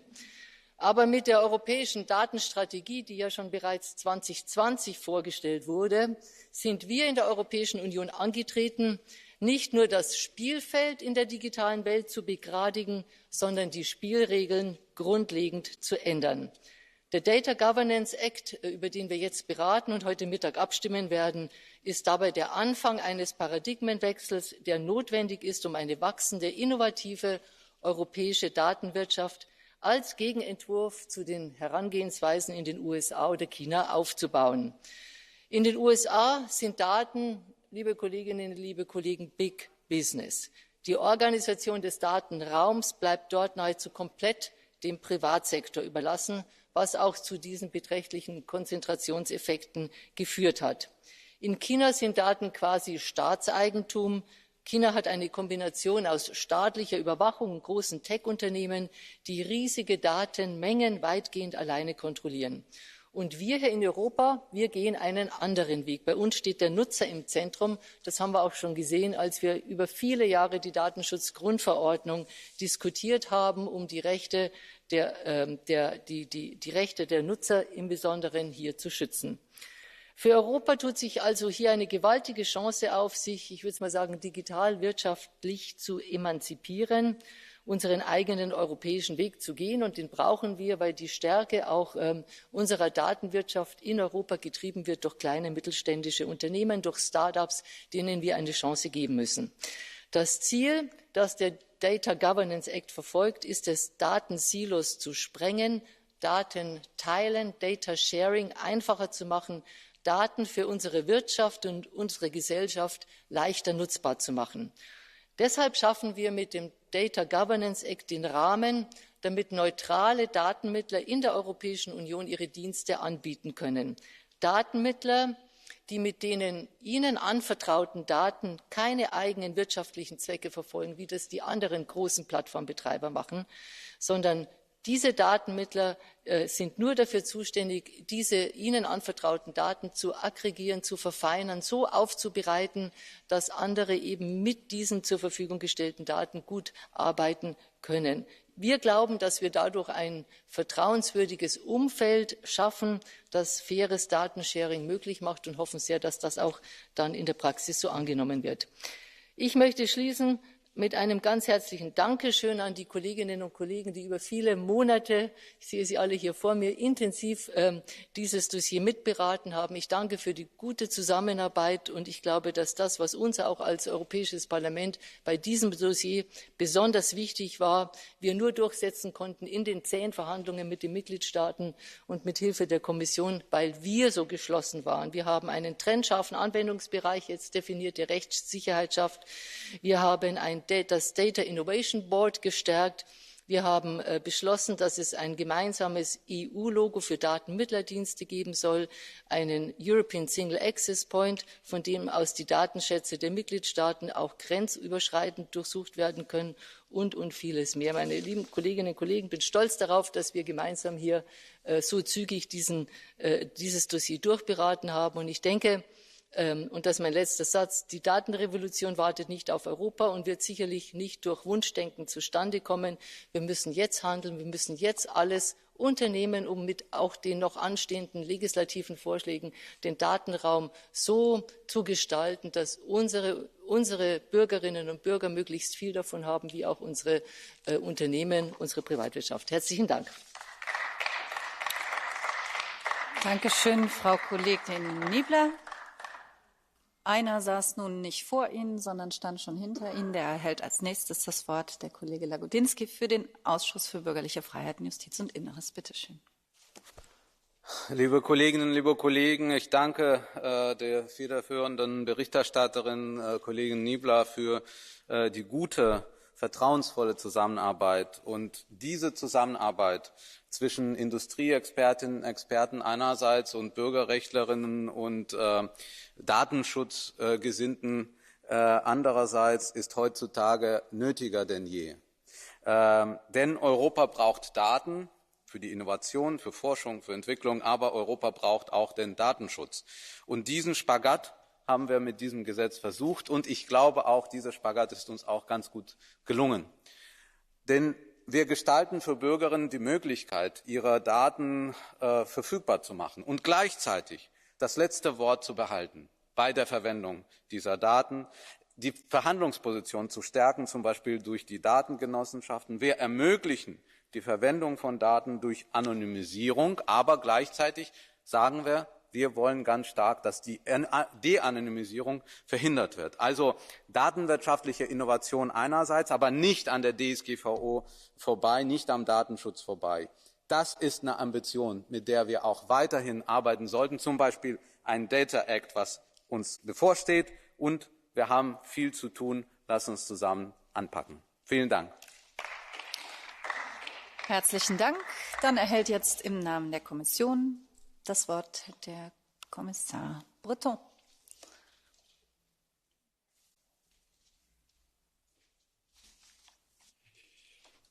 Madame la Présidente, Mesdames et Messieurs les députés européens, je suis très heureux de pouvoir participer aujourd'hui au débat sur l'acte sur la gouvernance des données suite à l'accord de principe entre les colégislateurs et la Commission que nous avons atteint en novembre dernier. Alors, je voudrais tout d'abord remercier tout particulièrement Madame la rapporteure Angelika Niebler, chère Angelika, pour un travail absolument exceptionnel qui a été réalisé, ainsi que tous les shadow rapporteurs, Monsieur Gadowinski évidemment, et puis tous les shadow rapporteurs pour le travail excellent qui a été effectué sur ce dossier, et puis aussi sur l'efficacité et la rapidité de la conclusion des négociations. L'accord politique a été conclu en un peu plus d'un an après la publication de la proposition de la Commission et après seulement 2 trilogues politiques. C'est un résultat que je me permettais de souligner devant votre Assemblée. Cette initiative est la première pierre du cadre législatif qui a été annoncé dans le cadre de la stratégie des données et qui vise à faire en sorte que notre marché intérieur puisse anticiper mais aussi accompagner la révolution des données qui est devant nous. Il s'agit de bâtir en fait un véritable marché intérieur des données ouvert mais aussi souverain qui facilite un partage des données conformément à nos valeurs. L'Europe a les capacités d'être un acteur majeur dans la vague d'innovation qui va accompagner le développement de l'économie de la donnée industrielle. On sait que le potentiel est énorme pour l'emploi, pour les entreprises européennes et en particulier pour les petites et moyennes entreprises. D'ici à 2024, ce sont près de 175 zétabytes de données qui seront produites sur notre planète, c'est-à-dire 175 milliards de données. L'économie de la donnée, notamment des données industrielles, sera donc au cœur des transitions que nous vivons évidemment, vertes et numériques. Il s'agit donc d'organiser les conditions d'accès et de transfert des données afin qu'elles puissent circuler au sein du marché intérieur, mais aussi générer de la valeur, tout en garantissant un cadre de confiance pour leur utilisation. Et c'est tout l'enjeu de l'acte sur la gouvernance des données. Nous pourrons ainsi aider au développement d'espaces européens communs de données, en veillant à ce qu'un plus grand nombre de données soient disponibles et en renforçant aussi les mécanismes volontaires de partage des données. L'acte sur la gouvernance des données va donc renforcer la confiance indispensable pour le partage des données et réduira aussi le coût des transactions, d'une part en réglementant les intermédiaires de données neutres, ayant pour seule mission, j'allais dire, de mettre en relation ceux qui disposent des données et ceux qui veulent les utiliser, mais également en mettant en place des exigences en matière de réutilisation sécurisée des données protégées détenues par le public. En fournissant aussi un cadre pour les organisations altruistes qui veulent faciliter le partage des données pour le bien commun, et puis également en créant un comité européen de l'innovation dans le domaine des données sous la forme d'un groupe d'experts qui va favoriser l'émergence de normes d'interopérabilité intersectorielle. Enfin, et je conclurai par ça, en protégeant les données sensibles européennes contre tout accès illégitime, et notamment d'un gouvernement ou d'un pays tiers. Je tiens donc à remercier encore une fois le Parlement pour ce soutien dans ce premier acte. Je voudrais également souligner qu'en parallèle, nous avons également très bien avancé sur l'encadrement de l'utilisation des données par les plateformes dites gatekeepers, contrôleurs d'accès, au sein du DMA, qui a été récemment, comme vous le savez, conclu en trilogue. Ces deux textes constituent donc, je crois, une excellente base de coopération pour initier les discussions que nous allons avoir prochainement sur l'acte sur les données, le Data Act, que la Commission a présenté il y a quelques semaines. Mesdames et Messieurs les parlementaires, je vous remercie. Herzlichen Dank, Herr Kommissar. Für den Ausschuss für Binnenmarkt und Verbraucherschutz erhält dann das Wort der Kollege Gozzi. Merci. Une Europe innovante et souveraine est en train de rentrer sur la scène globale. Pour exploiter l'énorme potentiel des données, l'acte sur la gouvernance des données apparaît comme la solution la plus pérenne et la plus pertinente. En effet, nous devons favoriser et sécuriser les partages de données sans que personne n'y soit contraint. C'est ainsi que nous allons multiplier les opportunités transnationales pour nos citoyens, pour nos entreprises et pour les organisations altruistes qui font le bien commun. Avec les DGA, on va offrir un modèle européen et alternatif aux pratiques de traitement des données des grandes plateformes américaines ou du gouvernement chinois. Oui, chers collègues, nous allons reprendre les contrôles et nous allons créer un espace plus sûr qui permettra enfin aux acteurs européens d'accéder à un grand nombre de données. Cet accord final est le résultat d'un beau travail d'équipe et je veux ici remercier notre collègue Angela Niebler et le commissaire Thierry Breton. À nous maintenant de bâtir un marché de données non personnelles et d'établir des standards de référence qui vont, j'en suis sûr, rayonner partout dans le monde. Merci. Herzlichen Dank. Für den Rechtsausschuss erhält anschließend das Wort der Kollege Vázquez Lázara. Bitte schön. Muchas gracias, presidenta. Lo primero, empezar agradeciendo al comisario por su presencia hoy, por su propuesta y, sobre todo, al excelente trabajo de la ponente, de la señora Niebler, con quien, por supuesto, comparto la absoluta necesidad de nuestra Unión de disponer de una ley de gobernanza de datos.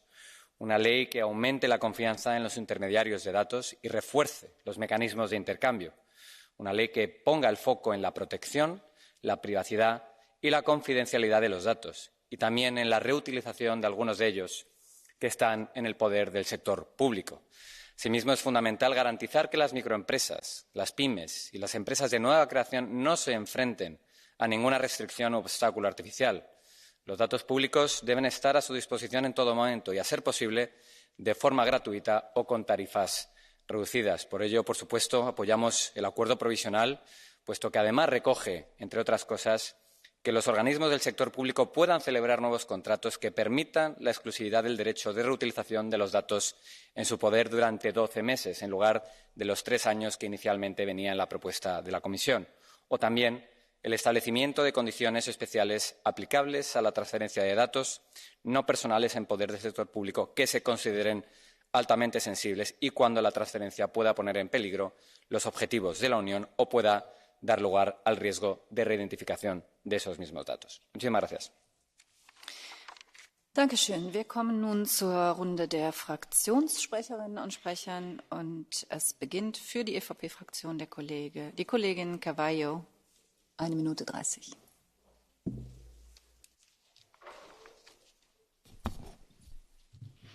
Cara Presidente, caro Comissário, caros colegas, começo por cumprimentar a relatora, Angélica Niebler, pelo excelente trabalho produzido neste relatório.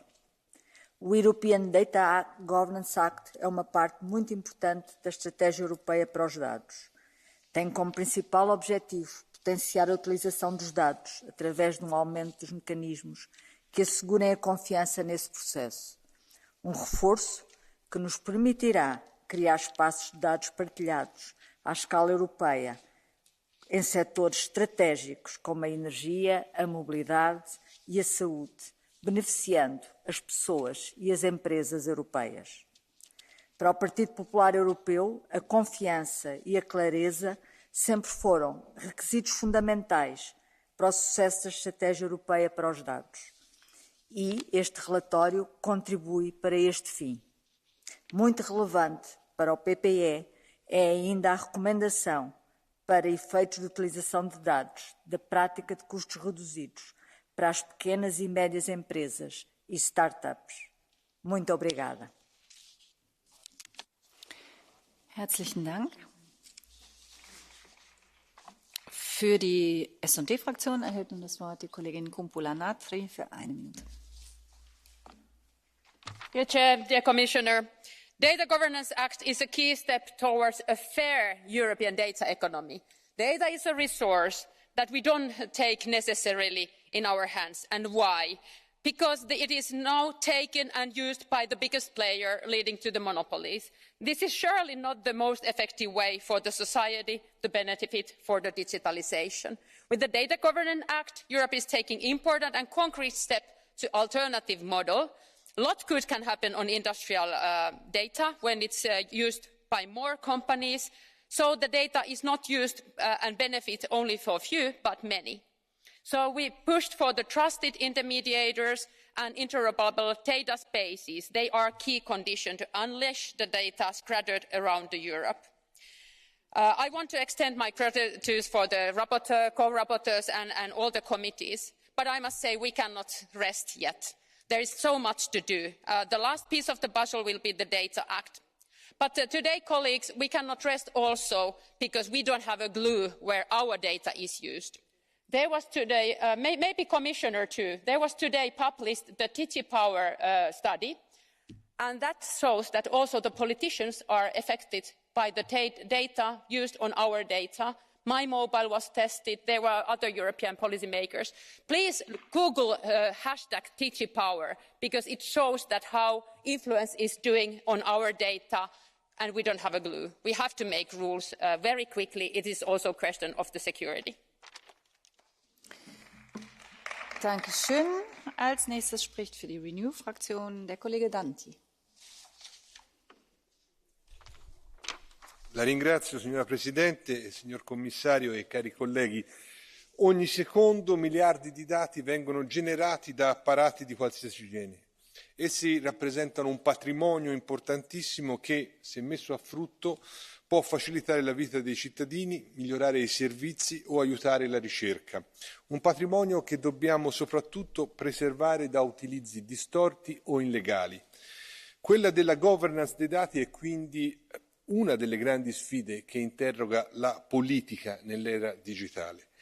Abbiamo lavorato nei mesi scorsi come Parlamento prima, e voglio ringraziare la collega Niebler, relatrice di questo provvedimento, assieme al Consiglio poi, e grazie alla mediazione importante della Commissione e al commissario Breton, abbiamo lavorato, dicevo, per dotare l'Europa di uno strumento giuridico che ci consenta di regolare la condivisione dei dati, anticipando i nostri partner e guidando la partita in questo campo. Dati che stanno alla base dello sviluppo dell'intelligenza artificiale, dell'economia del domani.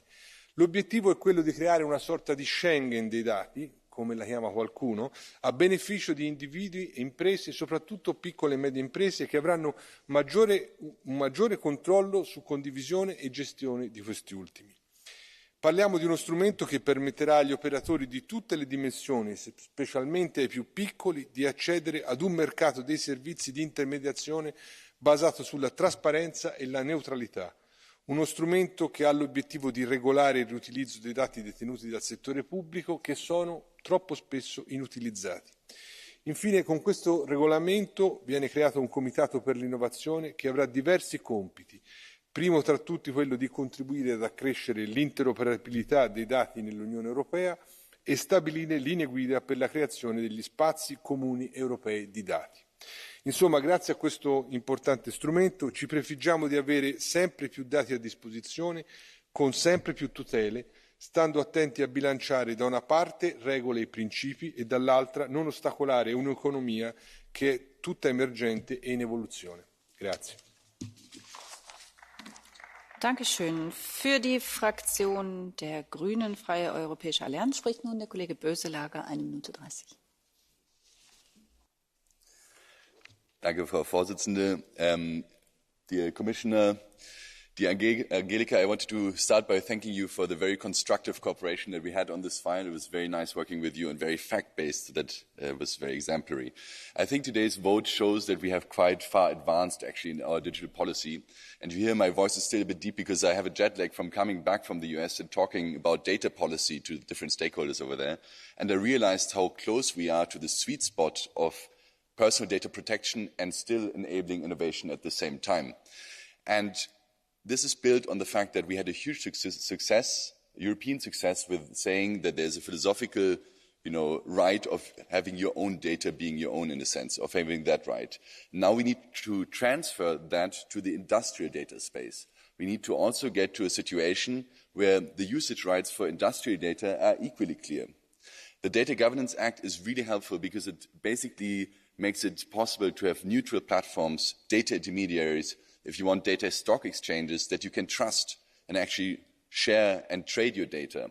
And then when we get to the Data Act, I think we have the obligation to ensure that basically what we learned from GDPR, we are now applying to the industrial data space in clarifying who is able to trade co-generated data sets. And the whole idea behind this is that we can really unlock the innovation potential that we have in our startups, that we have in our industries, with a lot of very innovative and new concepts and new business models that, as the Commissioner said, will create a lot of jobs. Thank you very much. Vielen Dank. Nächste Rednerin für die ID-Fraktion ist die Kollegin Lizzi. 2 Minuten. Grazie Presidente, signor Commissario, cara relatrice e colleghi. Il 10 dicembre 2021 è stato raggiunto un accordo politico sul Data Governance Act di cui sono stata relatrice ombra.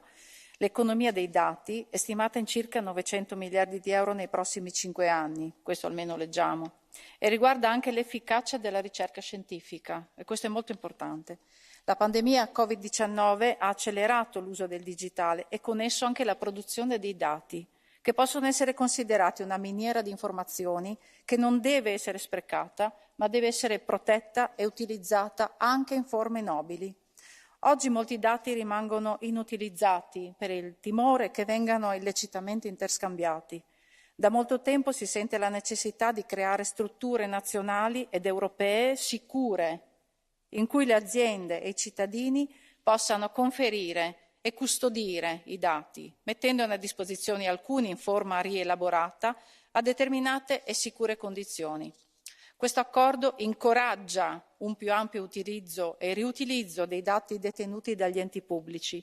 Ciò deve essere ottenuto utilizzando ambienti di elaborazione sicuri e tecniche di anonimizzazione come la privacy differenziale e la creazione di dati sintetici.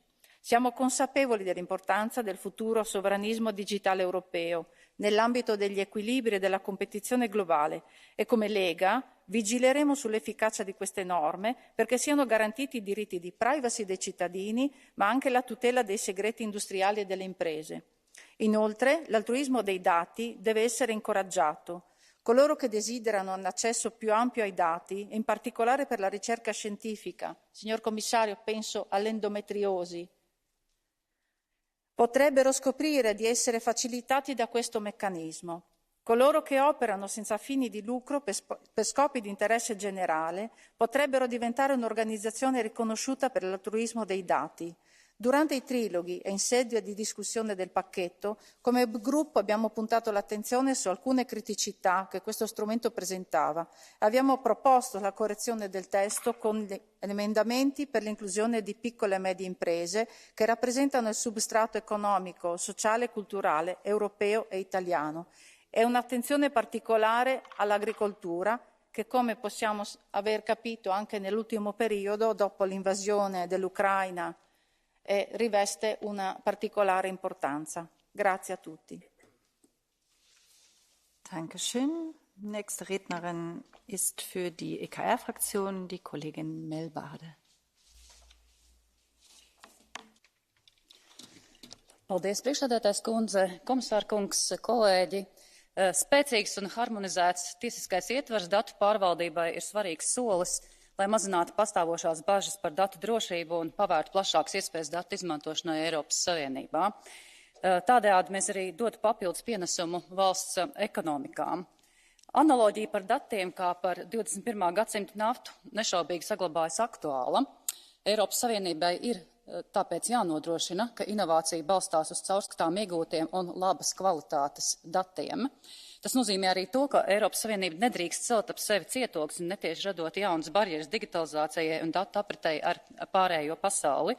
Tieši starptautiska sadarbība ir bijusi šī reģiona vēsturiskā veiksmes formula, un šādai pieejai ir jāturpinās un arī jāveicina digitālo ekonomiku.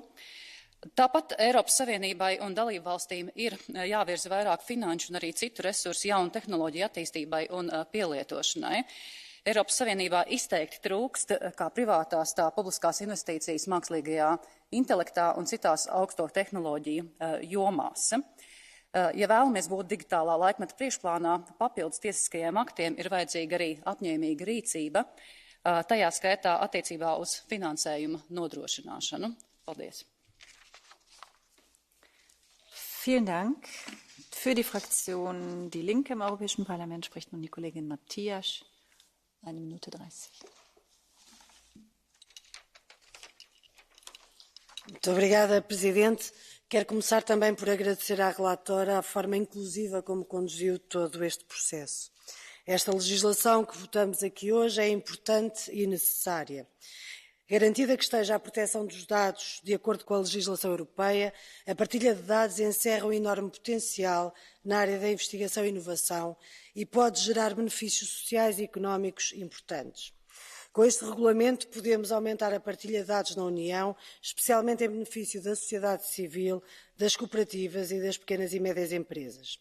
Mantemos, no entanto, algumas reservas relativamente ao texto final. A partilha de dados relativos a trabalhadores, que na versão do Parlamento tinha sido eliminada, desapareceu agora do acordo. O conceito de interesse geral no campo do altruísmo de dados ou a partilha de dados com países terceiros ficou ainda mais indefinido. A monitorização de todos os processos, que era garantida pelas agências e instituições públicas, é agora entregue a privados. Caminhamos cada vez mais para um modelo de governação que, no nosso entender, não protege os interesses fundamentais dos cidadãos da União Europeia. No entanto, esta é uma proposta importante, como disse, e por isso, porque o acordo final ficou aquém da posição do Parlamento, iremos abster-nos. Muito obrigada. Herzlichen Dank. Und jetzt erhält das Wort als fraktionsloser Abgeordneter der Kollege Schala-Barosch für 1 Minute. First of all, thank you, Frau Niebler. The Data Governance Act claims to help exploit the potential of the data economy by facilitating the availability of large amounts of data for emerging technologies such as artificial intelligence. The proposal is the first concrete step towards promoting the technological sovereignty of the EU by creating the legal framework for the voluntary sharing of data. The launch of the domestic data economy and the development of the digital ecosystem, including the data economy ecosystem, are the matter of greatest importance. The Hungarian government seeks to encourage the disposition and activation of private data assets through the transfer of international good practices and the awareness of the interest of the stakeholders, which results in increased international competitiveness of the Hungarian and European data economic system. I would like to thank you for the great effort of the rapporteur for achieving a reasonable and balanced text which serves the interest of an efficient data asset management both in Europe and Hungary. Thank you so much. Dankeschön. Nächste Rednerin ist die Kollegin Majdel für 1 Minute. Thank you, Chair. Commissioner, Rapporteur, dear colleagues. It is very often said, and we often hear people saying that data is the new oil. But in a way, this comparison is not very accurate. We all generate data. Data can be shared, can be used, can be reused, and it can create value and different types of values. This is why I think that the DGA will help ensure that all areas of society benefit from this data. And of course, we need trust and fairness that underpin the exchange, but also the flow of data. I think this act will enable the reuse, most importantly, of public sector data that will help us tackle some of the biggest challenges before us, be it environmental, be it health, or in the energy sector. But this act will only work if, as a European Union, we manage to build a coherent digital strategy, one where AI, data, crypto, semiconductors, and many other features work together to improve the global competitiveness, both for businesses, but also for society. Thank you. Dankeschön. Nächste Rednerin ist die Kollegin Kaili für 1 Minute. Thank you, Ms. President, dear Commissioner, dear colleagues. First, I would like to thank Angelika Liebler and the shadow rapporteurs for successfully negotiating such a swift and strong agreement. Data is the core value of the digital economy, and data are being generated constantly, so this value will continue to grow. And our mission is to protect our data and ensure we have a secure and fair framework for data sharing, access and reuse, and also based on trust. Our aim is to introduce also neutrality obligations for marketplaces and to boost data altruism, and I think this has been succeeded by giving us also more control of our data. The DGA is a decisive step towards breaking data silos in Europe and in a human-centric way, facilitate also data flows and data-driven innovation. But we must keep the same ambition to unlock the value of the Internet of Things, ensuring data portability and preventing unlawful data transfers outside the EU. We ensure that the ICT of the Parliament can check the mobile devices of all colleagues of politicians for malicious activity like Pegasus. We should ensure that this is a possibility that goes beyond the Parliament. It goes for diplomats, for activists, for journalists. I think, thank you, Commissioner, for all the work, and I think we can continue in this target. Thank you. Dankeschön. Nächste Rednerin ist die Kollegin Gese für 1 Minute.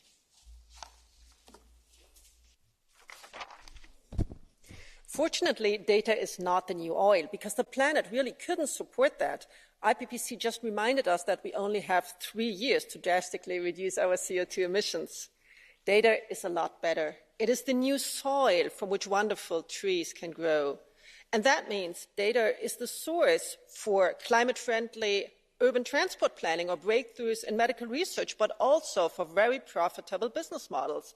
And this is why it is so important that we now establish rules to ensure that our non-personal data can be used for the common good and does not fall prey to a handful of dominant players, as is today the case for personal data.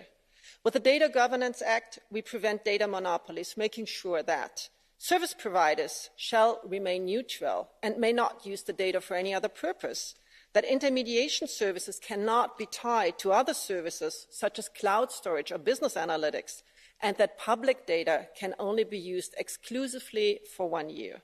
Let's make sure that many beautiful trees can grow from this wonderful soil. Dankeschön. Nächste Rednerin ist die Kollegin Miller, 1 Minute 30.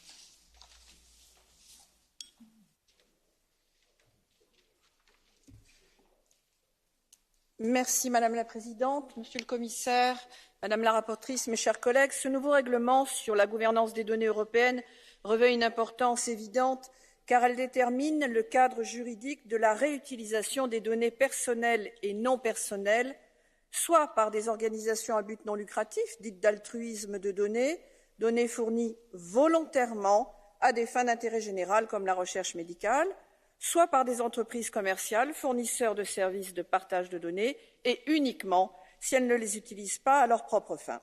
Alors il est clair que l'Union européenne, qui a pris un retard considérable dans ce domaine par rapport aux USA et la Chine, doit se doter des moyens pour permettre d'imposer ses propres systèmes de gestion, d'utilisation et de protection des données des particuliers, des administrations comme des entreprises de chaque État. Dès lors, nous aurions tendance à soutenir ce premier pas vers une harmonisation des règles. Mais le dispositif est fragile, car si les données réutilisables sont censées être anonymisées, il n'en demeure pas moins que l'UE choisit encore une fois la voie de l'ouverture et de la concurrence, empêchant toute souveraineté nationale sur les données vitales à chaque État. Quant au volontariat Il n'existera que le temps de ce premier projet car se posera rapidement la question des relations avec toutes les structures publiques ou privées qui ne participeront pas au partage des données, certaines ayant été échaudées par l'exemple du fiasco de Gaia X, projet européen passionnant qui s'est ouvert à des entreprises ayant travaillé avec la CIA ou la NSA. Alors si nous soutenons évidemment la démarche générale et malgré le règlement sur la protection des données, nous sommes désolés, nous nous abstiendrons sur ce dossier. Merci beaucoup, Madame. Dankeschön. Nächster Redner ist der Kollege Złotowski für 1 Minute.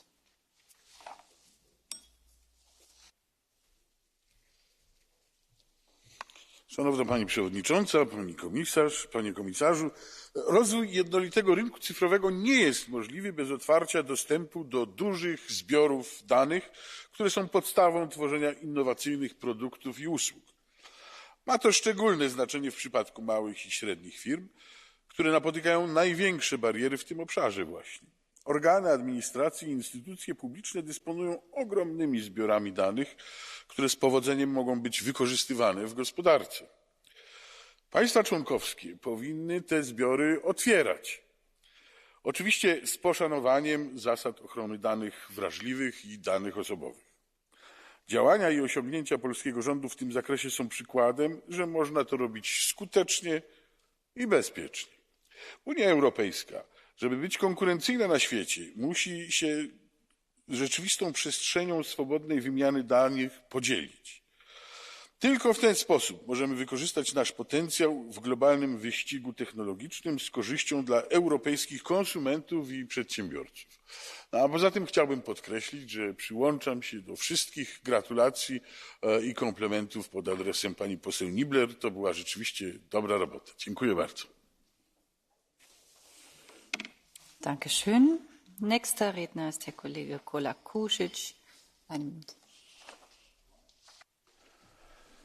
Poštovani kolege, poštovani građani, osobni podaci i obiteljski život, zdravstveno stanje pojedinca su njegova velika i osobna vrijednost. Mi umjesto potpune zabrane i potpune zaštite osobnih podataka, prvenstveno medicinskih podataka, mi sada te iste podatke činimo trgovačkom robom. Potpuno smo promijenili smjer kojim smo išli ranije, prihvatili smo smjer Sjedinjenih Američkih Država gdje je apsolutno sve trgovačka roba. Ovaj put će nas odvesti u svijet koji će biti puno gori od svijeta Orwellove 1984. i Matrixa zajedno. Ovo trgovanje medicinskim podacima omogućit će proizvodnju izrazito specifičnih bioloških oružja, koji svi građani svijeta će moći uzeti određeni proizvod, a samo određeni će umrijeti. Hvala. Dankeschön. Nächster Redner ist der Kollege Bușoi, 1 Minute 30. Thank you, dear colleagues, cher comisar, I will speak in Romanian. Aș vrea să-i mulțumesc, să-l felicit pe comisarul Thierry Breton pentru inițiativă și să o felicit, să-i mulțumesc doamnei Angelika Niebler și echipei de negociere a Parlamentului pentru rezultatul excelent și pentru închiderea cu succes a acestor negocieri. Am avut onoarea ca președinte ITRE să conduc o parte dintre aceste triloguri și acordul final pe care îl votăm astăzi este extrem de valoros și este un pas esențial în cadrul strategiei europene de date. Noile reguli privind partajarea datelor vor pune bazele unui schimb de date just pentru a promova o economie a datelor echitabilă și eficientă în Europa, în care oamenii și companiile pot avea încredere, marcând primul pas către o Uniune Europeană a datelor.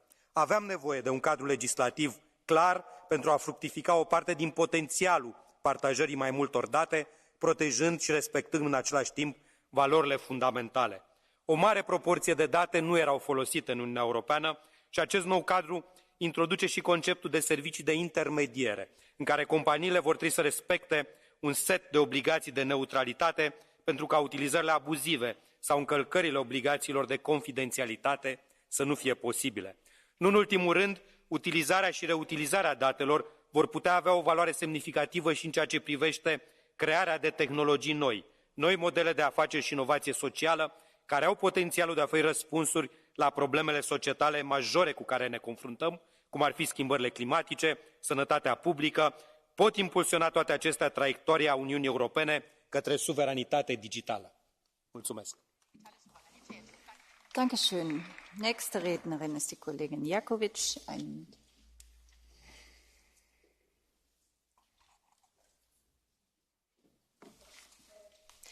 Over the last few years, digital technologies have changed the way we work, the way we fight disease, the way we use public services. Data is at the core of this transformation. Data Governance Act is Europe's chance to deliver on the promise of the data-driven innovation and to create a single European data space in which data flows without barriers. We can deliver on this promise by ensuring that data sharing is rooted in European values and the highest level of data security and privacy. The ultimate political goal of this act must be to empower individuals and to respond to their repeated calls to have more control over the use and sharing of personal data. Europe needs to continue building a data governance framework that promotes innovation, celebrates diversity, and upholds social justice. Thank you. Vielen Dank. Als nächstes spricht der Kollege Bourgeois. 1 Minute. Dank u wel, voorzitter, commissaris, collega's. Ik hoor onze ondernemers al 10 jaar klagen over het gebrek aan data. En onze achterstand tegenover de Verenigde Staten en China in zaken toegankelijke data is inderdaad gigantisch. En dit is nefast. Nefast voor ons ondernemerschap, voor onderzoek, voor innovatie, voor onze competitiviteit, voor onze welvaart en voor onze Europese waarden. En in die zin heeft de Europese Unie dus nood aan een data-economie. En deze verordening is een goede stap, een stap in de goede richting. Mijn dank en felicitaties gaan naar de rapporteur en alle die er aan meegewerkt hebben. En de EU moet op dat elan doorgaan, collega's, met respect voor onze privacy, maar ook zonder enige zweem van protectionisme.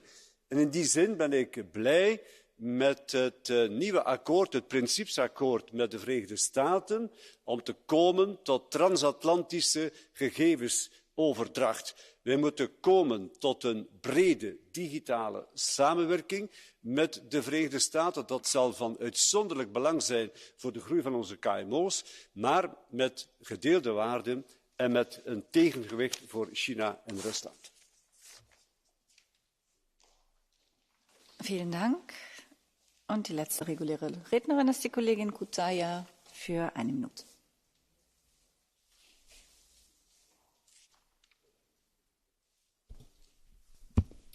Grazzi President, Sur Kummissarju, kollegi. Id-data hija waħda mill-aktar komoditajiet ta' valur ta' żminijietna, b'applikazzjonijiet wiesa mill-ambjent sas-saħħa mit-trasport għat-turiżmu. Minkejja dan l-Ewropa ma kellix qafas ċar li jippermetti l-użu ta' element tant kruċjali fis-soċjetà diġitali. L-armonizzazzjoni tal-imaniġġjar tad-data fl-Unjoni Ewropea li taffaċilita l-operabilità fost is-setturi kollha hija kruċjali. Għalhekk l-att dwar il-governanza tad-data huwa wieħed mill-ewwel passi konkreti biex tiġi appoġġjata bil-fatti il-qalba fis-settur diġitali. Il-partijiet kollha konċernati jridu jkunu involuti f'dal proċess b'attenzjoni speċjali lin negozji żgħar u medji. Ninsab fiduċjuża ferm li din liġi se tagħmel il-ħajja aktar faċli għan negozji żgħar u ġodda li jixtiequ jisfruttaw bisħieħ il-potenzjal tagħhom fil-qasam tad-data anke b'kundizzjonijiet aktar favorevoli. Issa rridu nkomplu naħdmu biex id-diċenju diġitali jsir aktar inklusiv. Ukoll biex noħolqu ambjent ta' serħan il-moħħ fejn id-data tintuża biex jiġu indirizzati l-aktar sfidi imminenti tad-dinja bħalissa. Grazzi. Dankeschön. Wir kommen jetzt zum Catch-the-Eye-Verfahren. Es liegen mir 2 Meldungen vor, die dann auch beide das Wort erhalten. Und zwar zunächst die Kollegin Klun und danach die Kollegin Pereira. Bitte schön. Yes, thank you, Chair. And this Act will unlock the potential of data. It's so important to do so, but we must also protect individual rights. And that's the balance that this Act will facilitate. We need to establish structures within which you can share data, but both personal and non-personal. And data has a real value, and not just a monetary value, but a value in that it can solve problems and the challenges in medicine, in healthcare, in industry, in tackling climate change, in delivering better and more effective public services. And trust is so important. Trust from our citizens that their identity will be protected and that the data will be used in an effort to further enhance society's needs. And that trust will come from the legal certainty that this Act brings, from the Data Innovation Board and the safe transfer of data across borders. Make data sharing easier and remove the silos and make it available to individual sectors. And as a member of the BECA committee that recently produced its report on the healthcare area and in tackling cancer, the need to have access to data and to share data in a de-anonymised fashion came up time and time again, and that's reflected in the report. So this is a positive step for that sector, and I think it's an act that we can all be proud of. Dankeschön. Und nun die Kollegin Pereira, bitte. Obrigada, Presidente. A proposta apresentada suscita várias dúvidas e preocupações que não nos permitem acompanhá-la. Enumero apenas algumas que não estão devidamente salvaguardadas. A tendente digitalização do direito administrativo e o sequente desenvolvimento da interoperacionalidade dos sistemas, permitindo a interconexão de bases de dados de livre acesso ou com diversos níveis de acesso, pode constituir um risco associado à concentração de dados, que em geral deve ser evitada, que podem comprometer o direito à proteção dos dados pessoais. A partilha de dados entre empresas mediante remuneração, numa lógica mercantilista dos dados pessoais, é contrária ao princípio de olhar para os dados pessoais como um prolongamento da personalidade humana, subtraída a quaisquer formas de comercialização, que visa legitimar práticas hoje ilícitas e nulas juridicamente. A necessária garantia do consentimento em qualquer comunicação de dados pessoais deve ser devidamente acautelada e a introdução de uma pretensa figura de um intermediário de partilha de dados pessoais suscita razoáveis dúvidas quanto à sua independência e responsabilidade civil. É a preservação do interesse do indivíduo e não das grandes multinacionais que deve nortear estas iniciativas. Obrigada. Vielen Dank. Die Aussprache ist damit geschlossen. Die Abstimmung findet heute statt. Die Aussprache ist noch nicht geschlossen. Nein, Entschuldigung. Entschuldigung, natürlich erhält der Kommissar Breton das Wort. Sorry. Als alte Parlamentarierin habe ich nur die Abgeordneten beachtet. Danke sehr. Madame la Présidente, Mesdames et Messieurs les députés, d'abord je voudrais vous remercier chaleureusement pour ce débat sur l'acte pour la gouvernance des données. Son adoption est une réalisation majeure. Je remercie vraiment le Parlement pour la coopération et pour avoir assuré une avancée rapide sur ce dossier clé. Merci, chère Angelika, pour un travail absolument remarquable qui a été mené évidemment dans un temps qui est un temps dont je tiens à souligner qu'il a été réduit et que c'est très important par rapport aux besoins et aux ambitions que nous avons sur ce texte. C'est important pour les entreprises, c'est important pour les particuliers. Le règlement va faciliter le partage des données, on l'a dit, dans l'ensemble de l'Union européenne, entre tous les secteurs, afin de créer de la richesse, évidemment, pour tout le monde, pour la société, pour les individus, d'accroître le contrôle aussi et la confiance des citoyens et des entreprises à l'égard de leurs données. Il va offrir aussi un modèle européen alternatif aux pratiques de traitement des données des grandes plateformes technologiques. Et nous allons désormais concentrer évidemment nos efforts maintenant sur la suite, c'est-à-dire sur la proposition de l'acte sur les données, ou le Data Act, que la Commission a présenté en février, je l'ai dit tout à l'heure, et dont l'objectif est véritablement le déverrouillage des données industrielles, si je puis m'exprimer ainsi. Au cœur de la loi sur les données sont évidemment les données générées par les produits connectés. Nous tentons de répondre à la question qui pourra accéder et valoriser ces fameuses données générées par l'usage et par le fonctionnement même du produit, le fournisseur de produits ou l'utilisateur, le client final, La loi sur les données offre la possibilité aux utilisateurs, les consommateurs et les entreprises de choisir celles auxquelles ils veulent accéder eux-mêmes et celles qu'ils acceptent de partager. Ça va faciliter évidemment la concurrence, mais aussi surtout l'innovation, et essentiellement dans les marchés de l'aval. Avec la loi sur les données, nous remettons les entreprises et les citoyens européens au cœur du dispositif, la maîtrise même de leurs propres données. Nous proposons une protection des PME contre les dispositions contractuelles abusives, notamment dans les contrats portant sur l'échange des données. On l'a vu, ces abus bien trop souvent réalisés par les grandes plateformes. Nous créons aussi un cadre pour l'accès aux données d'entreprise à des fins d'intérêt public dans les situations exceptionnelles, par exemple en cas d'urgence publique.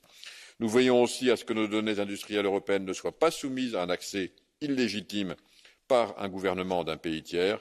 C'est un système sur lequel le législateur s'est accordé du reste dans le cadre du Data Governance Act. C'est un élément clé de notre souveraineté numérique. Ce nouveau cadre générera pas moins de 270 milliards d'euros pour le PIB européen d'ici à 2028, d'après les experts, et avec cette proposition, je crois que nous pouvons dire également que nous sommes précurseurs dans le monde. Vous pouvez évidemment compter sur moi pour travailler avec vous, et notamment avec la rapporteure, Madame Pilar del Castillo, et évidemment tous les shadow rapporteurs. Je vous remercie. Herzlichen Dank, Herr Kommissar. Zum Abschluss der Debatte erhält natürlich die Berichterstatterin noch einmal das Wort. Liebe Frau Niebler, Sie haben das Wort. Vielen Dank, Frau Präsidentin. Ein herzliches Dankeschön auch an alle, die sich an der Aussprache heute beteiligt haben. Und ich möchte meine 2 Minuten auch noch mal zum Danke sagen nutzen. Lieber Herr Kommissar, cher Monsieur le Commissaire, cher Thierry Breton, merci beaucoup pour tout ce que vous avez fait aussi pour présenter ce draft. Et vous êtes une honest broker also during our debate. Und dann möchte ich mich bei den Kolleginnen und Kollegen noch mal bedanken, bei den Schattenberichterstattern. Es hat viel Freude gemacht, hier an diesem Dossier gemeinsam zu arbeiten. Danke auch den Kolleginnen und Kollegen der mitberatenden Ausschüsse. Auch da ist viel Input geliefert worden, der sehr hilfreich war für dieses Dossier. Und auch noch mal all denen, die sich jetzt heute hier im Plenum geäußert haben, ein herzliches Dankeschön. Auch unserem Vorsitzenden des Industrieausschusses, Christian Buser, möchte ich danken, der ja auch die letzte Verhandlungsrunde so geleitet hat, dass wir spät nachts zum Abschluss kamen. Für mich ist noch mal wichtig zu betonen, es ist von einigen Kollegen angesprochen worden, dieser Data Governance Act ist ein Puzzlestück in einem großen Puzzle, an dem wir zurzeit arbeiten. Data Act, die KI-Gesetzgebung, all das wird ja kommen, ist in der Beratung. Ich glaube, wichtig war, die Balance richtig zu finden zwischen zum einen Daten nutzbar machen, aber auf der anderen Seite eben den Datenschutz auch hochzuhalten. Da war ich sehr dankbar auch für Anregungen von Kollegen Sergej Lagodinsky, Damian Burselager und vielen anderen, die das auch immer wieder betonten. Ich glaube, wir haben echt die Chance, ein Schengen für Daten zu machen. Auch das ist angesprochen worden.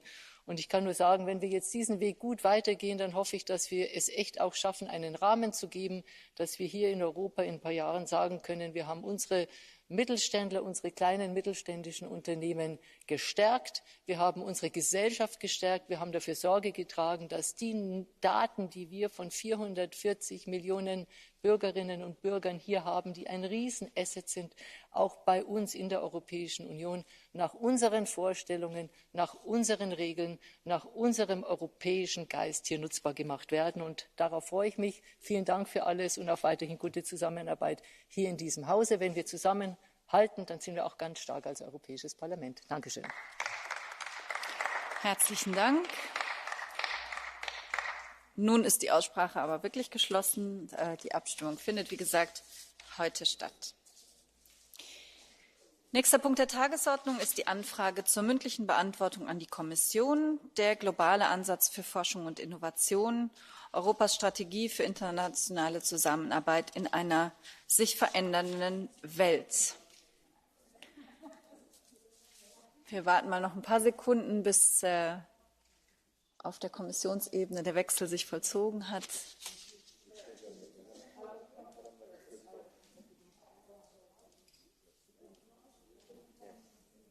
Und dann darf ich das Wort erteilen als Verfasser, Herrn Kollegen Buschoi. Dankeschön. Thank you so much, dear President, dear Commissioner Maria Gabriel, dear colleagues. The European Parliament welcomes the Commission communication on a global approach to research and innovation Europe's strategy for international cooperation in a changing world. We recognise that this strategy enables the Union to take a leading role in supporting international research while facilitating global responses to global challenges. We also recognise here today that science and innovation are part of the same system and that global cooperation needs to account for all aspects of the knowledge value chain. Furthermore, we should work to align our global approach to research with the Union's industrial strategy and European Green Deal. Research and innovation are drivers for prosperity, for the economic and sustainable growth. While international cooperation in research and innovation was already taking place in a transformed global landscape underlined by geopolitical tensions, at the same time of negotiating of this oral question and motion for resolution, the invasion of Ukraine by the Russian Federation had not yet taken place. I am well aware that we are presenting this oral question and later on voting on a motion for resolution during a very challenging point in time. Recent events in Ukraine have amplified these geopolitical tensions further. We strongly condemn the Russian aggression and stress that a stronger research and innovation cooperation with Ukraine should be established while stopping relations with the Russian Federation and its entities. It is all the more important to ensure that association agreements to Horizon Europe are signed with non-new countries and territories. Those should be with those entities that are committed to a rules-based open market economy backed by properly functioning democratic institutions and guaranteeing respect for human rights while upholding appropriate standards of intellectual property rights. The preservation of academic freedom and the autonomy of institutions in Europe and third countries has become more important than ever in the past, and of course it is extremely important for the good cooperation in research and innovation. The proposed strategy aims to promote rules based on multilateralism, reciprocal openness and shared fundamental values with third countries in order to deliver innovative solutions to green, digital, health and innovation challenges. As previously mentioned, it is essential that these partnerships are based on a level playing field and a respect for academic freedom while conforming to human rights and international law. In view of the above, we invite the European Commission kindly to answer to the following questions. Does the Commission recognise that academic freedom and institutional autonomy are under pressure both within the EU and globally? Does the Commission agree that academic freedom and institutional autonomy must be fully respected for the EU to credibly advocate for these principles worldwide? Will the Commission issue a proposal for the legal protection of academic freedom in the European Union? How will the Commission address academic freedom in new association agreements and promote respect for academic freedom in countries already associated to Horizon Europe? Does the European Commission agree that options should be explored to set up a European fellowship programme for researchers at risk? And finally, how will the Commission ensure reciprocity and a level playing field to accelerate sustainable and inclusive development and the transition to resilient, knowledge-based societies and economies in low and middle-income countries? Thank you so much, colleagues. I'm looking forward to the debate today. And of course, I would like to thank again the European Commission and Commissioner Maria Gabriel for the very good cooperation in the field of research and innovation. Thank you so much. Thank you. Herzlichen Dank. Dann darf ich für die Kommission das Wort Frau Kommissarin Gabriel erteilen. Merci beaucoup, Madame la Présidente, honorables membres du Parlement européen. Tout d'abord, merci beaucoup de la possibilité que vous nous donnez de discuter des questions aussi importantes qui vont de l'approche globale en recherche et innovation jusqu'à la liberté académique et les chercheurs en risque. Mais permettez-moi aussi de commencer par l'agression militaire de la Russie envers l'Ukraine que nous condamnons fermement. Nous condamnons avec la plus grande fermeté les meurtres et les violences commis envers les civils ukrainiens qui ont été découverts dans des régions que les troupes russes ont récemment quittées. Cette agression militaire représente également une atteinte grave à la sécurité et à la stabilité en Europe et dans le monde. C'est une attaque contre les valeurs élémentaires que sont la liberté, la démocratie, l'autodétermination, qui sont la base de l'expression culturelle, de la liberté et la coopération académique et scientifique. Et c'est pour cela que la Commission européenne a agi pour couper les liens scientifiques avec la Russie. Premièrement, la Commission ne s'engage plus dans des projets de coopération scientifique et d'innovation avec des entités russes sous le programme Horizon Europe, sauf exception, l'aide humanitaire en fait partie par exemple. Deuxièmement, pour les contrats existants sous Horizon 2020 et Euratom, tous les paiements ont été suspendus. Et hier, nous avons proposé aux États membres d'aller plus loin et de terminer les projets en cours avec des entités publiques russes. Les mêmes mesures s'appliquent pour les participations biélorusses.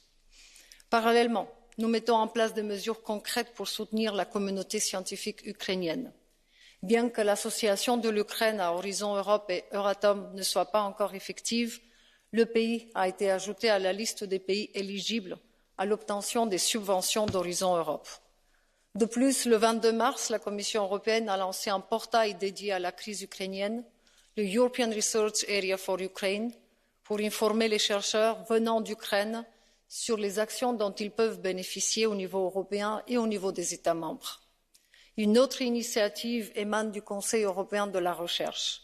Celui-ci demande à ses bénéficiaires d'offrir des emplois temporaires pour les scientifiques et le personnel de recherche réfugiés.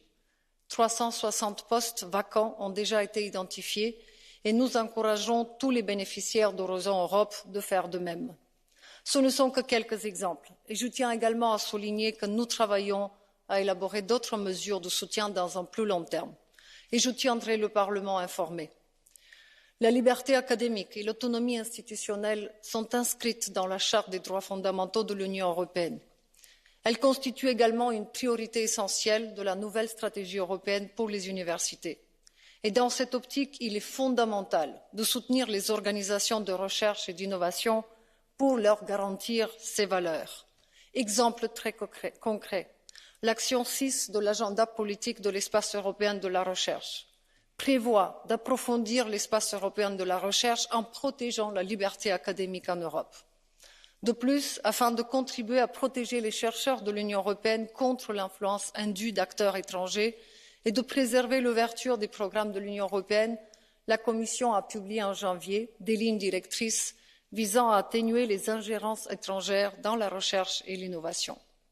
Concernant la coopération internationale, tout d'abord, je voudrais rappeler que notre approche globale pour la recherche et l'innovation se base sur ces valeurs communes. Si nous maintenons l'ouverture générale et le caractère ascendant d'Horizon Europe, cette ouverture elle est basée sur la réciprocité, des conditions de concurrence équitables et le respect des droits et valeurs fondamentaux. La conférence de la présidence française à Marseille au mois de mars a été l'occasion de s'accorder sur les valeurs à faire respecter dans notre action internationale. Et c'est dans ce contexte que nous avons lancé la préparation d'un dialogue multilatéral avec les pays tiers partenaires pour faire de ces principes la base de notre coopération. De plus, tous les accords d'association à Horizon Europe promeuvent le respect de la liberté académique, de la recherche scientifique, qui sont par défaut explicitement mentionnés dans le préambule des accords d'association. Je tiens à rappeler que 12 pays sont actuellement associés au programme cadre. Par ailleurs, 6 pays ont le statut de pays candidat à l'association et je confirme que des discussions exploratoires ont lieu avec 3 nouveaux arrivants à l'association. Concernant les pays à revenus faibles et intermédiaires, l'Union européenne s'appuiera sur la coopération en recherche et l'innovation pour les soutenir durant leur transition vers des sociétés et des économies résilientes et inclusives fondées sur la connaissance. Et dans la plupart des cas, l'Union européenne financera la participation aux actions d'Horizon Europe, soutenant ainsi le développement de leurs capacités de recherche et d'innovation. Cela se fait en synergie avec l'instrument de voisinage, de coopération au développement et de coopération internationale. En outre, la Commission coopérera avec ces pays dans le cadre de partenariats multilatéraux pour continuer ensemble à relever des défis mondiaux tels que le changement climatique, les atteintes à l'environnement, l'épuisement des ressources ou encore les maladies infectieuses. Pour conclure, je souhaite rappeler que la ligne directrice de notre approche globale pour la recherche et l'innovation est la suivante: aussi ouvert que possible, aussi fermé que nécessaire. Et nous continuerons à suivre cette approche. Merci à vous et je me tiens prête maintenant à réagir à vos commentaires et questions. Merci beaucoup. Vielen Dank. Wir kommen nun zu den Sprecherinnen und Sprechern für die Fraktionen und es beginnt für die EVP-Fraktion Herr Kollege Ehler. Madam President, dear Commissioner, colleagues, I think we all welcome the dedication of the Commissioner for Global Research Collaboration, in particular her realistic approach to it. And we should all understand if we have two strengths in Europe, it's the economy and it's innovation, our innovation capacity, and that is an issue we have to work on and we have to use for our global ambitions. But I would like to address two issues in this context. First of all, the academic freedom. In the communications, you say that to promote academic freedom is our game issue globally. However, how can we promote our academic freedom globally if the EU is not capable of protecting it at home? Europe does not have the legal means to protect the academic freedom effectively. The European Court had to rely on WTO regulations to declare Hungary's law against the Central European University illegal. That's not enough if we take academic freedom serious.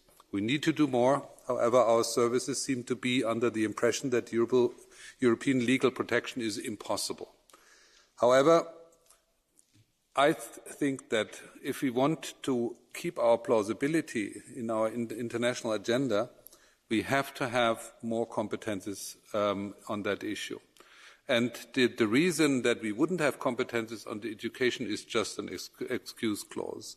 However, academic freedom is also a research policy issue, and there we can act. So my question is, would you, if the Parliament would bring forward a proposal to protect the academic freedom in Europe, support it by tabling or taking up a legislative proposal during your term in office? The second issue is, just shortly, is this question of control.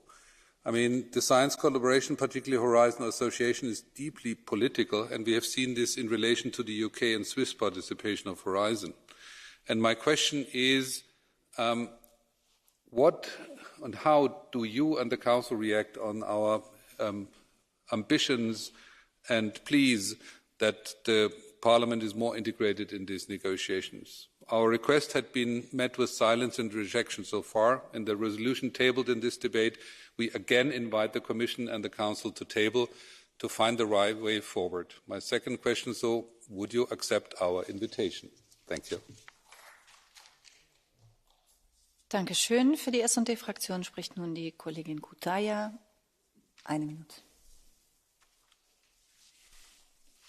Thank you, President, Commissioner, colleagues. The discussion on the European global approach to research and innovation comes during a historical period where the enhancement of cooperation in the scientific field can contribute to making the power of reason and knowledge prevail over weapons. A strong Europe that is a point of reference on research and innovation does not, however, happen overnight. It requires a long-term vision that aims not only to achieve strategic autonomy, which is very much urgent, but is also based on the assumption that global societal challenges such as climate change and health emergencies have no borders. Building bridges with the scientific communities of our partners and an extensive multilateral cooperation grounded in reciprocity are key to make our European R&I system as open as possible, as closed as necessary, and to support our values from academic freedom to gender equality. This is the reason why I urge the European Commission to develop an ambitious science diplomacy agenda that promotes the European soft power of research and innovation. Thank you. Dankeschön. Für die Renew-Fraktion erhält nun das Wort die Kollegin Dlabajová. 2 Minuten. Thank you, Madam Chair. Vážená paní komisařko, chtěla bych nejprve poděkovat předsedovi výboru ITRE a stínové zpravodajce naší frakce Suzaně Solis Pérez za skvělou práci, kterou odvedli při tvorbě tohoto důležitého usnesení. Usnesení, které bude definovat to, jak budeme v měnícím se světě přistupovat ke spolupráci se třetími zeměmi v oblasti výzkumu a inovací. Nemám absolutně žádných pochybností o tom, že musíme být vzájemně otevření, opírat se o vědecký pokrok a ctít základní hodnoty. Jedině tak z toho bude mít prospěch celá společnost. Poslední 2 roky nás naučili, že když dáme dohromady talent a odborné znalosti, dokážeme neuvěřitelné věci. Jedním příkladem mluvícím za všechny je spojení sil v boji proti pandemii COVID-19. To, co společně dokázal výzkum a průmysl v honbě za záchranou lidstva, bylo něco, co se navždy zapíše do učebnic. Navíc v těchto oblastech zcela jistě ještě nepadlo poslední slovo a další úspěchy budou následovat. Poslední 2 měsíce naopak nás naučili, že se neobejdeme bez spojenectví s důvěryhodnými partnery. Tuto spolupráci musíme dále rozvíjet a posilovat ve všech klíčových oblastech, jako je zdraví, změna klimatu, digitalizace, potravinová bezpečnost a tak dále. Výzkum a inovace v tom budou zcela jistě hrát zásadní úlohu. Na tomto místě si nemohu odpustit apel směrem ke komisi.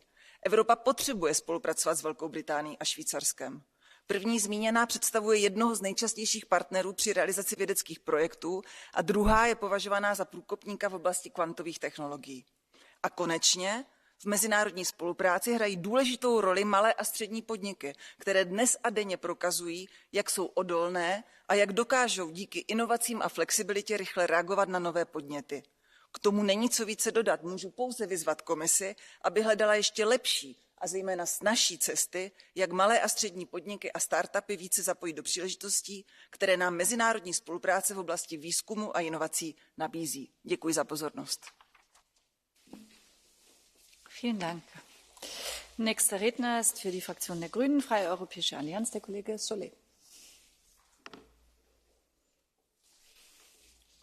Thank you, Madam President, dear Commissioner. Strengthening cooperation in research and innovation worldwide is essential in tackling together global challenges such as climate change, delivering innovative solutions to them, and fostering societal progress on a global scale. Reinforcing the EU's leading role in this field is therefore a key dimension to our international action. While joining forces with key non-EU partners with a strong R&I base, we have to join forces with them, but also at the same time, we need to scale up cooperation with other partners that maybe don't have such a strong base, but where research and innovation has a huge potential to accelerate sustainable and inclusive development, like, for instance, in Africa. To do so efficiently, we need to be as open as possible, but this should not apply at all costs. We have to remain as determined as necessary when fundamental values such as academic freedom, research ethics, gender equality, or international law provisions are at stake. In that regard, we are witnessing a dangerous trend where academic freedom becomes more endangered. We need further action to counter this tendency, and that is why we are proposing in our resolution that the Commission establishes a programme to support fellowships or stays for researchers that are currently at risk. Like this, we can tackle attacks to academic freedom while attracting talent into the EU. And finally, being open in our global approach to R&I has to be compatible with identifying and preserving our technological and scientific assets that are key to our strategic autonomy. Thank you. Dankeschön. Für die ID-Fraktion spricht nun die Kollegin Gancher. 1 Minute.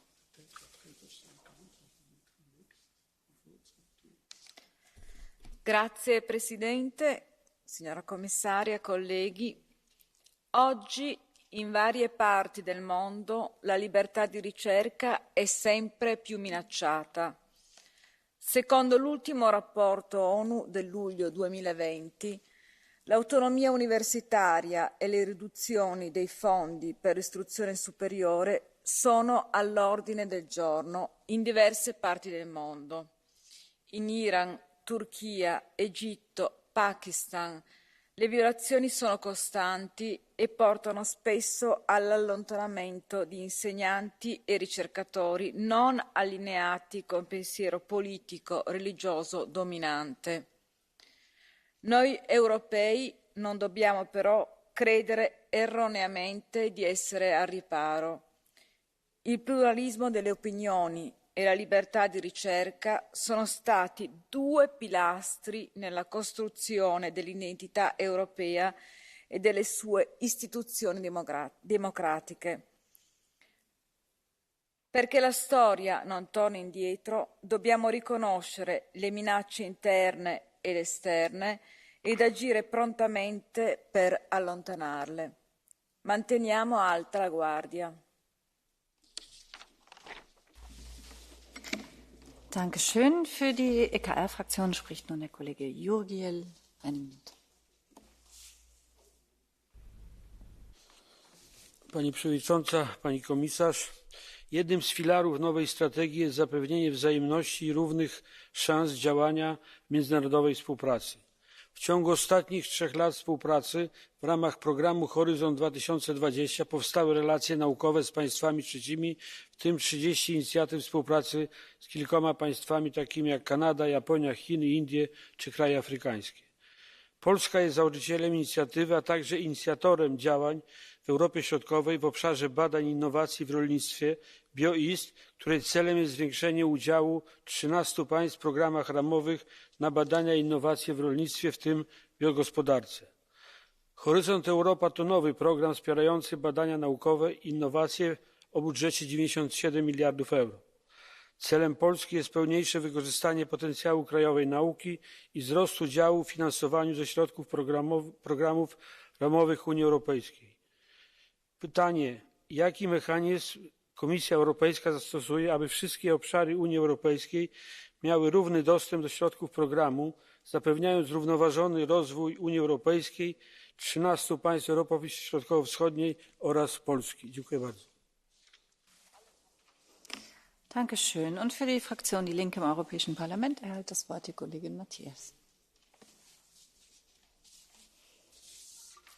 Muito obrigada, Sra. Presidente, Sra. Comissária.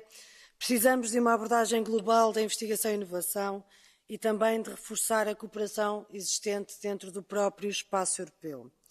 Este debate é associado sobretudo à liberdade académica e entendemos que essa liberdade não pode ser limitada. A liberdade académica, atualmente ameaçada em vários países, é essencial numa sociedade democrática. A ciência pode e deve ser uma ferramenta para a paz.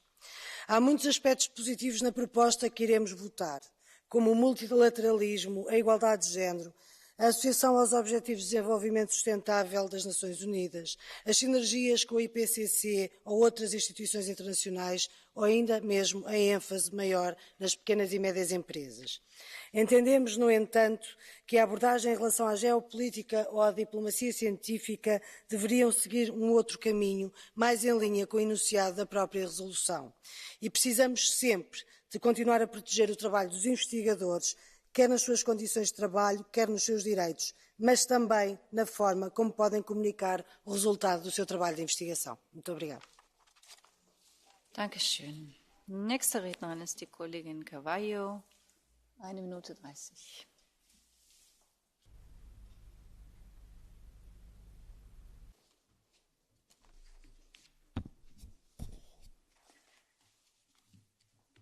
Obrigada, Presidente, cara Comissária, caros colegas. A cooperação é um dos fatores mais decisivos na investigação científica e na inovação. Cooperação entre cientistas, entre instituições, entre o setor público e o setor privado e entre países e regiões. Temos inúmeros exemplos do trabalho de colaboração científico à escala global. Para citar apenas um, que para mim tem um significado especial, posso referir o desenvolvimento no ano passado da primeira vacina contra a malária, um processo no qual a União Europeia esteve envolvida através de uma das parcerias do Programa Quadro de Ciência e Inovação. Contudo, a cooperação científica não pode ser incondicional nem unilateral. É essencial que os nossos parceiros partilhem connosco princípios e objetivos. E é essencial que a liberdade académica seja um facto em todos os países e regiões que colaboram connosco.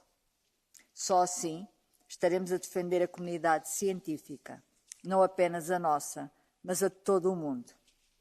Aproveito para deixar um apelo aos projetos envolvidos no Horizonte Europa, para que considerem acolher investigadores ucranianos que queiram trabalhar connosco na União Europeia. Muito obrigada. Dankeschön. Nächste Rednerin ist die Kollegin Toia. 1 Minute.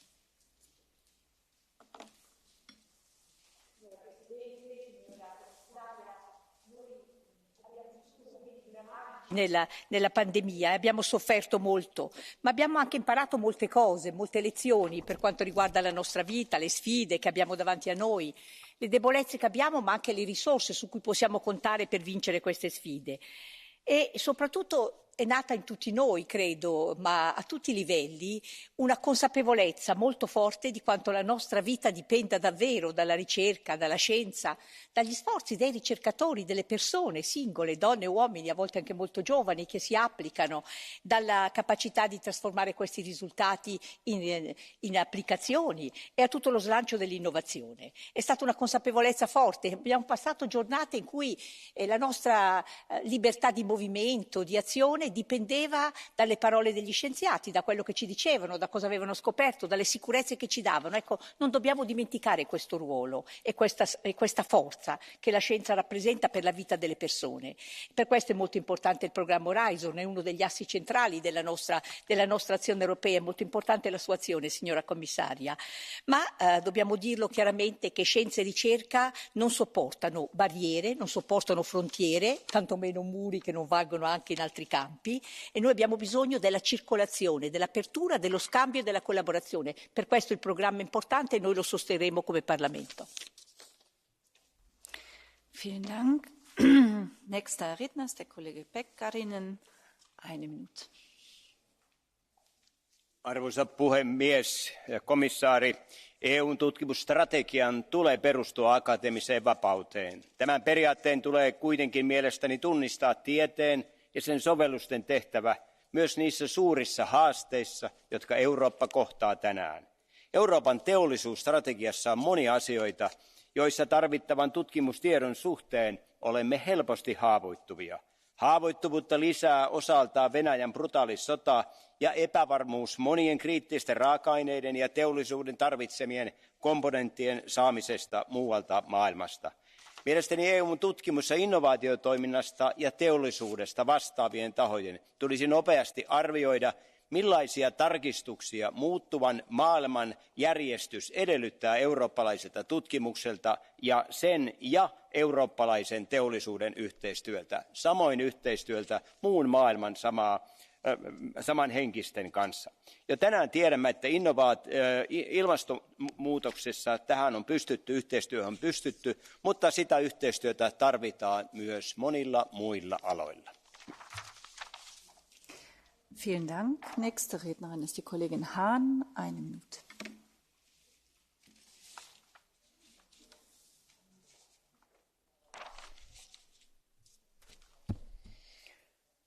Der Angriffskrieg von Putin auf die Ukraine macht die grüne Transformation der europäischen Industrie dringender als je zuvor. Und das hat natürlich auch Folgen für Forschung und Innovation, für das Arbeitsprogramm Horizon Europe und die internationale Zusammenarbeit. Die Abkehr von fossiler und nuklearer Energie, eine grüne Industriestrategie, ist jetzt natürlich auch ein dringender geopolitischer Auftrag. Und wir müssen uns auf neue industrielle Produktionstechnologien konzentrieren, auf Kreislaufwirtschaft, auf Recyclingtechnologie, auch um auf den Bedarf an kritischen Rohstoffen zu reagieren. Und wir wollen jetzt in Europa mit dem EU-Chip Act die Herstellung von Halbleitern unterstützen. Und das will jetzt auch die USA mit dem US-Chips Act. Wir brauchen gerade deshalb Foren der Kooperation bei Forschung und Innovation wie den Handels- und Technologierat TTC unter ausdrücklichem direkten Einbezug des Europaparlaments, liebe Kommissarin Gabriel, gerade auch zur Förderung einer wettbewerbsfähigen EU-Halbleiterindustrie. Nur in bestmöglicher Kooperation erreichen wir strategische Autonomie der EU mit nachhaltiger und wettbewerbsfähiger Industriepolitik. Vielen Dank. Dankeschön. Nächste Rednerin ist dann die Kollegin Pereira für 1 Minute.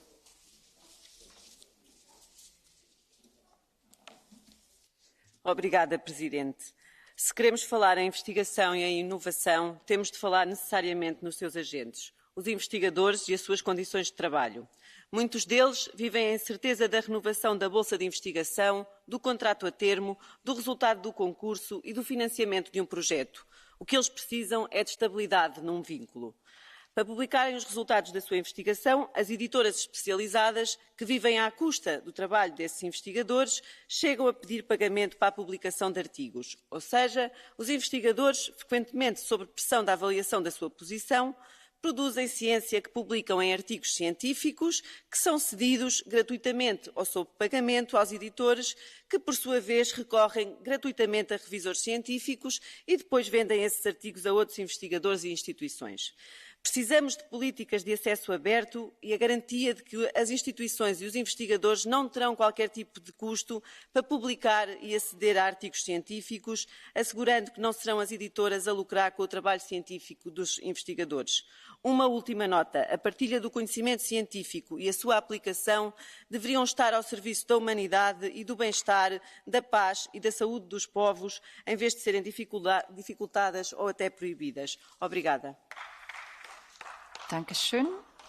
Nächste Rednerin ist die Kollegin Majdel. 1 Minute. Madam Commissioner, dear colleagues, today more than ever the world needs multilateralism, and so does innovation and research. Many of our challenges know no borders, be it pandemic, war, or climate change. And in the same way of thought, no man or a lab is an island.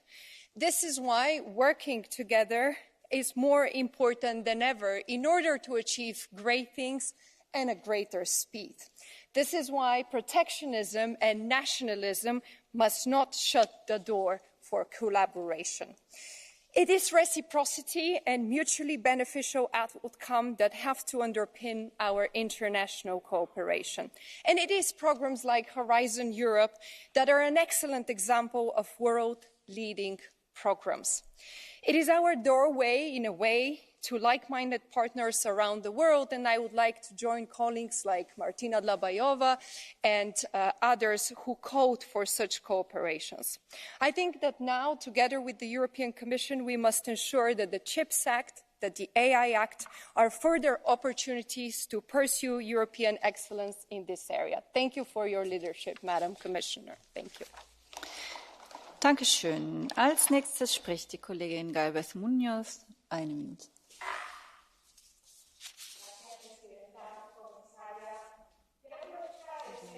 Por el enfoque global para la investigación y la innovación, para reivindicar la importancia de la libertad académica, para avanzar en el conocimiento, porque la universidad debe ser un espacio de debate y de análisis crítico. Y necesitamos respetar esa libertad académica para garantizar esa función. Y lo primero que tenemos que hacer en Europa es realmente respetarlo, porque de esa manera también podremos defenderlo en todo el mundo. Porque uno de los elementos de liderazgo de la Unión Europea, que lo tenemos precisamente en la investigación y en el talento, pueden verse realmente muy fortalecidos por la cooperación internacional en investigación y en desarrollo. Cooperación que obviamente debe estar sustentada en los principios y valores fundamentales y también en la igualdad de género. En la resolución que debatimos hoy reclamamos que se intensifique la colaboración con terceros países para encontrar soluciones en las transiciones verde y digital. Para que esas transiciones sean exitosas y sean justas, necesitamos la cooperación internacional. Gracias. Dankeschön. Nächste Rednerin ist die Kollegin Solis Pérez. 1 Minute. Gracias, presidenta, comisaria, queridos compañeros. Si hablamos de innovación, Europa necesita más que nunca abrirse al mundo, intercambiar conocimiento y cooperar con aquellas naciones que pueden ensanchar nuestro horizonte científico, humanística y tecnológico. El texto que hoy debatimos establece la estrategia de cooperación con otras naciones, socios y aliados con los que debemos avanzar en todo tipo de conocimiento, pero prestando especial interés a los grandes retos, la transición ecológica, la digitalización y la salud. También dejamos claro la necesidad de estrechar lazos con la academia y los científicos de Ucrania. Los fondos de Horizonte Europa deben servir para crear proyectos comunes con nuestro país vecino en los próximos años. Otra de las grandes prioridades es la protección de la libertad académica. Europa debe construir su futuro en torno al pensamiento crítico y por ello no podemos tolerar que la libertad en las instituciones de enseñanza peligre o se ponga en entredicho. Por último, resaltar 3 claves del texto que me parecen fundamentales: la promoción explícita de la igualdad de género en los equipos de I+D, la cooperación con nuestros socios mediterráneos en materia de hidrógeno y la colaboración de I+D en semiconductores, un eje esencial de nuestra soberanía digital. Muchas gracias. Dankeschön. Nächster Redner ist der Kollege Hetman. Eine Minute. Pani Przewodnicząca. Dziękuję bardzo Pani Przewodnicząca, Szanowna Pani Komisarz, koleżanki i koledzy. Po pierwsze chciałbym bardzo serdecznie podziękować Pani Komisarz za wszystkie inicjatywy, które są podejmowane, aby wspierać naukowców z Ukrainy, zarówno tych, którzy uciekli do Europy, a także tych, którzy pozostali na miejscu. To bardzo ważne i potrzebne działania. Brawo, naprawdę Pani Komisarz, świetna robota. Unia chce odgrywać wiodącą rolę w zakresie badań międzynarodowych i stymulować naukową doskonałość właśnie poprzez umożliwienie współpracy najwybitniejszych naukowców. Taka współpraca powinna się opierać na wzajemności i równych warunkach. Kluczową rolę odgrywają także wartości takie jak wolność, rzetelność i autonomia w nauce. Fakt, że wszystkie państwa członkowskie bez wyjątku podpisały deklarację z Bonn o wolności badań naukowych, stanowi jego jasną manifestację. Niestety widzimy dzisiaj, że niekiedy wartości te są podważane. Musimy ich bezwzględnie bronić. Pewne kroki zostały już podjęte. Na przykład Komisja przedstawiła w tym roku wytyczne postępowania w przypadku zagranicznej ingerencji w organizacje badawcze i instytucje szkolnictwa wyższego Unii Europejskiej. To dobry ruch. Należy jednak podejmować szerokie działania odnoszące się do ochrony tych wartości i zapewnienia wzajemnej i równej współpracy w ramach całości międzynarodowej współpracy badawczej Unii Europejskiej. Dziękuję bardzo. Vielen Dank. Excuse me, colleagues, we are still in an ongoing debate, so if you might please have your conversations outside, your telephone calls, because it is a respect for the people who are still speaking and debating. Hello? Hello, everyone. Could you please, we are still in a debate.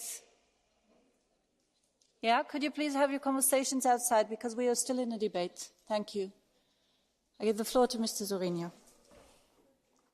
Senhora Presidente, Senhora Comissária, o mundo mudou mais depressa num sentido que muito poucos previam antes da pandemia e da guerra. Essa mudança tornou ainda mais oportuna e pertinente a pergunta oral que deu origem a este debate. Sem investigação e inovação não há autonomia estratégica. Sem autonomia estratégica fica prejudicada a capacidade dos povos em determinarem o seu futuro.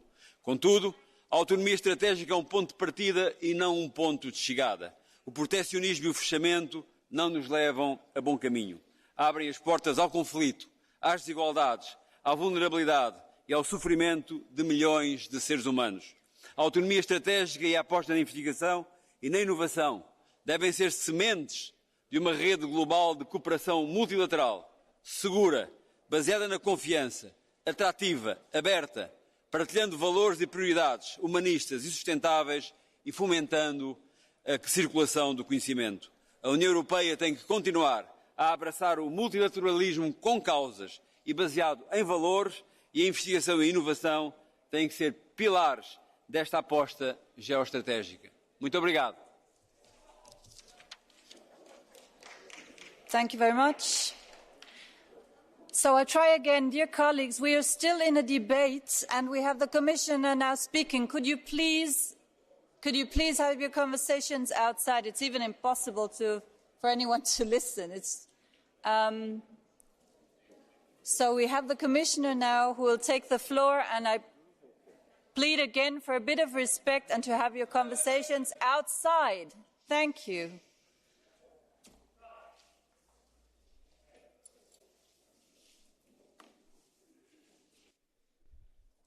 Merci beaucoup, Madame la Présidente. Honorables membres du Parlement européen, tout d'abord, merci beaucoup de cet échange, merci de vos commentaires. Je voudrais haut et fort l'affirmer, la liberté académique, nous y tenons. Cette question est sérieuse. Le sujet me tient à cœur personnellement aussi. Donc, à votre première question, Monsieur Heller mérite de se pencher dessus. À la deuxième question, et comment répondre à une invitation qui est toujours positive, je voudrais dire que je reste ouverte à la question. Il me semble que tout en restant dans le cadre de la base légale qui encadre notre coopération, nous avons la possibilité d'échanger régulièrement avec le groupe de travail dit tert. Nous avons été transparents au moment des négociations des accords d'association. Nous avons créé une page web où vous pouvez trouver toutes les informations. Moi, ce que je propose à ce moment, c'est de dire que moi et mon équipe, on reste très engagés pour avoir la pleine transparence lorsque le Parlement européen doit être tenu au courant de ce qui se passe avec les accords d'association. Et ma réponse est de dire que je reste à votre disposition pour se pencher dessus et voir qu'est-ce qui pourrait encore être amélioré. Maintenant, je voudrais aussi le confirmer, chers membres du Parlement européen, face aux défis mondiaux devant lesquels nous nous trouvons, la solution ne viendra pas d'un repli sur soi-même. Le changement climatique est un problème mondial et il nous faut mobiliser autant que possible la communauté scientifique européenne et celle des autres pays. Et c'est pour cela que le programme Horizon Europe est un programme ouvert. Cependant, cette ouverture ne doit pas mettre en danger notre souveraineté technologique ou bien nos valeurs fondamentales, parmi lesquelles la liberté académique et l'autonomie institutionnelle. Nous allons poursuivre avec effort pour que tous les chercheurs européens continuent de se voir garantir un cadre de travail qui respecte ces valeurs, afin qu'ils puissent exprimer leurs talents dans les meilleures conditions. Et ceci est aussi vrai pour les chercheurs ukrainiens. Nous sommes à leurs côtés. Je suivrai particulièrement la mise en œuvre de diverses mesures de soutien à leur égard. Comme vous le savez, hier, nous avons fait l'annonce de 25 millions d'euros avec une nouvelle action, Marie Sklodowska-Curie Actions for Ukraine. Nous voulons offrir la possibilité aux chercheurs ukrainiens qui sont obligés de fuir le pays d'avoir des conditions dans lesquelles ils vont pouvoir travailler sur leurs projets jusqu'aux 2 prochaines années. Je sais aussi que le Parlement européen a un projet pilote qui, cette fois, ne vise pas seulement les chercheurs ukrainiens, que tout chercheur en risque se doit d'être protégé. Ce que je proposerai, c'est véritablement une approche pas à pas. Nous avons maintenant la nouvelle action Marie Sklodowska-Curie. Nous avons un projet pilote, ne perdons pas de vue ce sujet et si nécessaire, on ira plus loin. Enfin, je voudrais aussi le dire, le rayonnement international d'Horizon Europe, il est basé sur notre coopération avec les pays, mais surtout basé avec la coopération avec des pays avec lesquels on partage les mêmes valeurs. Donc votre message aujourd'hui était clair. Restez ouverts, mais non sans conditions, non sans respect des valeurs fondamentales que sont la liberté académique ou encore des chercheurs qui travaillent dans de bonnes conditions. Je vous remercie beaucoup et je suis sûre que ce débat ne sera pas notre dernier sur ce sujet. Merci beaucoup. Herzlichen Dank. Herzlichen Dank, Frau Kommissarin. Zum Abschluss der Aussprache wurde ein Entschließungsantrag eingereicht. Die Aussprache ist damit geschlossen. Die Abstimmung findet heute statt. Die Sitzung wird jetzt für eine halbe Minute unterbrochen und um 14 Uhr mit der Abstimmung wieder aufgenommen. Dankeschön.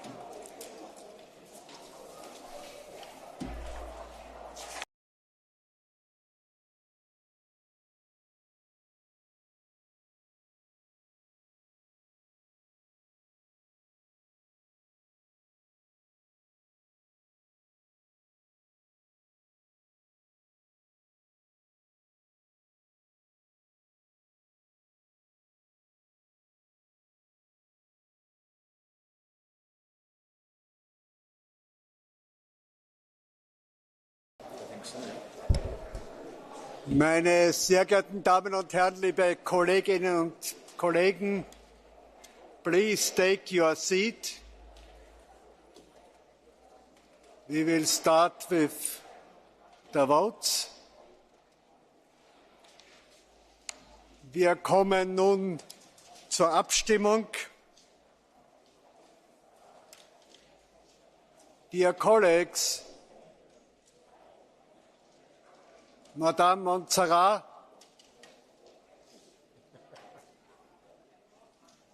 so, wir kommen zum ersten Punkt unserer Abstimmung, Bericht von Frau Niebler, Datengovernance-Gesetz. Es gibt nur eine Abstimmung, die ist namentlich, die Abstimmung ist eröffnet.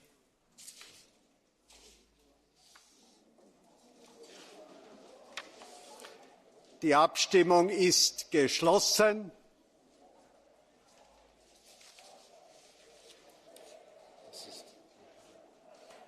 +501 angenommen.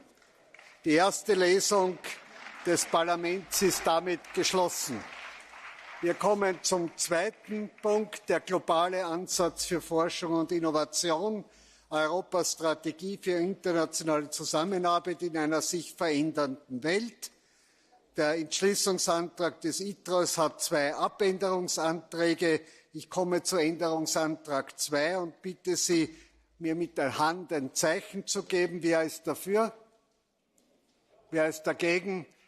Abgelehnt. Änderungsantrag 1. Wer ist dafür? Wer ist dagegen? Enthaltung? Abgelehnt. Ich komme zur Abstimmung der Entschließung als Ganzes. Wer ist dafür? Wer ist dagegen? Enthaltungen? Angenommen. Wir kommen zum dritten Punkt der Abstimmung, die Umsetzung der Kohäsionspolitik von 2021 bis 2027. Es handelt sich um einen Entschließungsantrag von 6 Fraktionen. Änderungsantrag 3. Wer ist dafür? Wer ist dagegen? Wer enthält sich?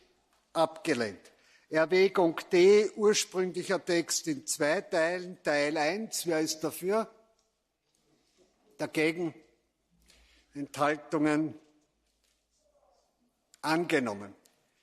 Wir kommen zum zweiten Teil. Wer ist dafür? Wer ist dagegen? Enthaltungen?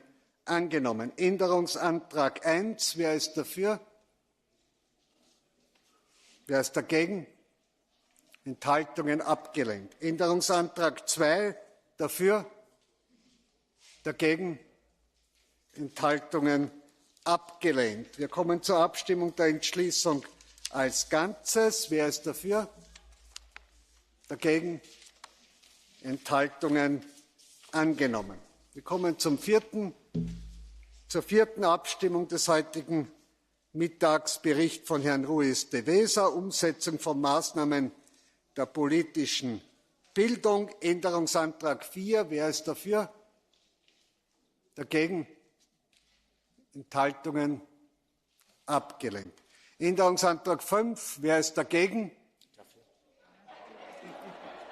Dafür. Wer ist dafür? Wer ist dagegen? Enthaltungen? Abgelehnt. Änderungsantrag 6. Wer ist dafür? Dagegen? Enthaltungen? Abgelehnt. Änderungsantrag 2. Dafür? Dagegen? Enthaltungen? Abgelehnt. Wir kommen nun zu 5 namentlichen Abstimmungen. Absatz 16, ursprünglicher Text. Die Abstimmung ist eröffnet. Die Abstimmung ist geschlossen. Angenommen. Wir kommen zum Absatz 23, ursprünglicher Text. Die Abstimmung ist eröffnet. Geschlossen. Angenommen. Wir kommen zum Absatz 25, ursprünglicher Text. Die Abstimmung ist eröffnet. Geschlossen. Angenommen. Wir kommen zu Absatz 36, ursprünglicher Text. Die Abstimmung ist eröffnet. Geschlossen. Angenommen. Wir kommen zum Absatz 38, ursprünglicher Text. Die Abstimmung ist eröffnet. Geschlossen. Angenommen. Wir kommen damit zum Absatz 40, ursprünglicher Text in 2 Teilen. Wer ist dafür? Mit Handzeichen. Dagegen? Enthaltungen angenommen. Zweiter Teil dafür. Dagegen? Enthaltungen angenommen. Wir kommen zu Absatz 51, Änderungsantrag 48. Bitte? Zu Absatz 48, entschuldige, war zu schnell. In 2 Teilen. Erster Teil, wer ist dafür? Wer ist dagegen? Enthaltungen angenommen. Zweiter Teil, wer ist dafür? Dagegen? Enthaltungen angenommen. Nun kommen wir zu Absatz 51, Änderungsantrag 3. Wer ist dafür? Dagegen? Enthaltungen abgelehnt. Wir kommen zu Absatz 52 mit namentlicher Abstimmung. Die Abstimmung ist eröffnet. Geschlossen. Angenommen. Absatz 53, namentliche Abstimmung. Die Abstimmung ist eröffnet. Geschlossen. Angenommen. Wir kommen zu Absatz 57, ursprünglicher Text, namentlich. Wer ist dafür? Mit namentlicher Abstimmung. Die Abstimmung ist eröffnet. Geschlossen. Angenommen. Wir kommen zu Absatz 59 in 3 Teilen. Erster Teil, die namentliche Abstimmung ist eröffnet. Geschlossen. Angenommen. Zweiter Teil, die Abstimmung ist eröffnet. Geschlossen. Angenommen. Dritter Teil, die Abstimmung ist eröffnet. Geschlossen. Angenommen. Wir kommen damit zu Absatz 60, ursprünglicher Text, namentliche Abstimmung. Diese ist eröffnet. Geschlossen. Angenommen. Wir kommen zum Erwägung E, ursprünglicher Text, namentliche Abstimmung eröffnet. Geschlossen. Angenommen. Wir kommen damit zur Erwägung F in 2 Teilen. Wer ist für den ersten Teil? Dagegen? Enthaltungen angenommen. Zweiter Teil dafür. Dagegen. Enthaltungen angenommen. Erwägung G, Änderungsantrag 1. Wer ist dafür? Dagegen. Enthaltungen abgelehnt. Wir kommen zur Abstimmung der Entschließung als Ganzes. Namentlich. Die Abstimmung ist eröffnet. Geschlossen. Angenommen. Herzliche Gratulation. Wir kommen zur letzten Abstimmung.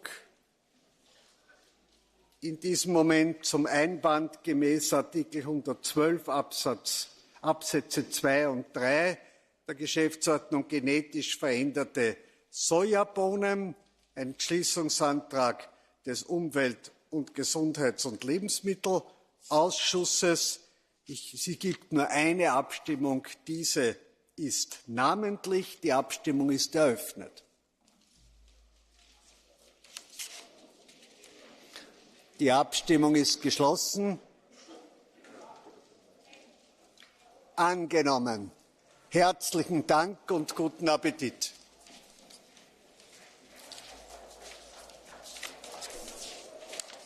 Ich unterbreche die Sitzung bis 15 Uhr. Sie wird mit der Aussprache über ein aktuelles Thema, die Zusammenarbeit und Gemeinsamkeiten des Putin-Regimes und rechtsextremer sowie separatistischer Bewegungen in Europa, wieder aufgenommen.